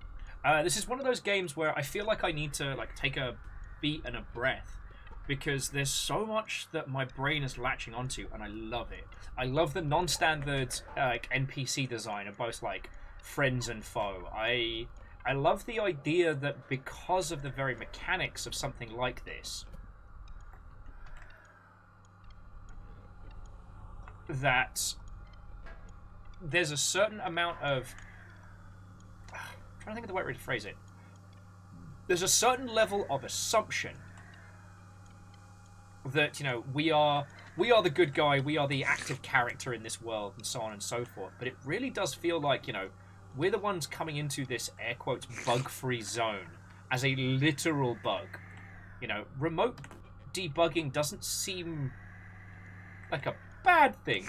We're the bug in the system. And I wonder to how much that's going to be played with as we go on. There seems to be a logic and a cohesion to this world, even if it is a virtual one. Even if thematically this is a world inside of a simulation. But I won't lie, I'm finding this feckin' fascinating.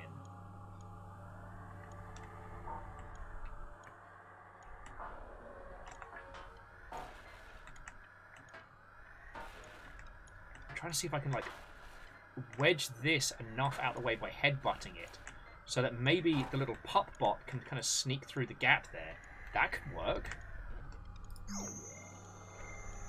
And yeah, see, Angel Kalina, I'm explaining to you why this is sucking me in, and then having a look at things, and then suddenly I'm back in, trying to work through solutions and stuff. And this was one of the things that I wanted to touch on today, and I don't know if I've really conveyed it, but when it came to the concept of immersive sims, what the people who founded the term wanted to put together is what we're getting from it now. That you could look at a problem, you could look at a room with all its puzzles and enemies and strangeness and try and solve it your way. Look at it in an almost realistic fashion and think, alright, how do I do this? God, I'm reminded of, I think it was OG Deus Ex, when you find a huge, gigantic, sprawling underground inside of New York. You've been introduced to this world, and then suddenly you find that there's this massive, sprawling underground labyrinth. I still remember getting into a fucking blazing row with a friend of mine, because we'd both gotten Deus Ex around about the same time, and we kind of disappeared into our varying homes over the weekend and just binged it, right? And so we came back to, I want to say it was high school, but time is a blur. And we sit down and we're talking about Deus Ex, how fucking great it is, and he's like, man, it sucks when your brother dies. And I was like, you didn't get as far as me. Yeah, you don't know what you're talking about, because your brother doesn't die. And he was like, yeah, he does. He dies when all the agents burst in. And I'm like, he lives. And we just got into such an argument. Now, it would turn out that it was entirely up to you how it goes down. If your brother dies and you just, leave it that way, then cool. Your bro is dead for the rest of the game. That's just how it is. But the manner in which you can save him, it's not a choice, between, push someone's nan in front of a car or save a chicken or what have you.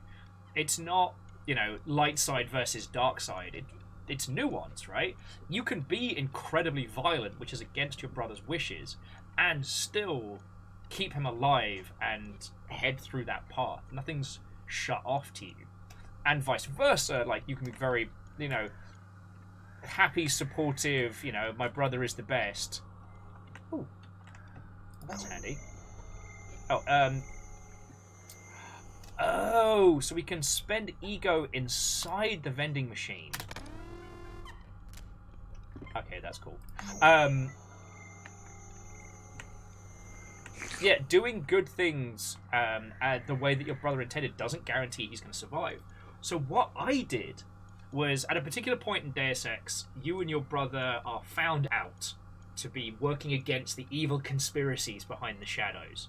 And so they send these MIBs to come kill you. And they have severely much better kit than you do, especially that early on in the game. So what I did was I blocked the door with the couch and the fridge, and then we escaped out the back window. Now, that's not something that was like a prompt. I just physically picked up the couch because I'd taken the extra carry perk. Admittedly, I took it by mistake because I thought it would let me carry more items, and I don't believe it did. All it let you do is pick up heavy objects, but I didn't want to reload the save, and it's not like I spent points on swimming. But it brought it round. I jammed it in front of the door, and the agents, the MIBs, couldn't get into the apartment to kill my brother. So we managed to make it away safe and sound. And that was just because I blocked their path. You know, it wasn't a pre-constructed element. And it meant that I had a completely different play experience than my friend, which is really fucking cool.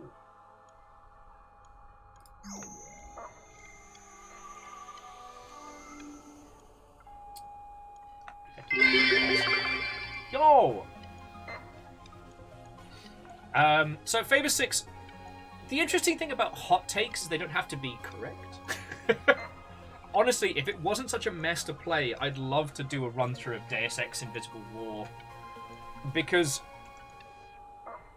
God, it's a mess. It's such a mess.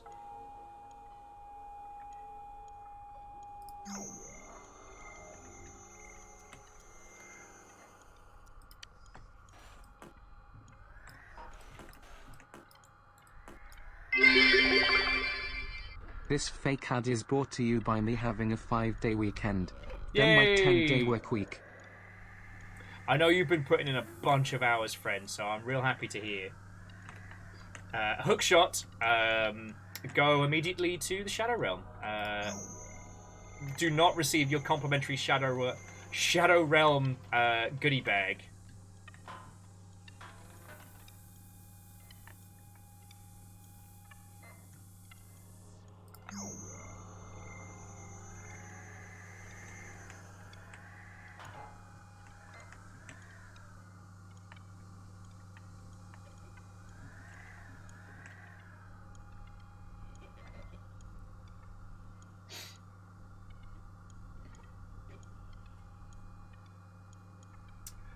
So Angel Kalina, back in the day, it was a very different process because, you know, these days we have standardized engines and both Unity and Unreal have pretty robust physics. Okay, I know Unity physics, as it's typically referred to, is very hilarious, but for the most part, you can stack boxes atop boxes. The way in which Looking Glass designed their stuff, and later Ion Storm, was kind of fascinating. So the very first level of Deus Ex, the original, is a wonderful example of very, very clever game design. In that the concept for it was put together in such a way that it wasn't too much, at least to my understanding, iterative design. So, in the ruins of the Statue of Liberty, a terrorist organization has taken hold of the island, even though your base, the base of Yanatco, like the UN super cops, is also there, but don't worry about it. They have taken hold of the ruins of the Statue of Liberty, and I believe they're holding hostages. Oh yes, one of your previous agents is being held hostage. So you are tasked with get in, kill the baddies, rescue your friend. But immediately after getting off the boat, your brother comes to you and says, hey, like, there's loads of ways to do this, and I'm going to give you tools based on how you want to play this. If you want to be non-lethal, if you want to be quiet, if you want to be loud, like, I'll give you a missile launcher. I'll give you a tranquilized, silent crossbow.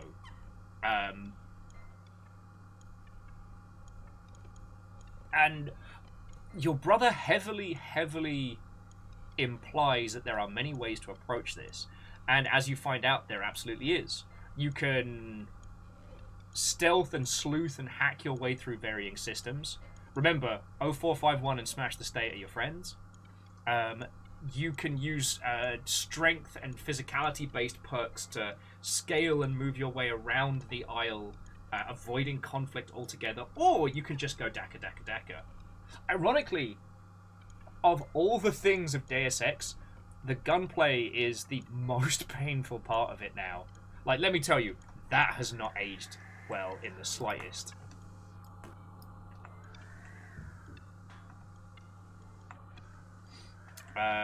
Dukedom says, how long is this game? Do you mean the one we're playing? Ctrl Alt Ego? No idea.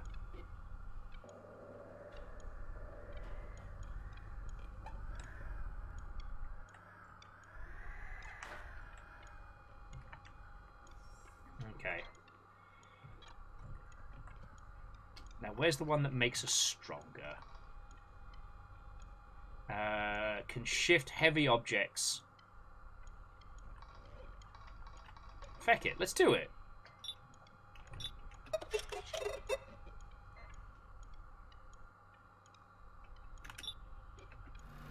Okay, so we can...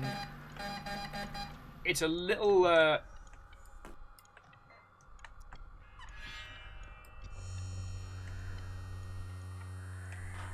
we go. It's not the most traditional, like it's not a shooty gun bang power, but now we should be able to take our little bug, our little pup, through the gap. Oh, Duke of Dim! This game is fecking brilliant. It is scratching all of those little itches from, you know, from games like Deus Ex and the ilk. It feels fecking good.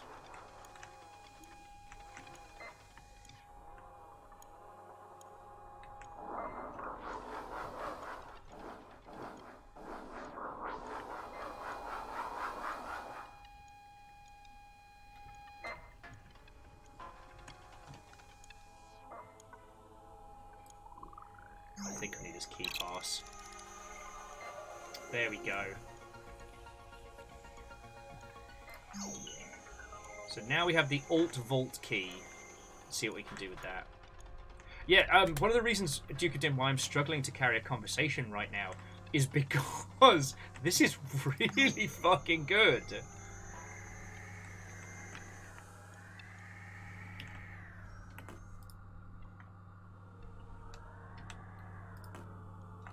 Wait, got the key.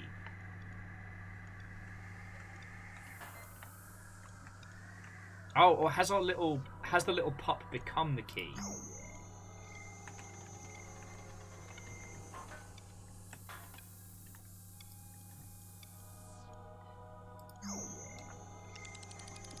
Hey up, Jeff. What's with the dual bug lock? What's supposed to be a joke? Is this supposed to be a bug-free zone?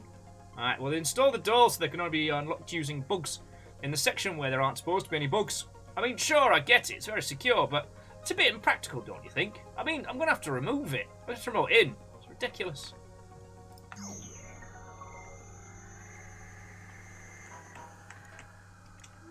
Oh. I'm being stupid. All along, we were supposed to use bug 0 and bug 22 for this. Both. It's the other thing that whole immersive sim setup makes you feel so smart when you work out problems like this.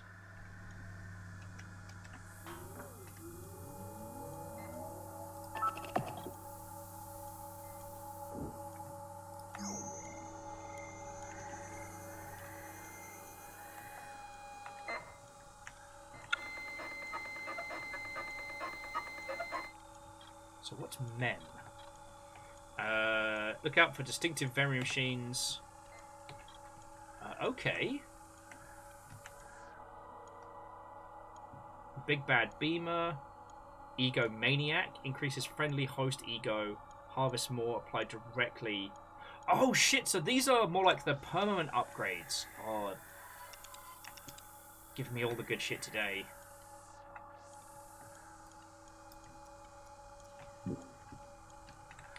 What else we got? Juice bug, increase your juice. Energy, increase your energy. Increase hop and sensor override speed. Scrambled ego. Nah. Give me that good shit.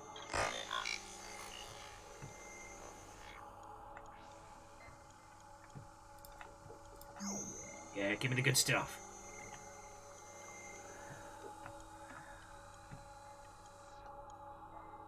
Already installed. So then, let's hoover that goodness up.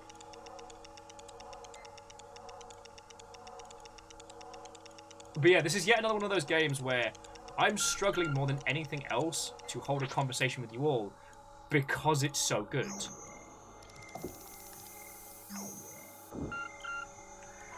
And see, we are back here.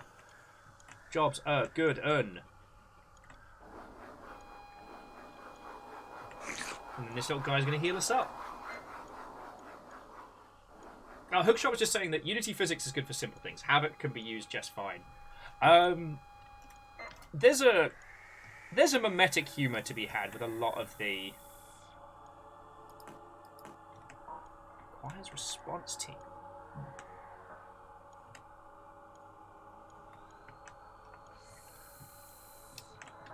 Aha, alright. Now, can we get that evil eye?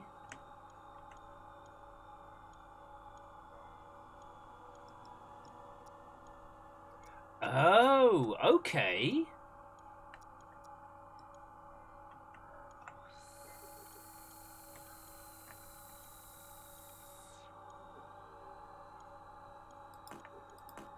So that's a dad base. Right, where's that wee little pup? Because there's an evil eye in there, which if we grab that, that should give us the chance to be a bit more mischievous. Feckin' wee! Oh god, yeah.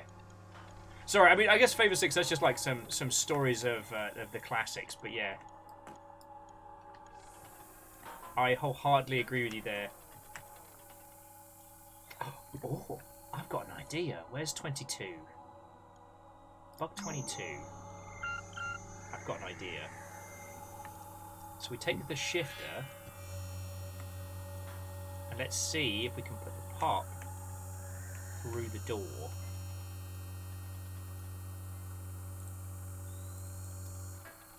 Nah, it's worth a shot.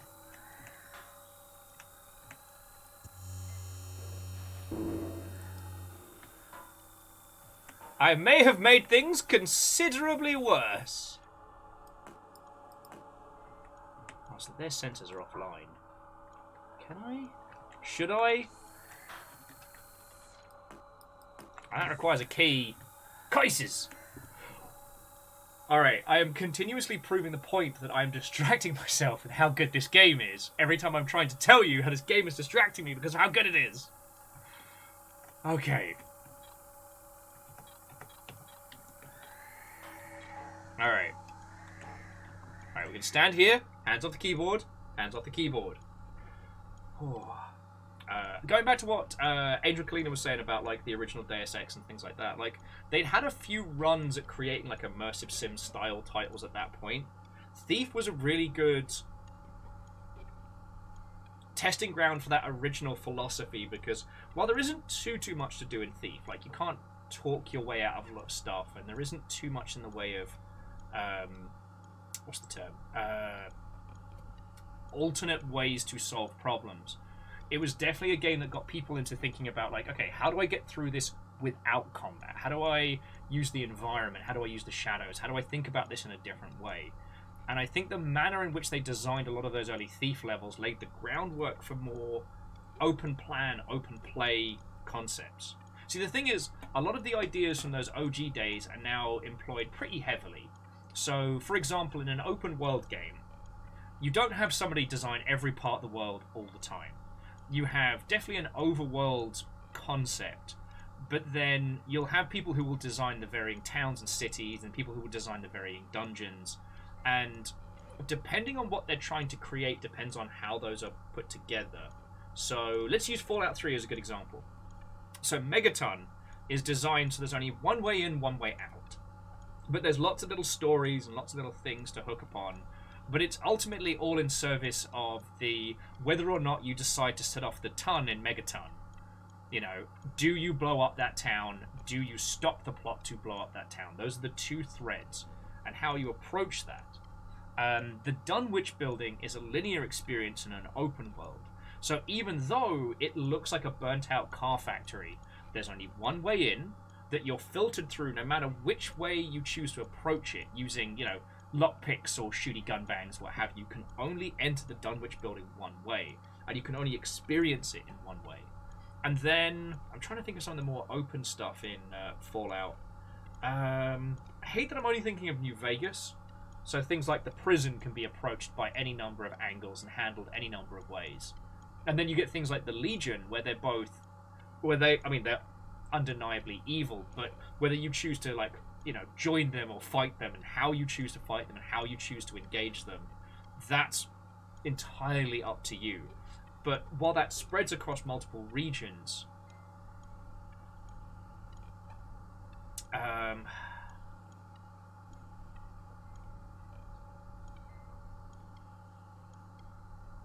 it's essentially designed with several core areas and threads in mind. Because I'm not saying that you have to design video games in that manner. In fact, and this is no diss to any of my game design friends, but we're at a point now where unless you're working in a big team, you don't need dedicated designers. You know, as game creators, how much you plan in pre-production, how much you feel out, how much you tweak and change is up to you. Ideally, the more that you plan out in pre-production, the less pain points you'll have later on. But then again, no plan survives first contact with the enemy. And jumping back, Fearless makes a very good point that when Thief was released, people weren't used to the concept of action stealth. So, I mean, the things it did with, like, the gem that denotes how hidden you are, how deeply in shadow you are, was just inspirational. But also, if you had come off of any kind of shooty gun bang or any kind of action game of the era, Thief was such a jarring change of pace. I mean, it struck a chord with a lot of people, but, like, the fact that you would start a mission and you may only have, like, 2 or 3 special arrows to handle problems, comparable to everybody else having these ridiculous, ever-increasing arsenals of things that just blow up at you in creative ways. Like, honestly, right up until and past the Quake era, we saw all first-person games basically doing a race to the top with who could have the most creatively ridiculous weapons. But that's another story. That's another story.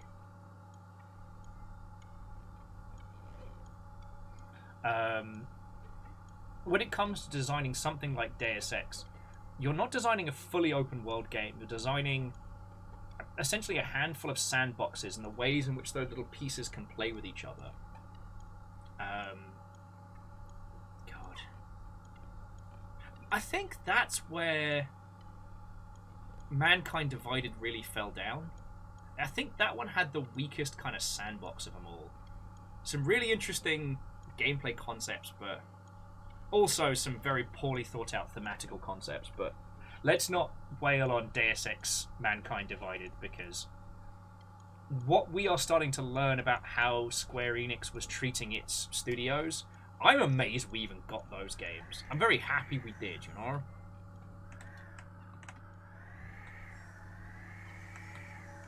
Oh, hang on. Come here, you. I've got an idea. Oh, I'm going to run out of juice before it happens. What I was going to try and do is pick up this little guy.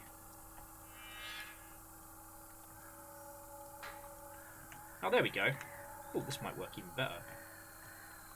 No, you're too chunky for that. But you're not too chunky for this.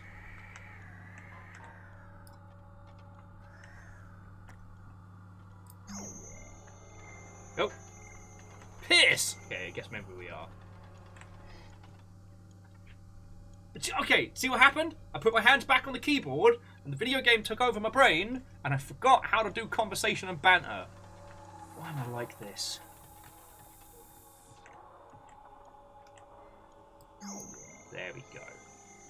blink on up to this CCTV camera. There we go. I do like that it's in black and white. It's kind of cute. But now we can go to EgoNet and open it up. Okay. You are being uploaded. Please wait.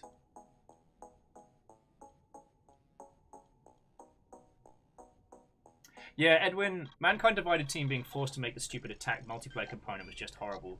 I mean, we already had a big conversation about this when we did the Thief reboot, and how it's simultaneously brilliant and painful.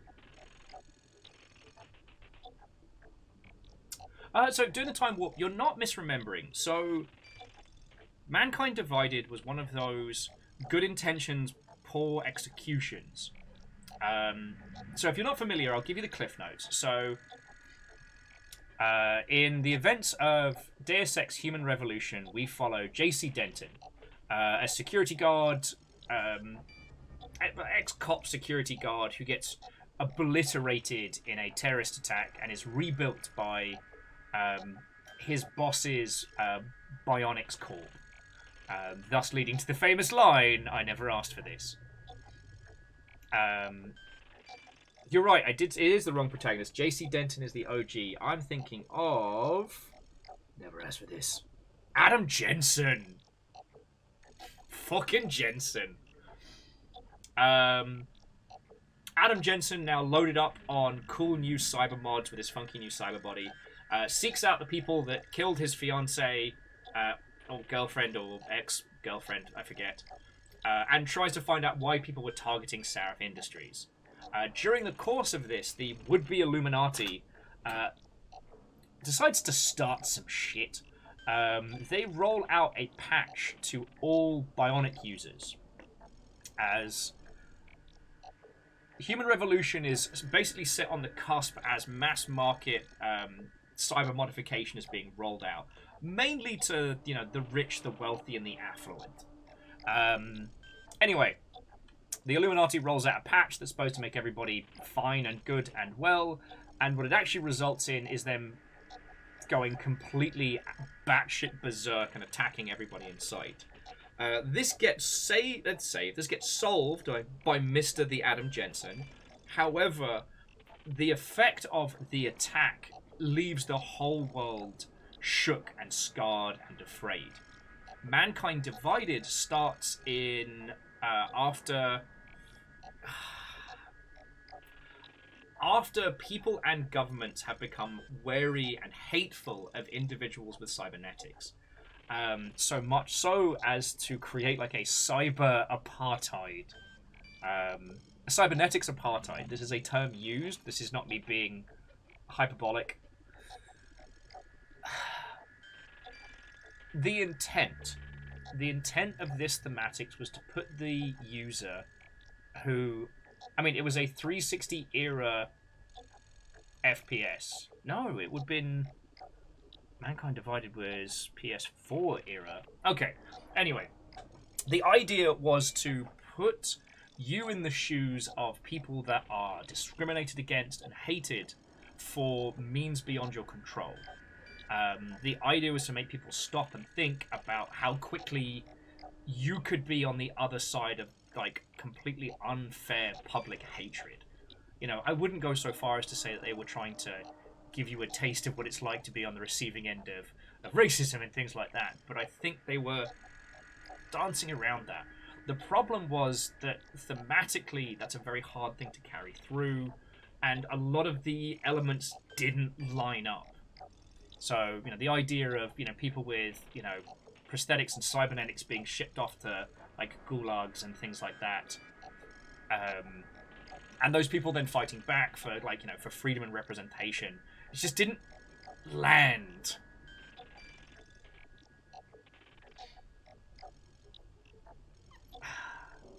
It did not land. And there's many reasons why. Part of it was how it's represented. You as Adam Jensen are an Interpol agent at this point. So you get a free pass. Everybody hates you, but at no point are you ever stopped or inconvenienced more than a couple of, like, offhand comments and things like that.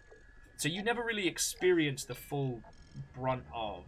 You're kind of given a big old pass. The other is that, yeah, as Moose is saying, this as a pretense to the Paratex conversation, the marketing pushed this angle hard. And without the context of the game, this did rub people the wrong way. The other element is that when you try and create thematics around very, very horrible ideas, you know, these kind of, God, I'm trying to think of the clever big word for when everyone's being a big racist piece of shit. But we're trying to create thematics around this. The specifics do matter. And in this case, it's all about, you know, augmentation, or orgs as they become shorthanded. But as we know in the first game, augmentation was something only available to the rich and the affluent. In fact, one of the... God, it's not even one. There's a whole bunch of side quests in Human Revolution about how poor people end up getting into incredibly horrific debt, getting these augmentations because they're being outpaced by their colleagues or their competitors. And so when you flip the script and you make those people the target, there are only two kinds of people in Human Revolution that had augmentation, and those who are rich and those who are in vomitous amounts of debt. And so it doesn't create the same emotional weight. And the biases of the characters in that don't quite land. So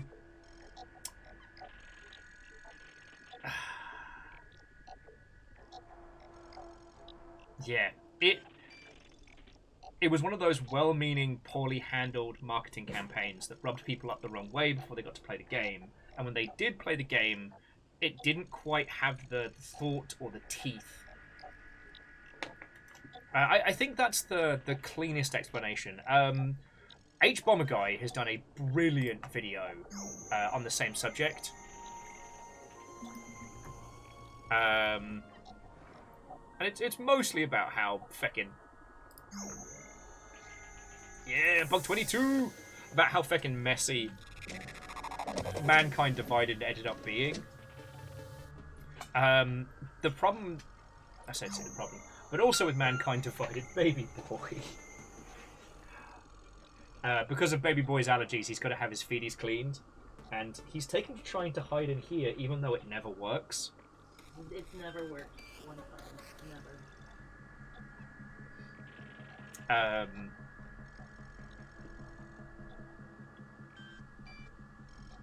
So doing the Time Warp, there are some games that have handled these topics very well. One of my personal favorites is called Umurangi Generation, which I actually have the poster up, where you play basically a photographer at the end of the world, and it makes no concessions or apologies for its political stances, and it handles it very, very well.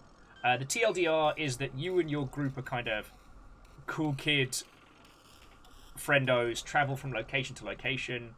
You're given the task of taking photos of this situation whilst avoiding any of the bad stuff. So it's things like there's an alien invasion, and you have to avoid taking photos of any aliens while taking photos of, like, UN soldiers being heroic and stuff like that. See, Edwin, this is the thing with H-Bomber Guy. It is 3 hours long, his Human Revolution video. But you know what? I do not regret watching all of it. Sometimes I encounter videos where people go for those lengthy runs, and they're just not good. I tried watching one about the history of Cowboy Bebop, and I made it about like 15 minutes in. But that one is really good. Yeah, so Fearless said, the government is paying you for photos they can use for propaganda, and specifically making sure that you avoid for taking photos of things they don't want the public to see. And yeah, it's one of those things that it's easier in the indie space to do those kind of things because you can't...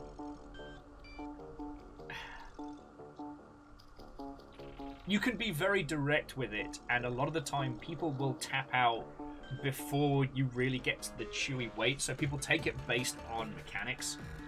I will say a lot of the AAA games do end up being very toothless when it comes to how they discuss things like representation, racism, you know, fascism, horrible things that exist. And it's one of the reasons why, like, Kyle and I will often pop off about Bioshock Infinite, because what it says artistically is abhorrent, even if it is a good game mechanically. And, you know, it went through a lot of trouble, and the vocal performances in it are brilliant, but when you stop and look at what it says artistically, nah. It is worse than toothless. I try not to get me and Kyle started on it when we're doing like Friday streams and stuff, because both of us start going ragey and like off pink. Anyway, let's talk to the cat. Oh good, you made it. The remote debugger is a little less remote, i.e. it's here. All you need to do now is go and stop it. Would you mind throwing that on the long ship? Friends, it's easier if we throw it on Discord than trying to show you a photo on a phone. And Moose, that is a good point about, like, despite H-Bomber Guy's videos being redonkulous in length, they genuinely respect your time.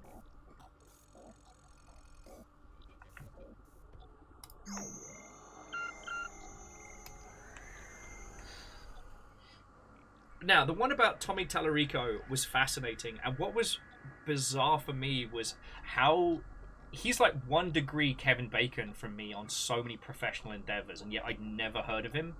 I'd heard of some of the things that he was involved with, Video Games Live and the music organization. Never heard of the bloke. But then again, I recently found out that one of my industry friendos had been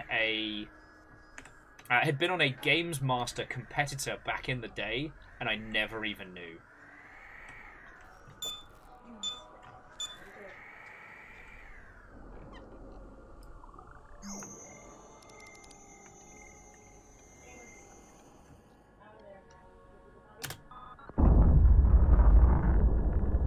Nice.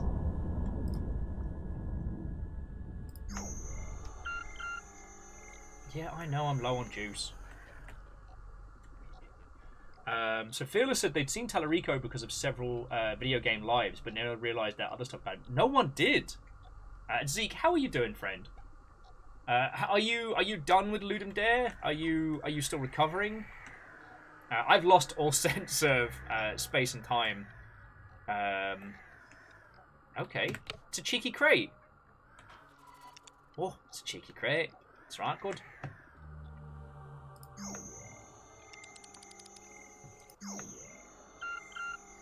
Edwin says they knew Tallarico mainly for the soundtrack to Advent Rising, which now has 2 over-the-top terrible people involved with.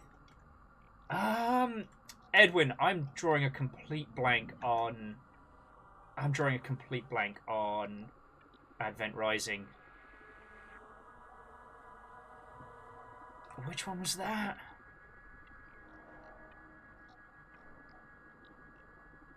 Oh no! Angel Kalina, no! So Zeke says that they are tired and busy, still recovering in a sense. Ludum Dare is the play and rate stage, so got to be doing something in the coming week. Doing good so far, 28 ratings already. Nice. Way cool.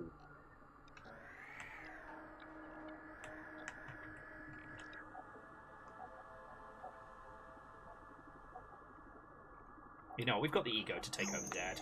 This is wrong. I am your father!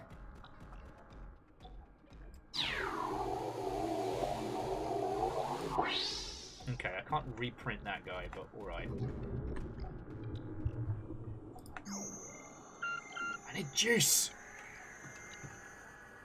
I need the good juice, man! So, Advent Rising was written by Orson Scott Card. You know what? I'm going to have to Google it,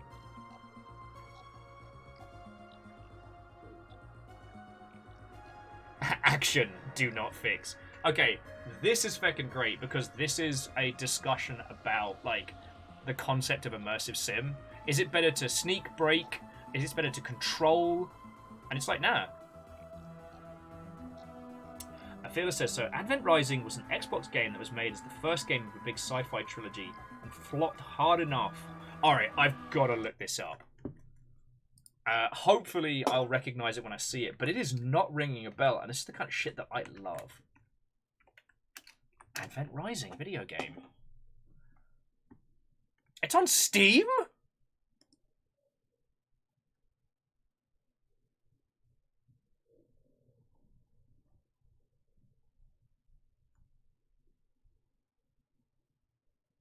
Developed by GlyphX and published by Majesco. God, I speak the old words.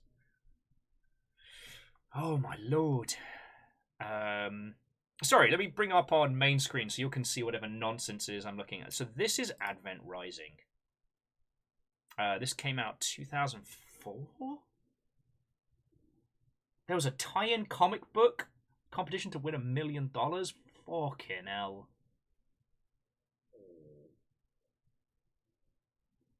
I don't think I've seen this, or if I have, my brain just filed it away with everything else. God. It's like if you ordered Halo from Wish.com. Like, bleed Nora. I know, I'm not putting the sound on, because I'm not taking a fucking copyright strike for this bollocks. God.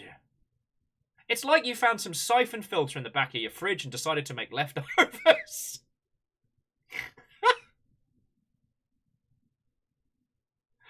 Alright. Edwin, I want you to know, if you showed me this as a parody of, like, PS1 era video games, I wouldn't believe this was real. I would be like, oh my word. The bland protagonist with the spiky hair? The garbage? Oh my word. And yeah, we've got... So we got vehicle, third-person controls... It's got very positive reviews. But this is the thing that's got me questioning. So Fearless was saying, like, to Lico's credit, the soundtrack to the game is pretty good. The game itself doesn't know when to dial back the epic music. But is it one of those situations where it wasn't Talico's work, it was someone working for him? Because that's what a lot of us took away from that last setup. I'm not sorry. Sorry, Unholy Glee was like, Halo from Wish.com. Sir, I was drinking tea. Look, I don't know when I'm going to be funny. I'm not intentionally funny. It just happens sometimes.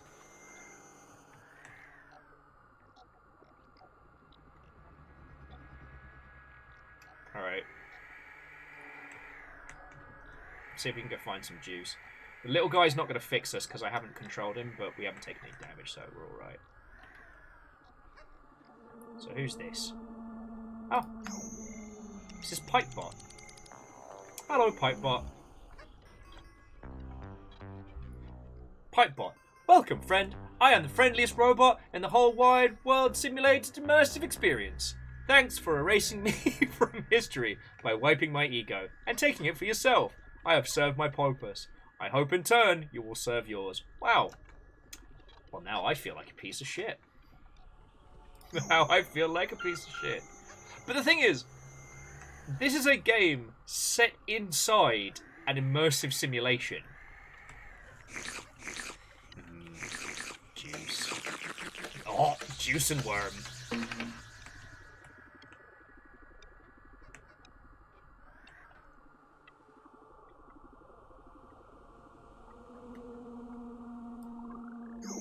Oh wow, so yeah, so we can blink around here. So we got a bug trap.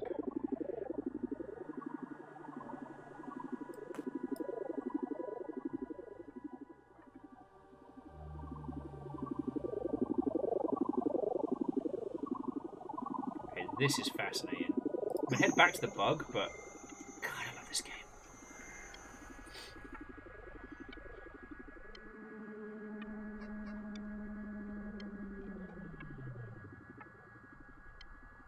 Oh, interesting. So Fearless was saying that Advent Rising bombed Majesco's ambitions of becoming one of the big publishers. Interesting. And, I mean, Fearless, like, thank you for bringing that up, because, like, even with the amount of nonsense that I go to keep up with games, I missed that whole saga. Unholy Glee, so we don't need to go into it too hard, because it's a complicated topic, and it's something that I want to do some standalone videos on. Like, when it comes to art made by bad people, we need to deal with it on a case-by-case basis. If you pick up a copy of Advent Rising right now, I do not think that would count as supporting Orson Scott Card's views on elements, or, you know, patting Tommy Tallarico on the back and giving him another Guinness World Record. You know, the disconnection between the art and the individual there. Now, if you did a 3-hour YouTube documentary about how great it is and how wonderful they are, that's a different story. But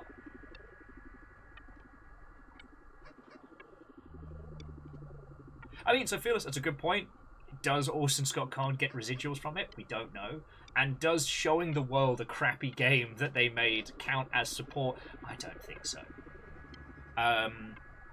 Because, yeah, we don't have to get into it right now, but yeah, I've pretty much made my feelings on the new Hogwarts game very clear, and I am going to be asking, you know, people in both the streaming and games industry space to avoid covering it, to absolutely not stream it, don't pre-order, don't purchase, don't support it, because that is an instance where a piece of art is being used simultaneously as both the sword and shield against people that we all care about. Like, there's no practicing death of the author, you know what I mean? So, dealing with each of these in turn, you know, watching the Harry Potter films that you purchased on DVD 1,000 years ago is not showing support for Joanne, but, you know, streaming the game that the IP is attached to as it comes out feels like it is. So that's all I want to say on that one. Like I said, I want to make some more cohesive videos on that rather than just offhand comments on a long stream.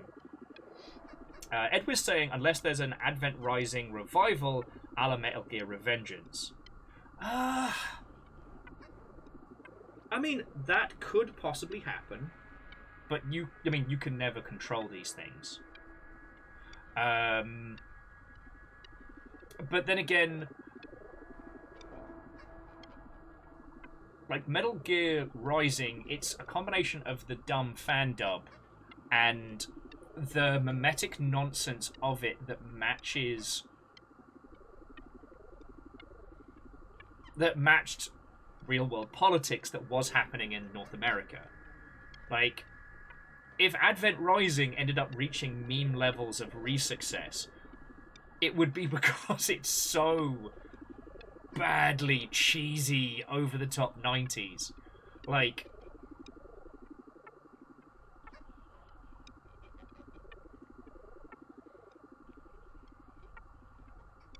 God, see, Fearless, that's probably why I hadn't heard of Advent Rising, as I never got the chance to go to a Video Games Live, which, I mean, at the time was such a huge deal. Now, the thing that we're trying to do is to stop people talking about video game music as video game music and start talking about it as just music.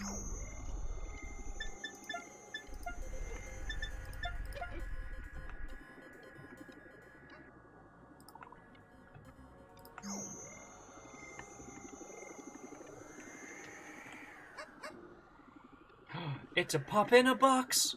Oh, that requires the West Wing key. Oh, he's in a little box. That's not cool.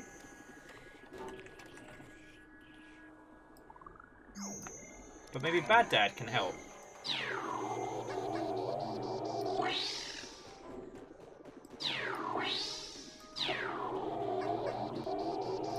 Woohoo!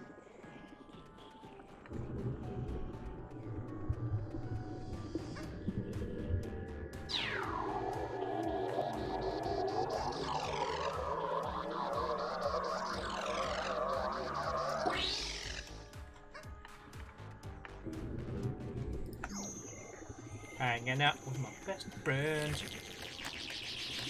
He's a tiny pup. Alright, we're gonna go find the west wing key so we can get this out. But yeah, and friends, I hope I didn't bring the mood down too hard with talking about, like, you know, problematic authors and problematic art and things like that. Because it's bloody complicated. Because going back to, like, Orson Scott Card, who is a piece of shit, it's fascinating to discuss because, as we've commented on, like, you know, especially Ender's Game is about, like, acceptance and inclusivity, and it's one of those situations where the art says something in such counter to the views of the creator. Now, this is where I start getting way out of my depth, in that, you know, there's a philosophy that there is no such thing as art without politics, and that every creator puts something of themselves into their work. But then there's also the philosophy of, like, the death of the author, where as soon as you finish making a piece of art, you know, book, video game, etc., and put it out into the world, you're no longer in charge of it. You're not in charge of its meaning, you're not in charge of its interpretation. You don't get to stand over someone's shoulder and go, no, actually it means this. Which is a scary concept to put forward. Like, I mean, it's certainly not a boring topic, that's for damn sure.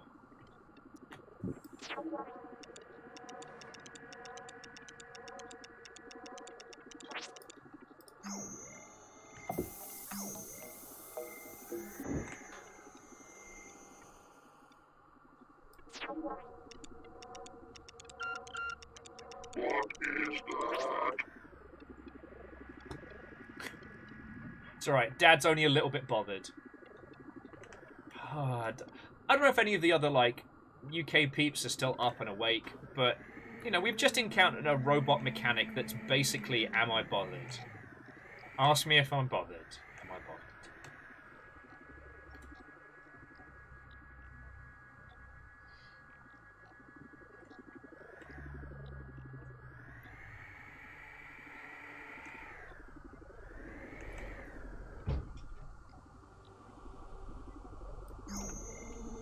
Alright, hook me up with the good juice.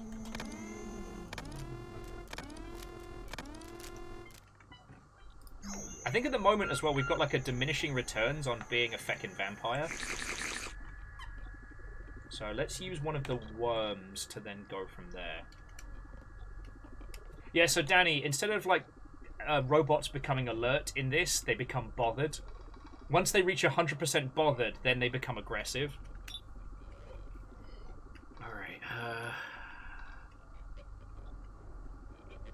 There we go. So, faster leaching means less juice concerned. 2 worms.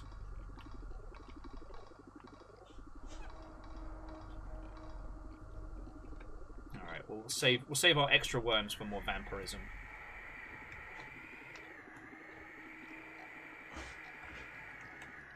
There's Dad. Is he bothered? What is that? Oh shit, he's bothered. He's bothered! Target lost. He is unbothered. Out. Go after you.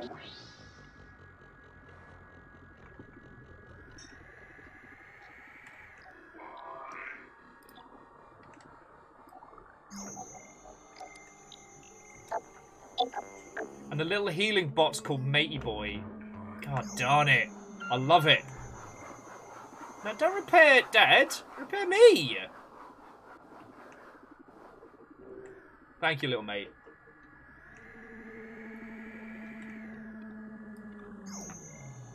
What sensation?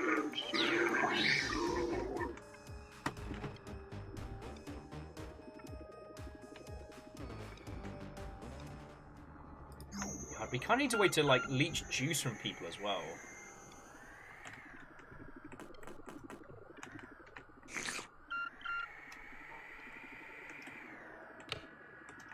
Pop open a cheeky crate for some batteries. Oh, tell me.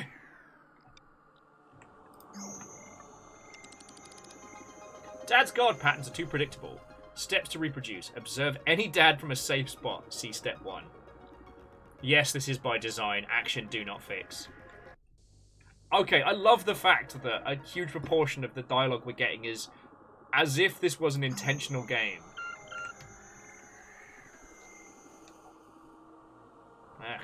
We got the ego to make it work.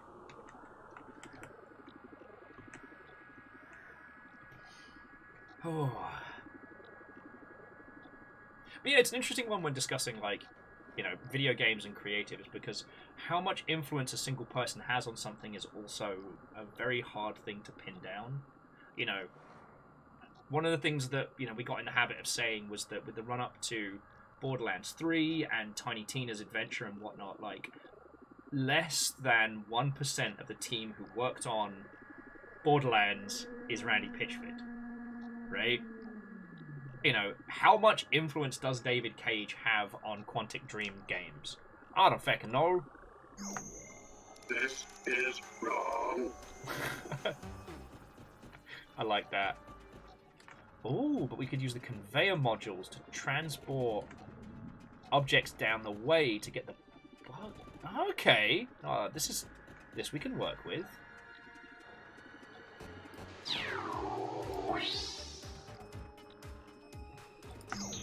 And seriously, like any good kind of like immersive sim style game, the way in which I'm learning this world and what I can do in it is so much fun.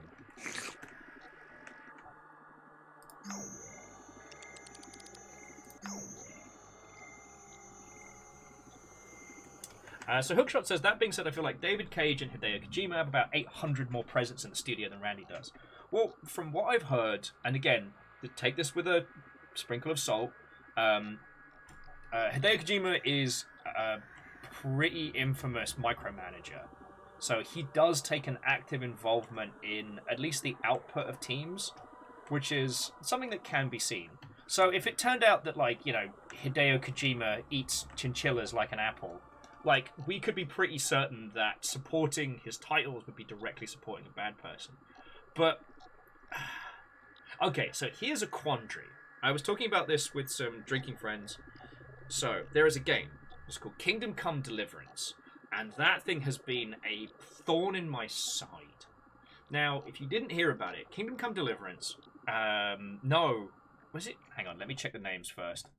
To make sure I'm talking about the right game, because there's Kingdoms of Amalur, which was the tax break.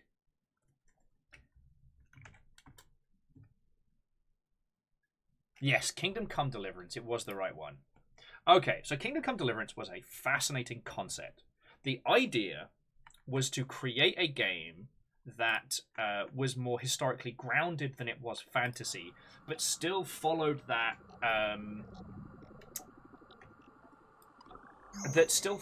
that kind of like open world fantasy game style. So it was first person, it was very Bethesda-esque, but it was meant to be grounded in history.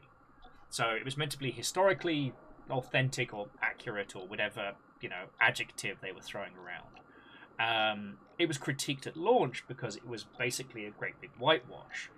And it started a bit of an argument. Now, we've discussed this in the past, like, we don't need to go into it. And a load of you here have a much better grasp of, like, you know, history than I do from, like, an academic standpoint. But the TLDR is that, you know, the ancient world was very diverse. But we can only summarize how diverse it was by the rate at which objects and elements traveled. A lot of the regions of the ancient world only kept records for people that, you know, owned land or paid taxes or had a name that was related to some kind of lord or, you know, ruler or what have you.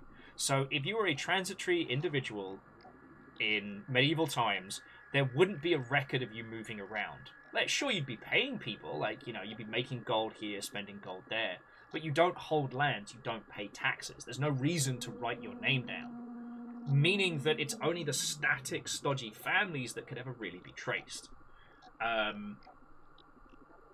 With Kingdom Come Deliverance, when the game came out and, you know, all the characters were as white as the driven snow, the development team cited that it was historically accurate for it to be pasty.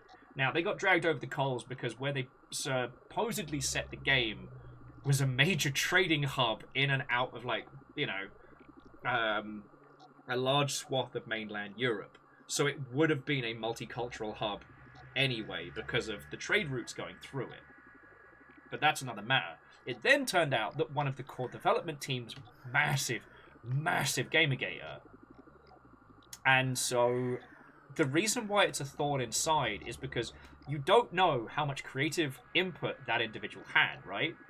But when you extrapolate backwards of, like, you know, the whitewash history plus, you know, someone who supports an operation that hates women, like, it's real hard to not feel like there's a correlation. And it's really hard not to feel like, you know, supporting a project like that would be supporting horrible people, you know?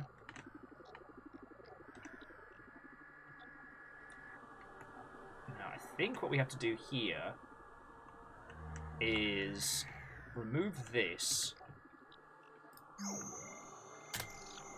So we disintegrate the box.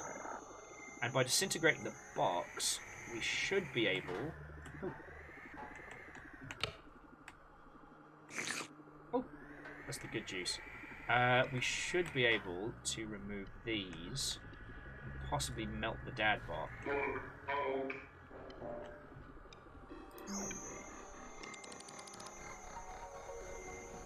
Dads can't see through crates. Do not fix.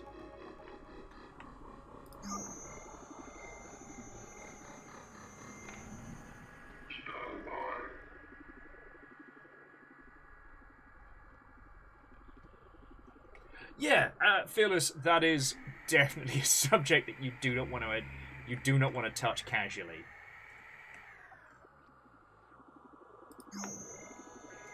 Okay, anyway,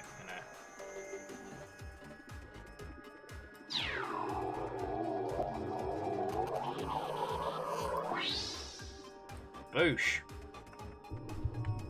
Oh, what I do like as well is because we've sucked up one of the other dads, this dad has now been classified as unsafe and will be attacked on sight. And yeah, the casual nature in which the Kingdom Come Deliverance team tackled a lot of those subjects starts to make you feel real uncomfortable, you know?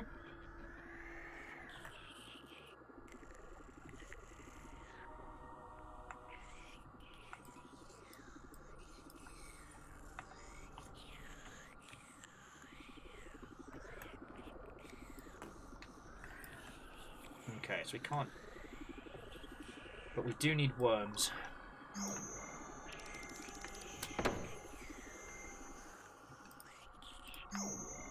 Okay.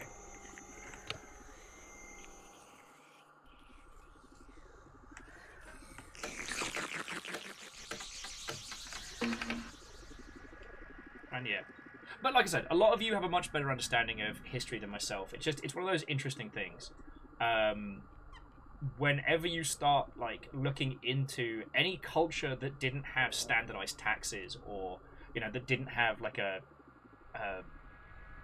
overly obsessed royal lineage, it can be really hard to track people and see where things are and how they shaped out. It happens a lot when looking into Attila the Hun, and any of the steppe tribes that operated on systems of, like, bartering, and they didn't hold lands because of their very kind of nomadic lifestyle. Like, it's bloody hard to find out what was going on with them. So you kind of end up having to go by accounts from other historians from different cultures. But then you're reading about a culture through the filter of a different, possibly hostile source.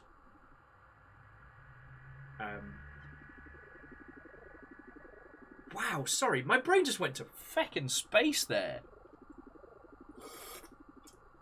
I love talking about this, and I'm sure any of you that have also like really looked into like Viking history and things like that, like we extrapolate a lot of information about, but there wasn't too much that was written down. You know, we know a lot from Viking individuals that either emigrated or swore allegiance to other countries. We know so much about what's his name, Rollo, who, if you've watched Vikings, is the... God, bless that himbo. But, Rollo did marry into French aristocracy to help protect them against Viking attacks.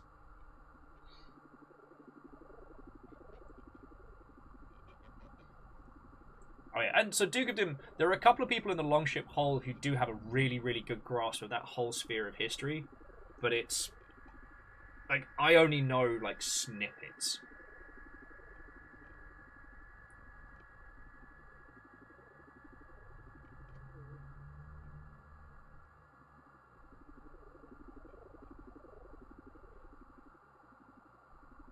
Yes!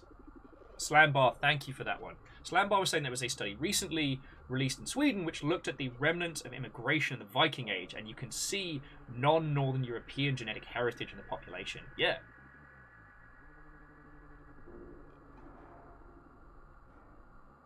It's one of those like little fascinating things to chip away at. And the reason why I referenced it again is just because it was something that was brought up in Kingdom Come Deliverance as justification for why everyone, was as white as the driven snow. So, it's just kind of fascinating, The reason I brought up Kingdom Come Deliverance is that, and the reason why it's the thorn in my side, is that artistically and even intellectually, it's something that I love chipping away at, right? Because it's using history as a... Oh yeah, not a chance, mate.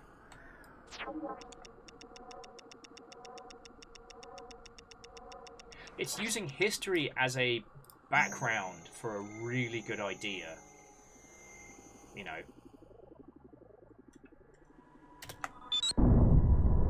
Kablammy. We do a lot of stuff with fantasy games, we do a lot of stuff with sci-fi, but putting things in even like a semi-grounded historical setup is bloody hard. And I'd love to see more of it.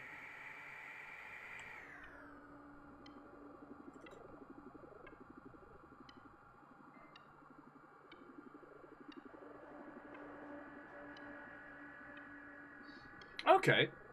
So, Phyllis, Look.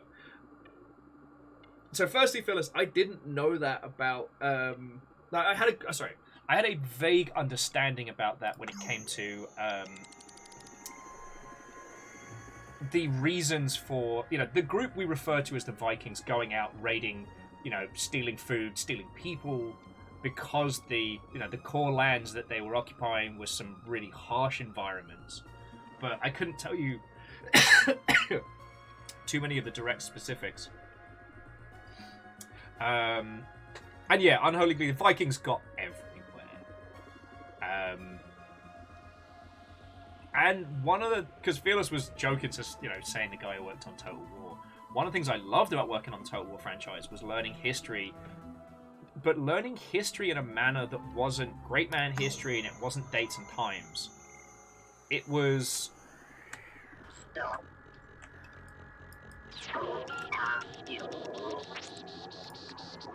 Oh, I nearly died there. But it was learning a lot of...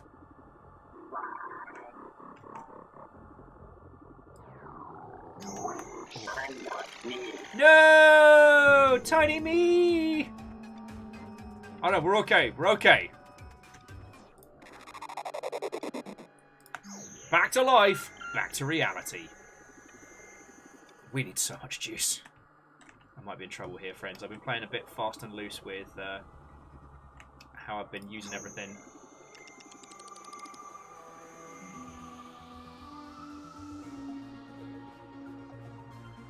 Do not fix.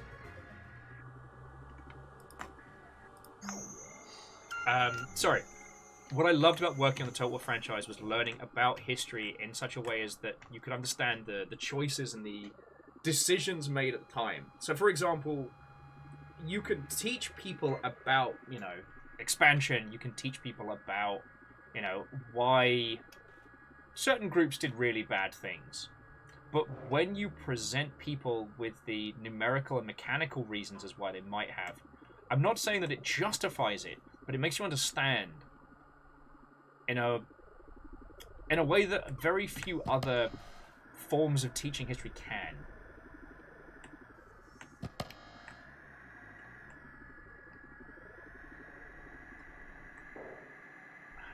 arse kicked now because I'm not paying attention. I learnt so much about the classics that I didn't know from working on Rome 2, and even with my, you know, weeb tier knowledge of Sengoku Jidai Japan, I learnt a buttload. Alright, get Matey Boy to give us a heal. I learnt a buttload more about it that I did not know.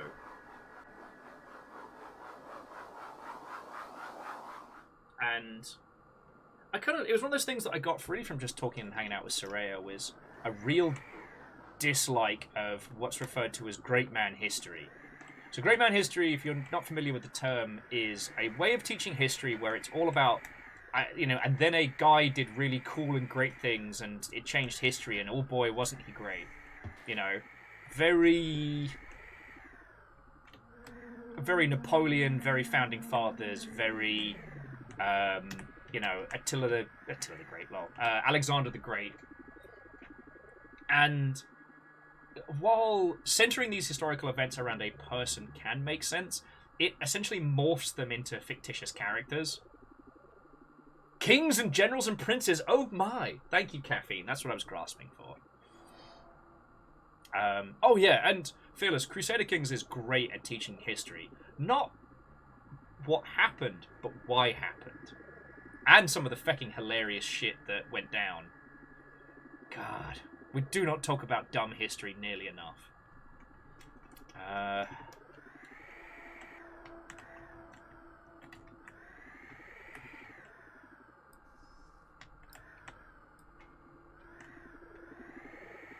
Hoping we can use the bug trap to clear out this other dad, because I'm out of juice, I've got very little ego left.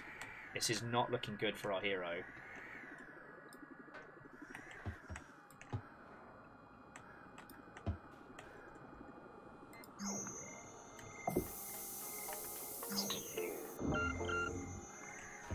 I know I'm out of juice, don't judge me.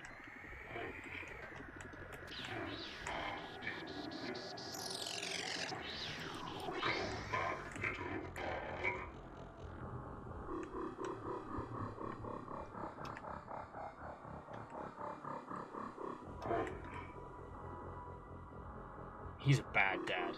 He's a hostile bad dad. Okay, that thing was supposed to explode, don't judge me, alright?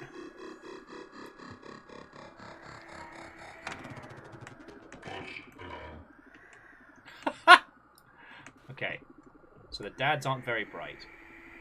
They can't see me if I don't... Ooh, what's this? Ego tunes.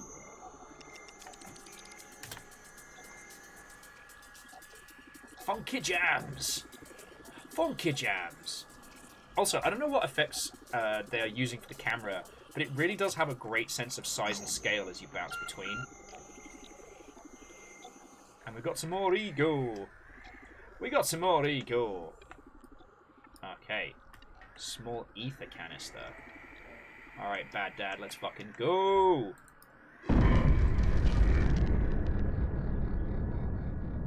That could have been better.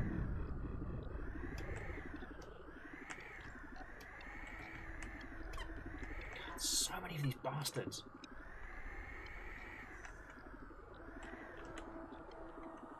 User-friendly test unit.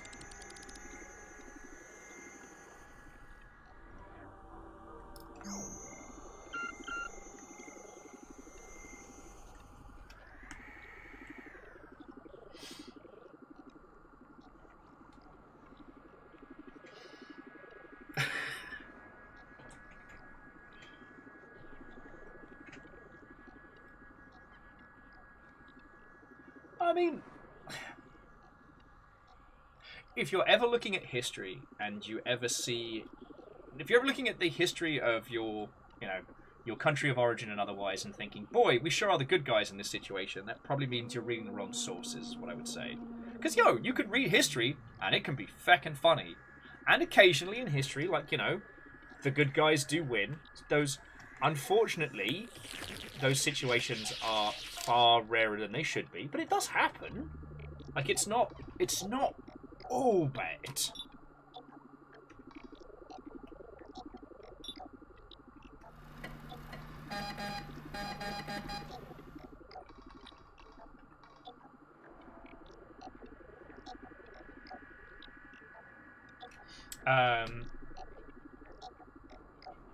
And especially if you're from, you know, North America or the UK or any of those regions, like, learning why those regions are, like, learning why there's so many terrible points in history in both and how they came around and the effect of them is enlightening. Ah, slam bar, that's the one. If you feel proud, you've not read a history book.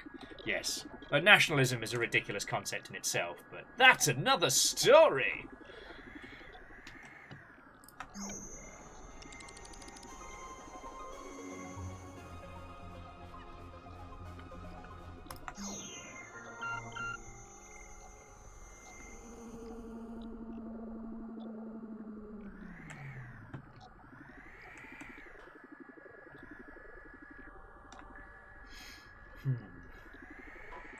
Looks like we've got ourselves a dad problem.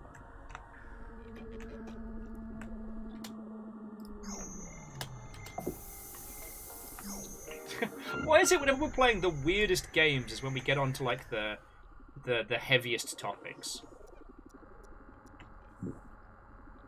Oh, I'm out of fucking juice.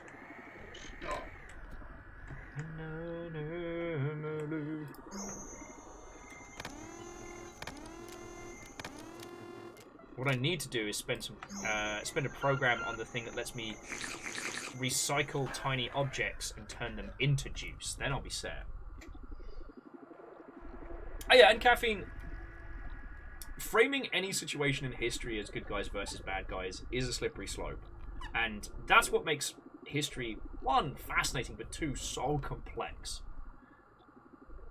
Like, it would be lovely to have a narrative of the world where, you know, good people did only good things and good stuff came from it. Thumbs up. Like, it's nice, it's neat, it's tidy, it's lovely. But it's not the case. But, you know, I'm by no means a historian, friends. I was lucky enough to work on a game that allowed me to learn a buttload of history. No. Your soul is mine. Also, we're in a two-dad scenario, because the other dad can see us. So I'm going to wait for this dad to turn around, and then we'll get weird with it.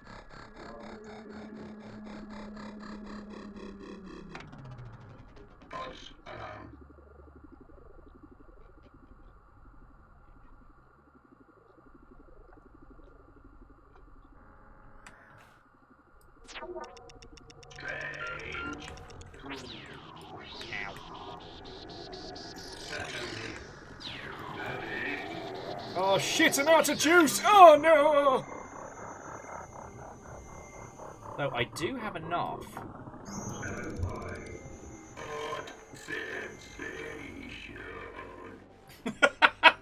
You hear the robot singing Good Sensation. So basically, the dad bot just absorbed me. But because I had enough ego left, that allowed me to take over the dad that zapped me, which would then allow me to print out myself.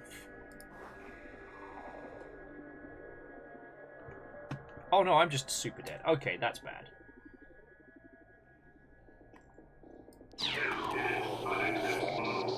I win. But now here's the problem. Where are we? Where's Bug? Okay, there's Bug.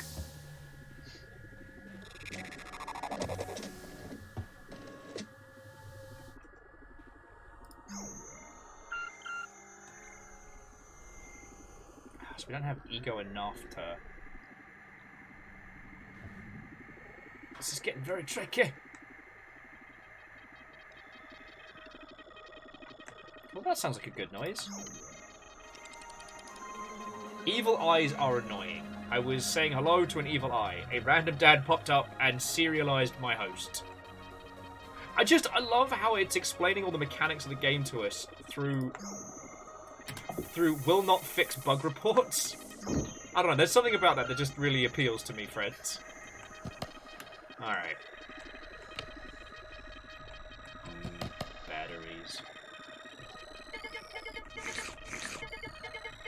No. Oh, piss. It even just told me about that. Why am I stupid? Why am I stupid? So, I tell you what, friends. As I'm getting into a nice rhythm in this game, and I think I've shown you all enough to make a decent choice on whether or not this game is for you.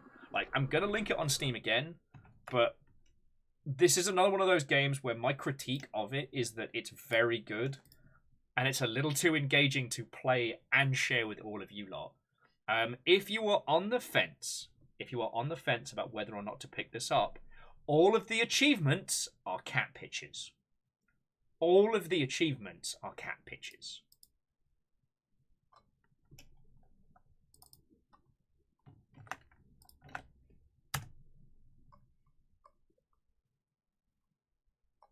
And considering the art style as well, like, I really thought it was going to be more... I don't want to say abrasive. I thought it was going to be more aggressive. Much like Golden Light and games like that, I thought this was going to be very... Oh, sorry. I'm just quickly saving it and then closing. I thought this game was going to be a lot more abrasive. That's what I was looking for. Because, like, don't get me wrong. I love an indie game that's not afraid to fuck with you. I love an indie game that says, no, this is my art style. Like it or fuck off. I know Golden Light's not for everybody, but oh boy. If you can get into it, by the 9.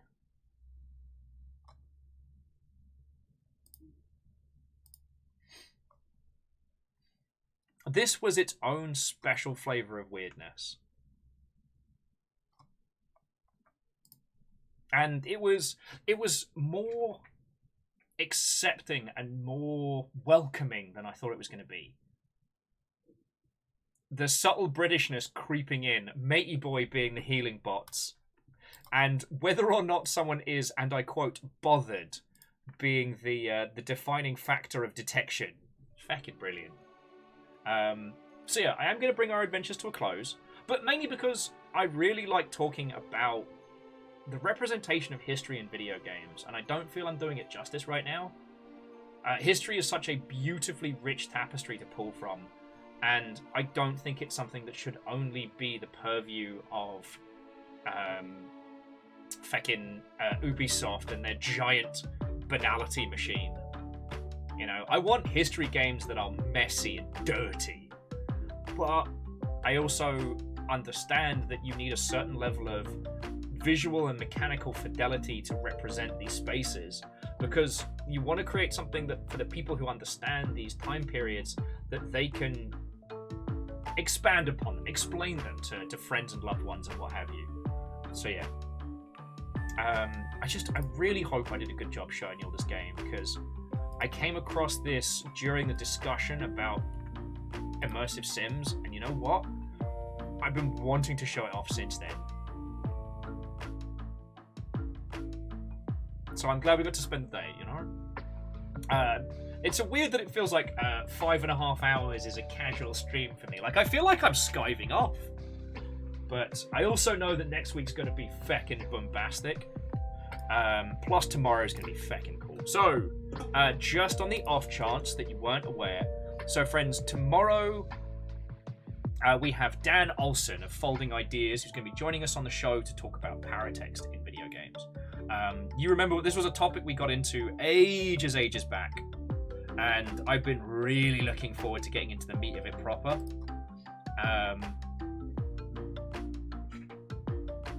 The idea that the very digital communities that we are in shape our experiences and how they unfold. I mean, I cannot get enough of that as a conversation topic. Let me fucking tell you. So, so yeah, we'll have Dan on the show tomorrow, and I'm really looking forward to it.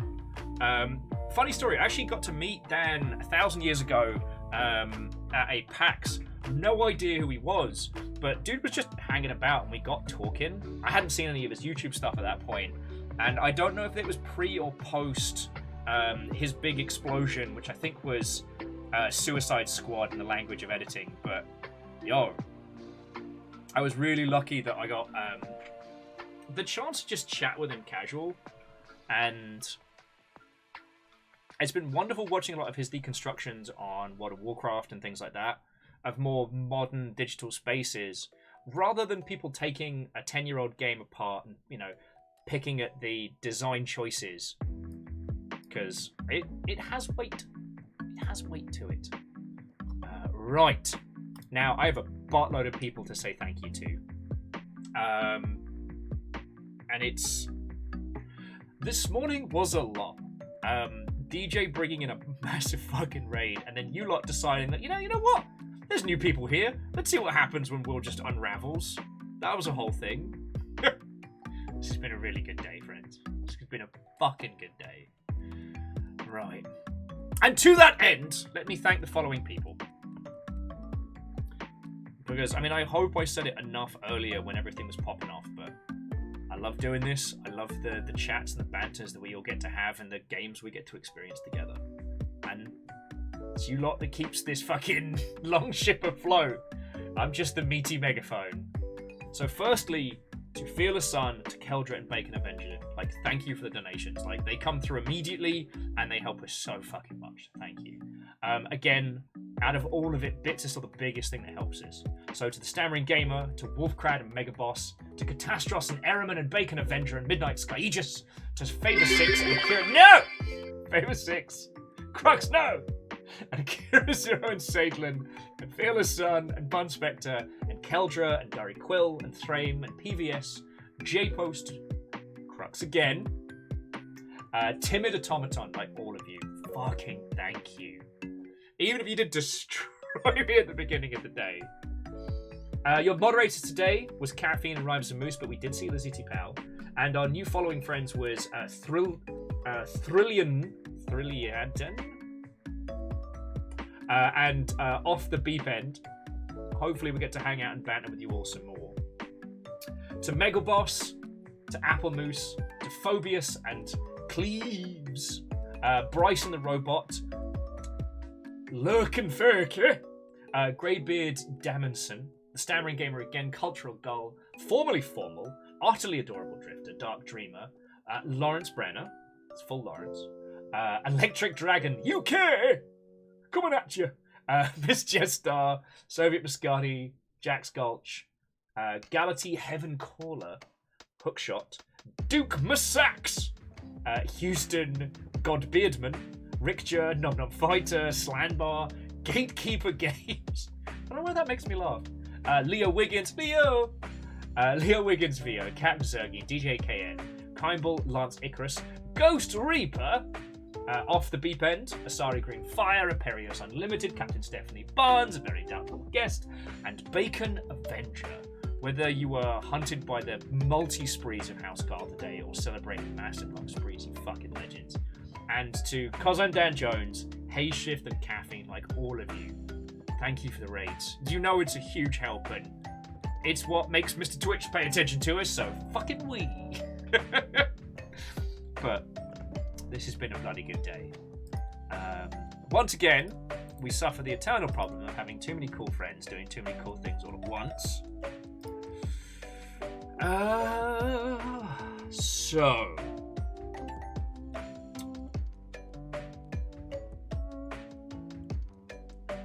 Okay, so I'm going to make you 3 offers of where to go next. 3 offers. An airport for aliens, currently run by dogs, Sekiro, or Back for Blood.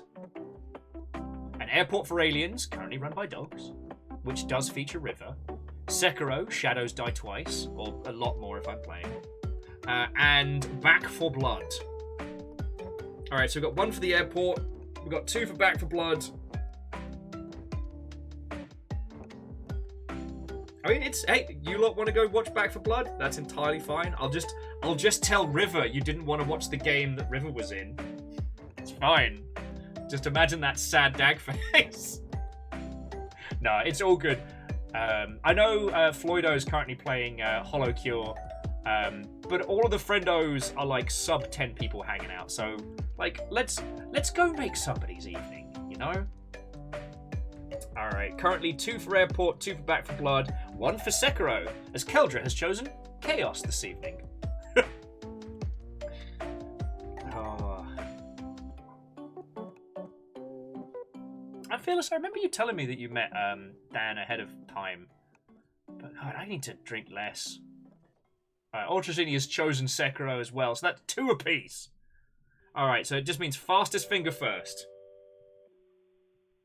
Next vote breaks it. Yes, Kel, it is a 3-way tie. Alright. I said next one breaks it. Caffeine said Back for Blood.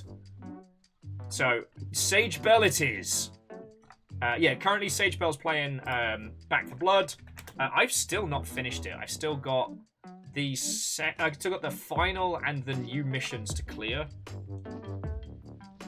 God, I just... At some point, I just want to sit down and... Oh, God.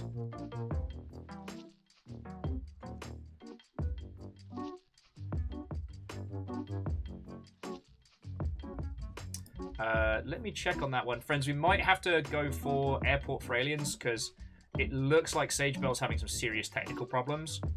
And it's unfortunately a messy slideshow over there right now. But on the plus side, we'll go look at River, so... Oh no, Angel Cleaner, as always, like, thank you lot. I fucking love doing this. And on days like today, where the only thing I can say that went wrong was that the game was too good, and I wasn't able to concentrate on banter proper, that's a good problem to have, friends.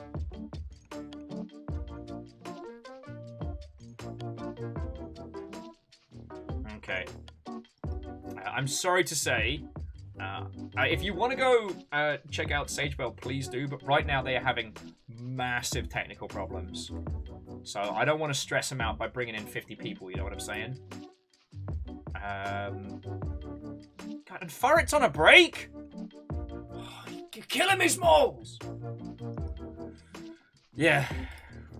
It might end up being Dins. Okay, yeah, Dins is the only person who's currently live and not having it all break. So yeah, I'm going to pass you all over to Dinsdale.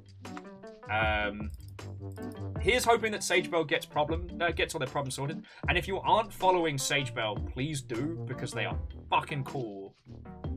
So yeah, Keldra, whether it was by dark magics or by intent.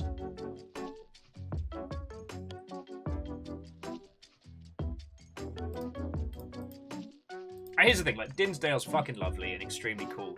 And it's been getting really good at Sekiro.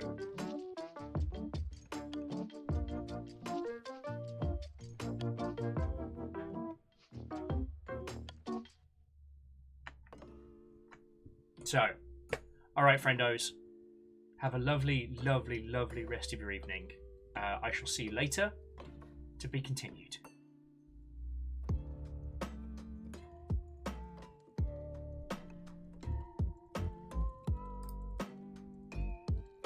Because I gotta go be very boring and do a whole bunch of laundry, paperwork, and cleaning. Let me tell you, it is not gonna be a party after this.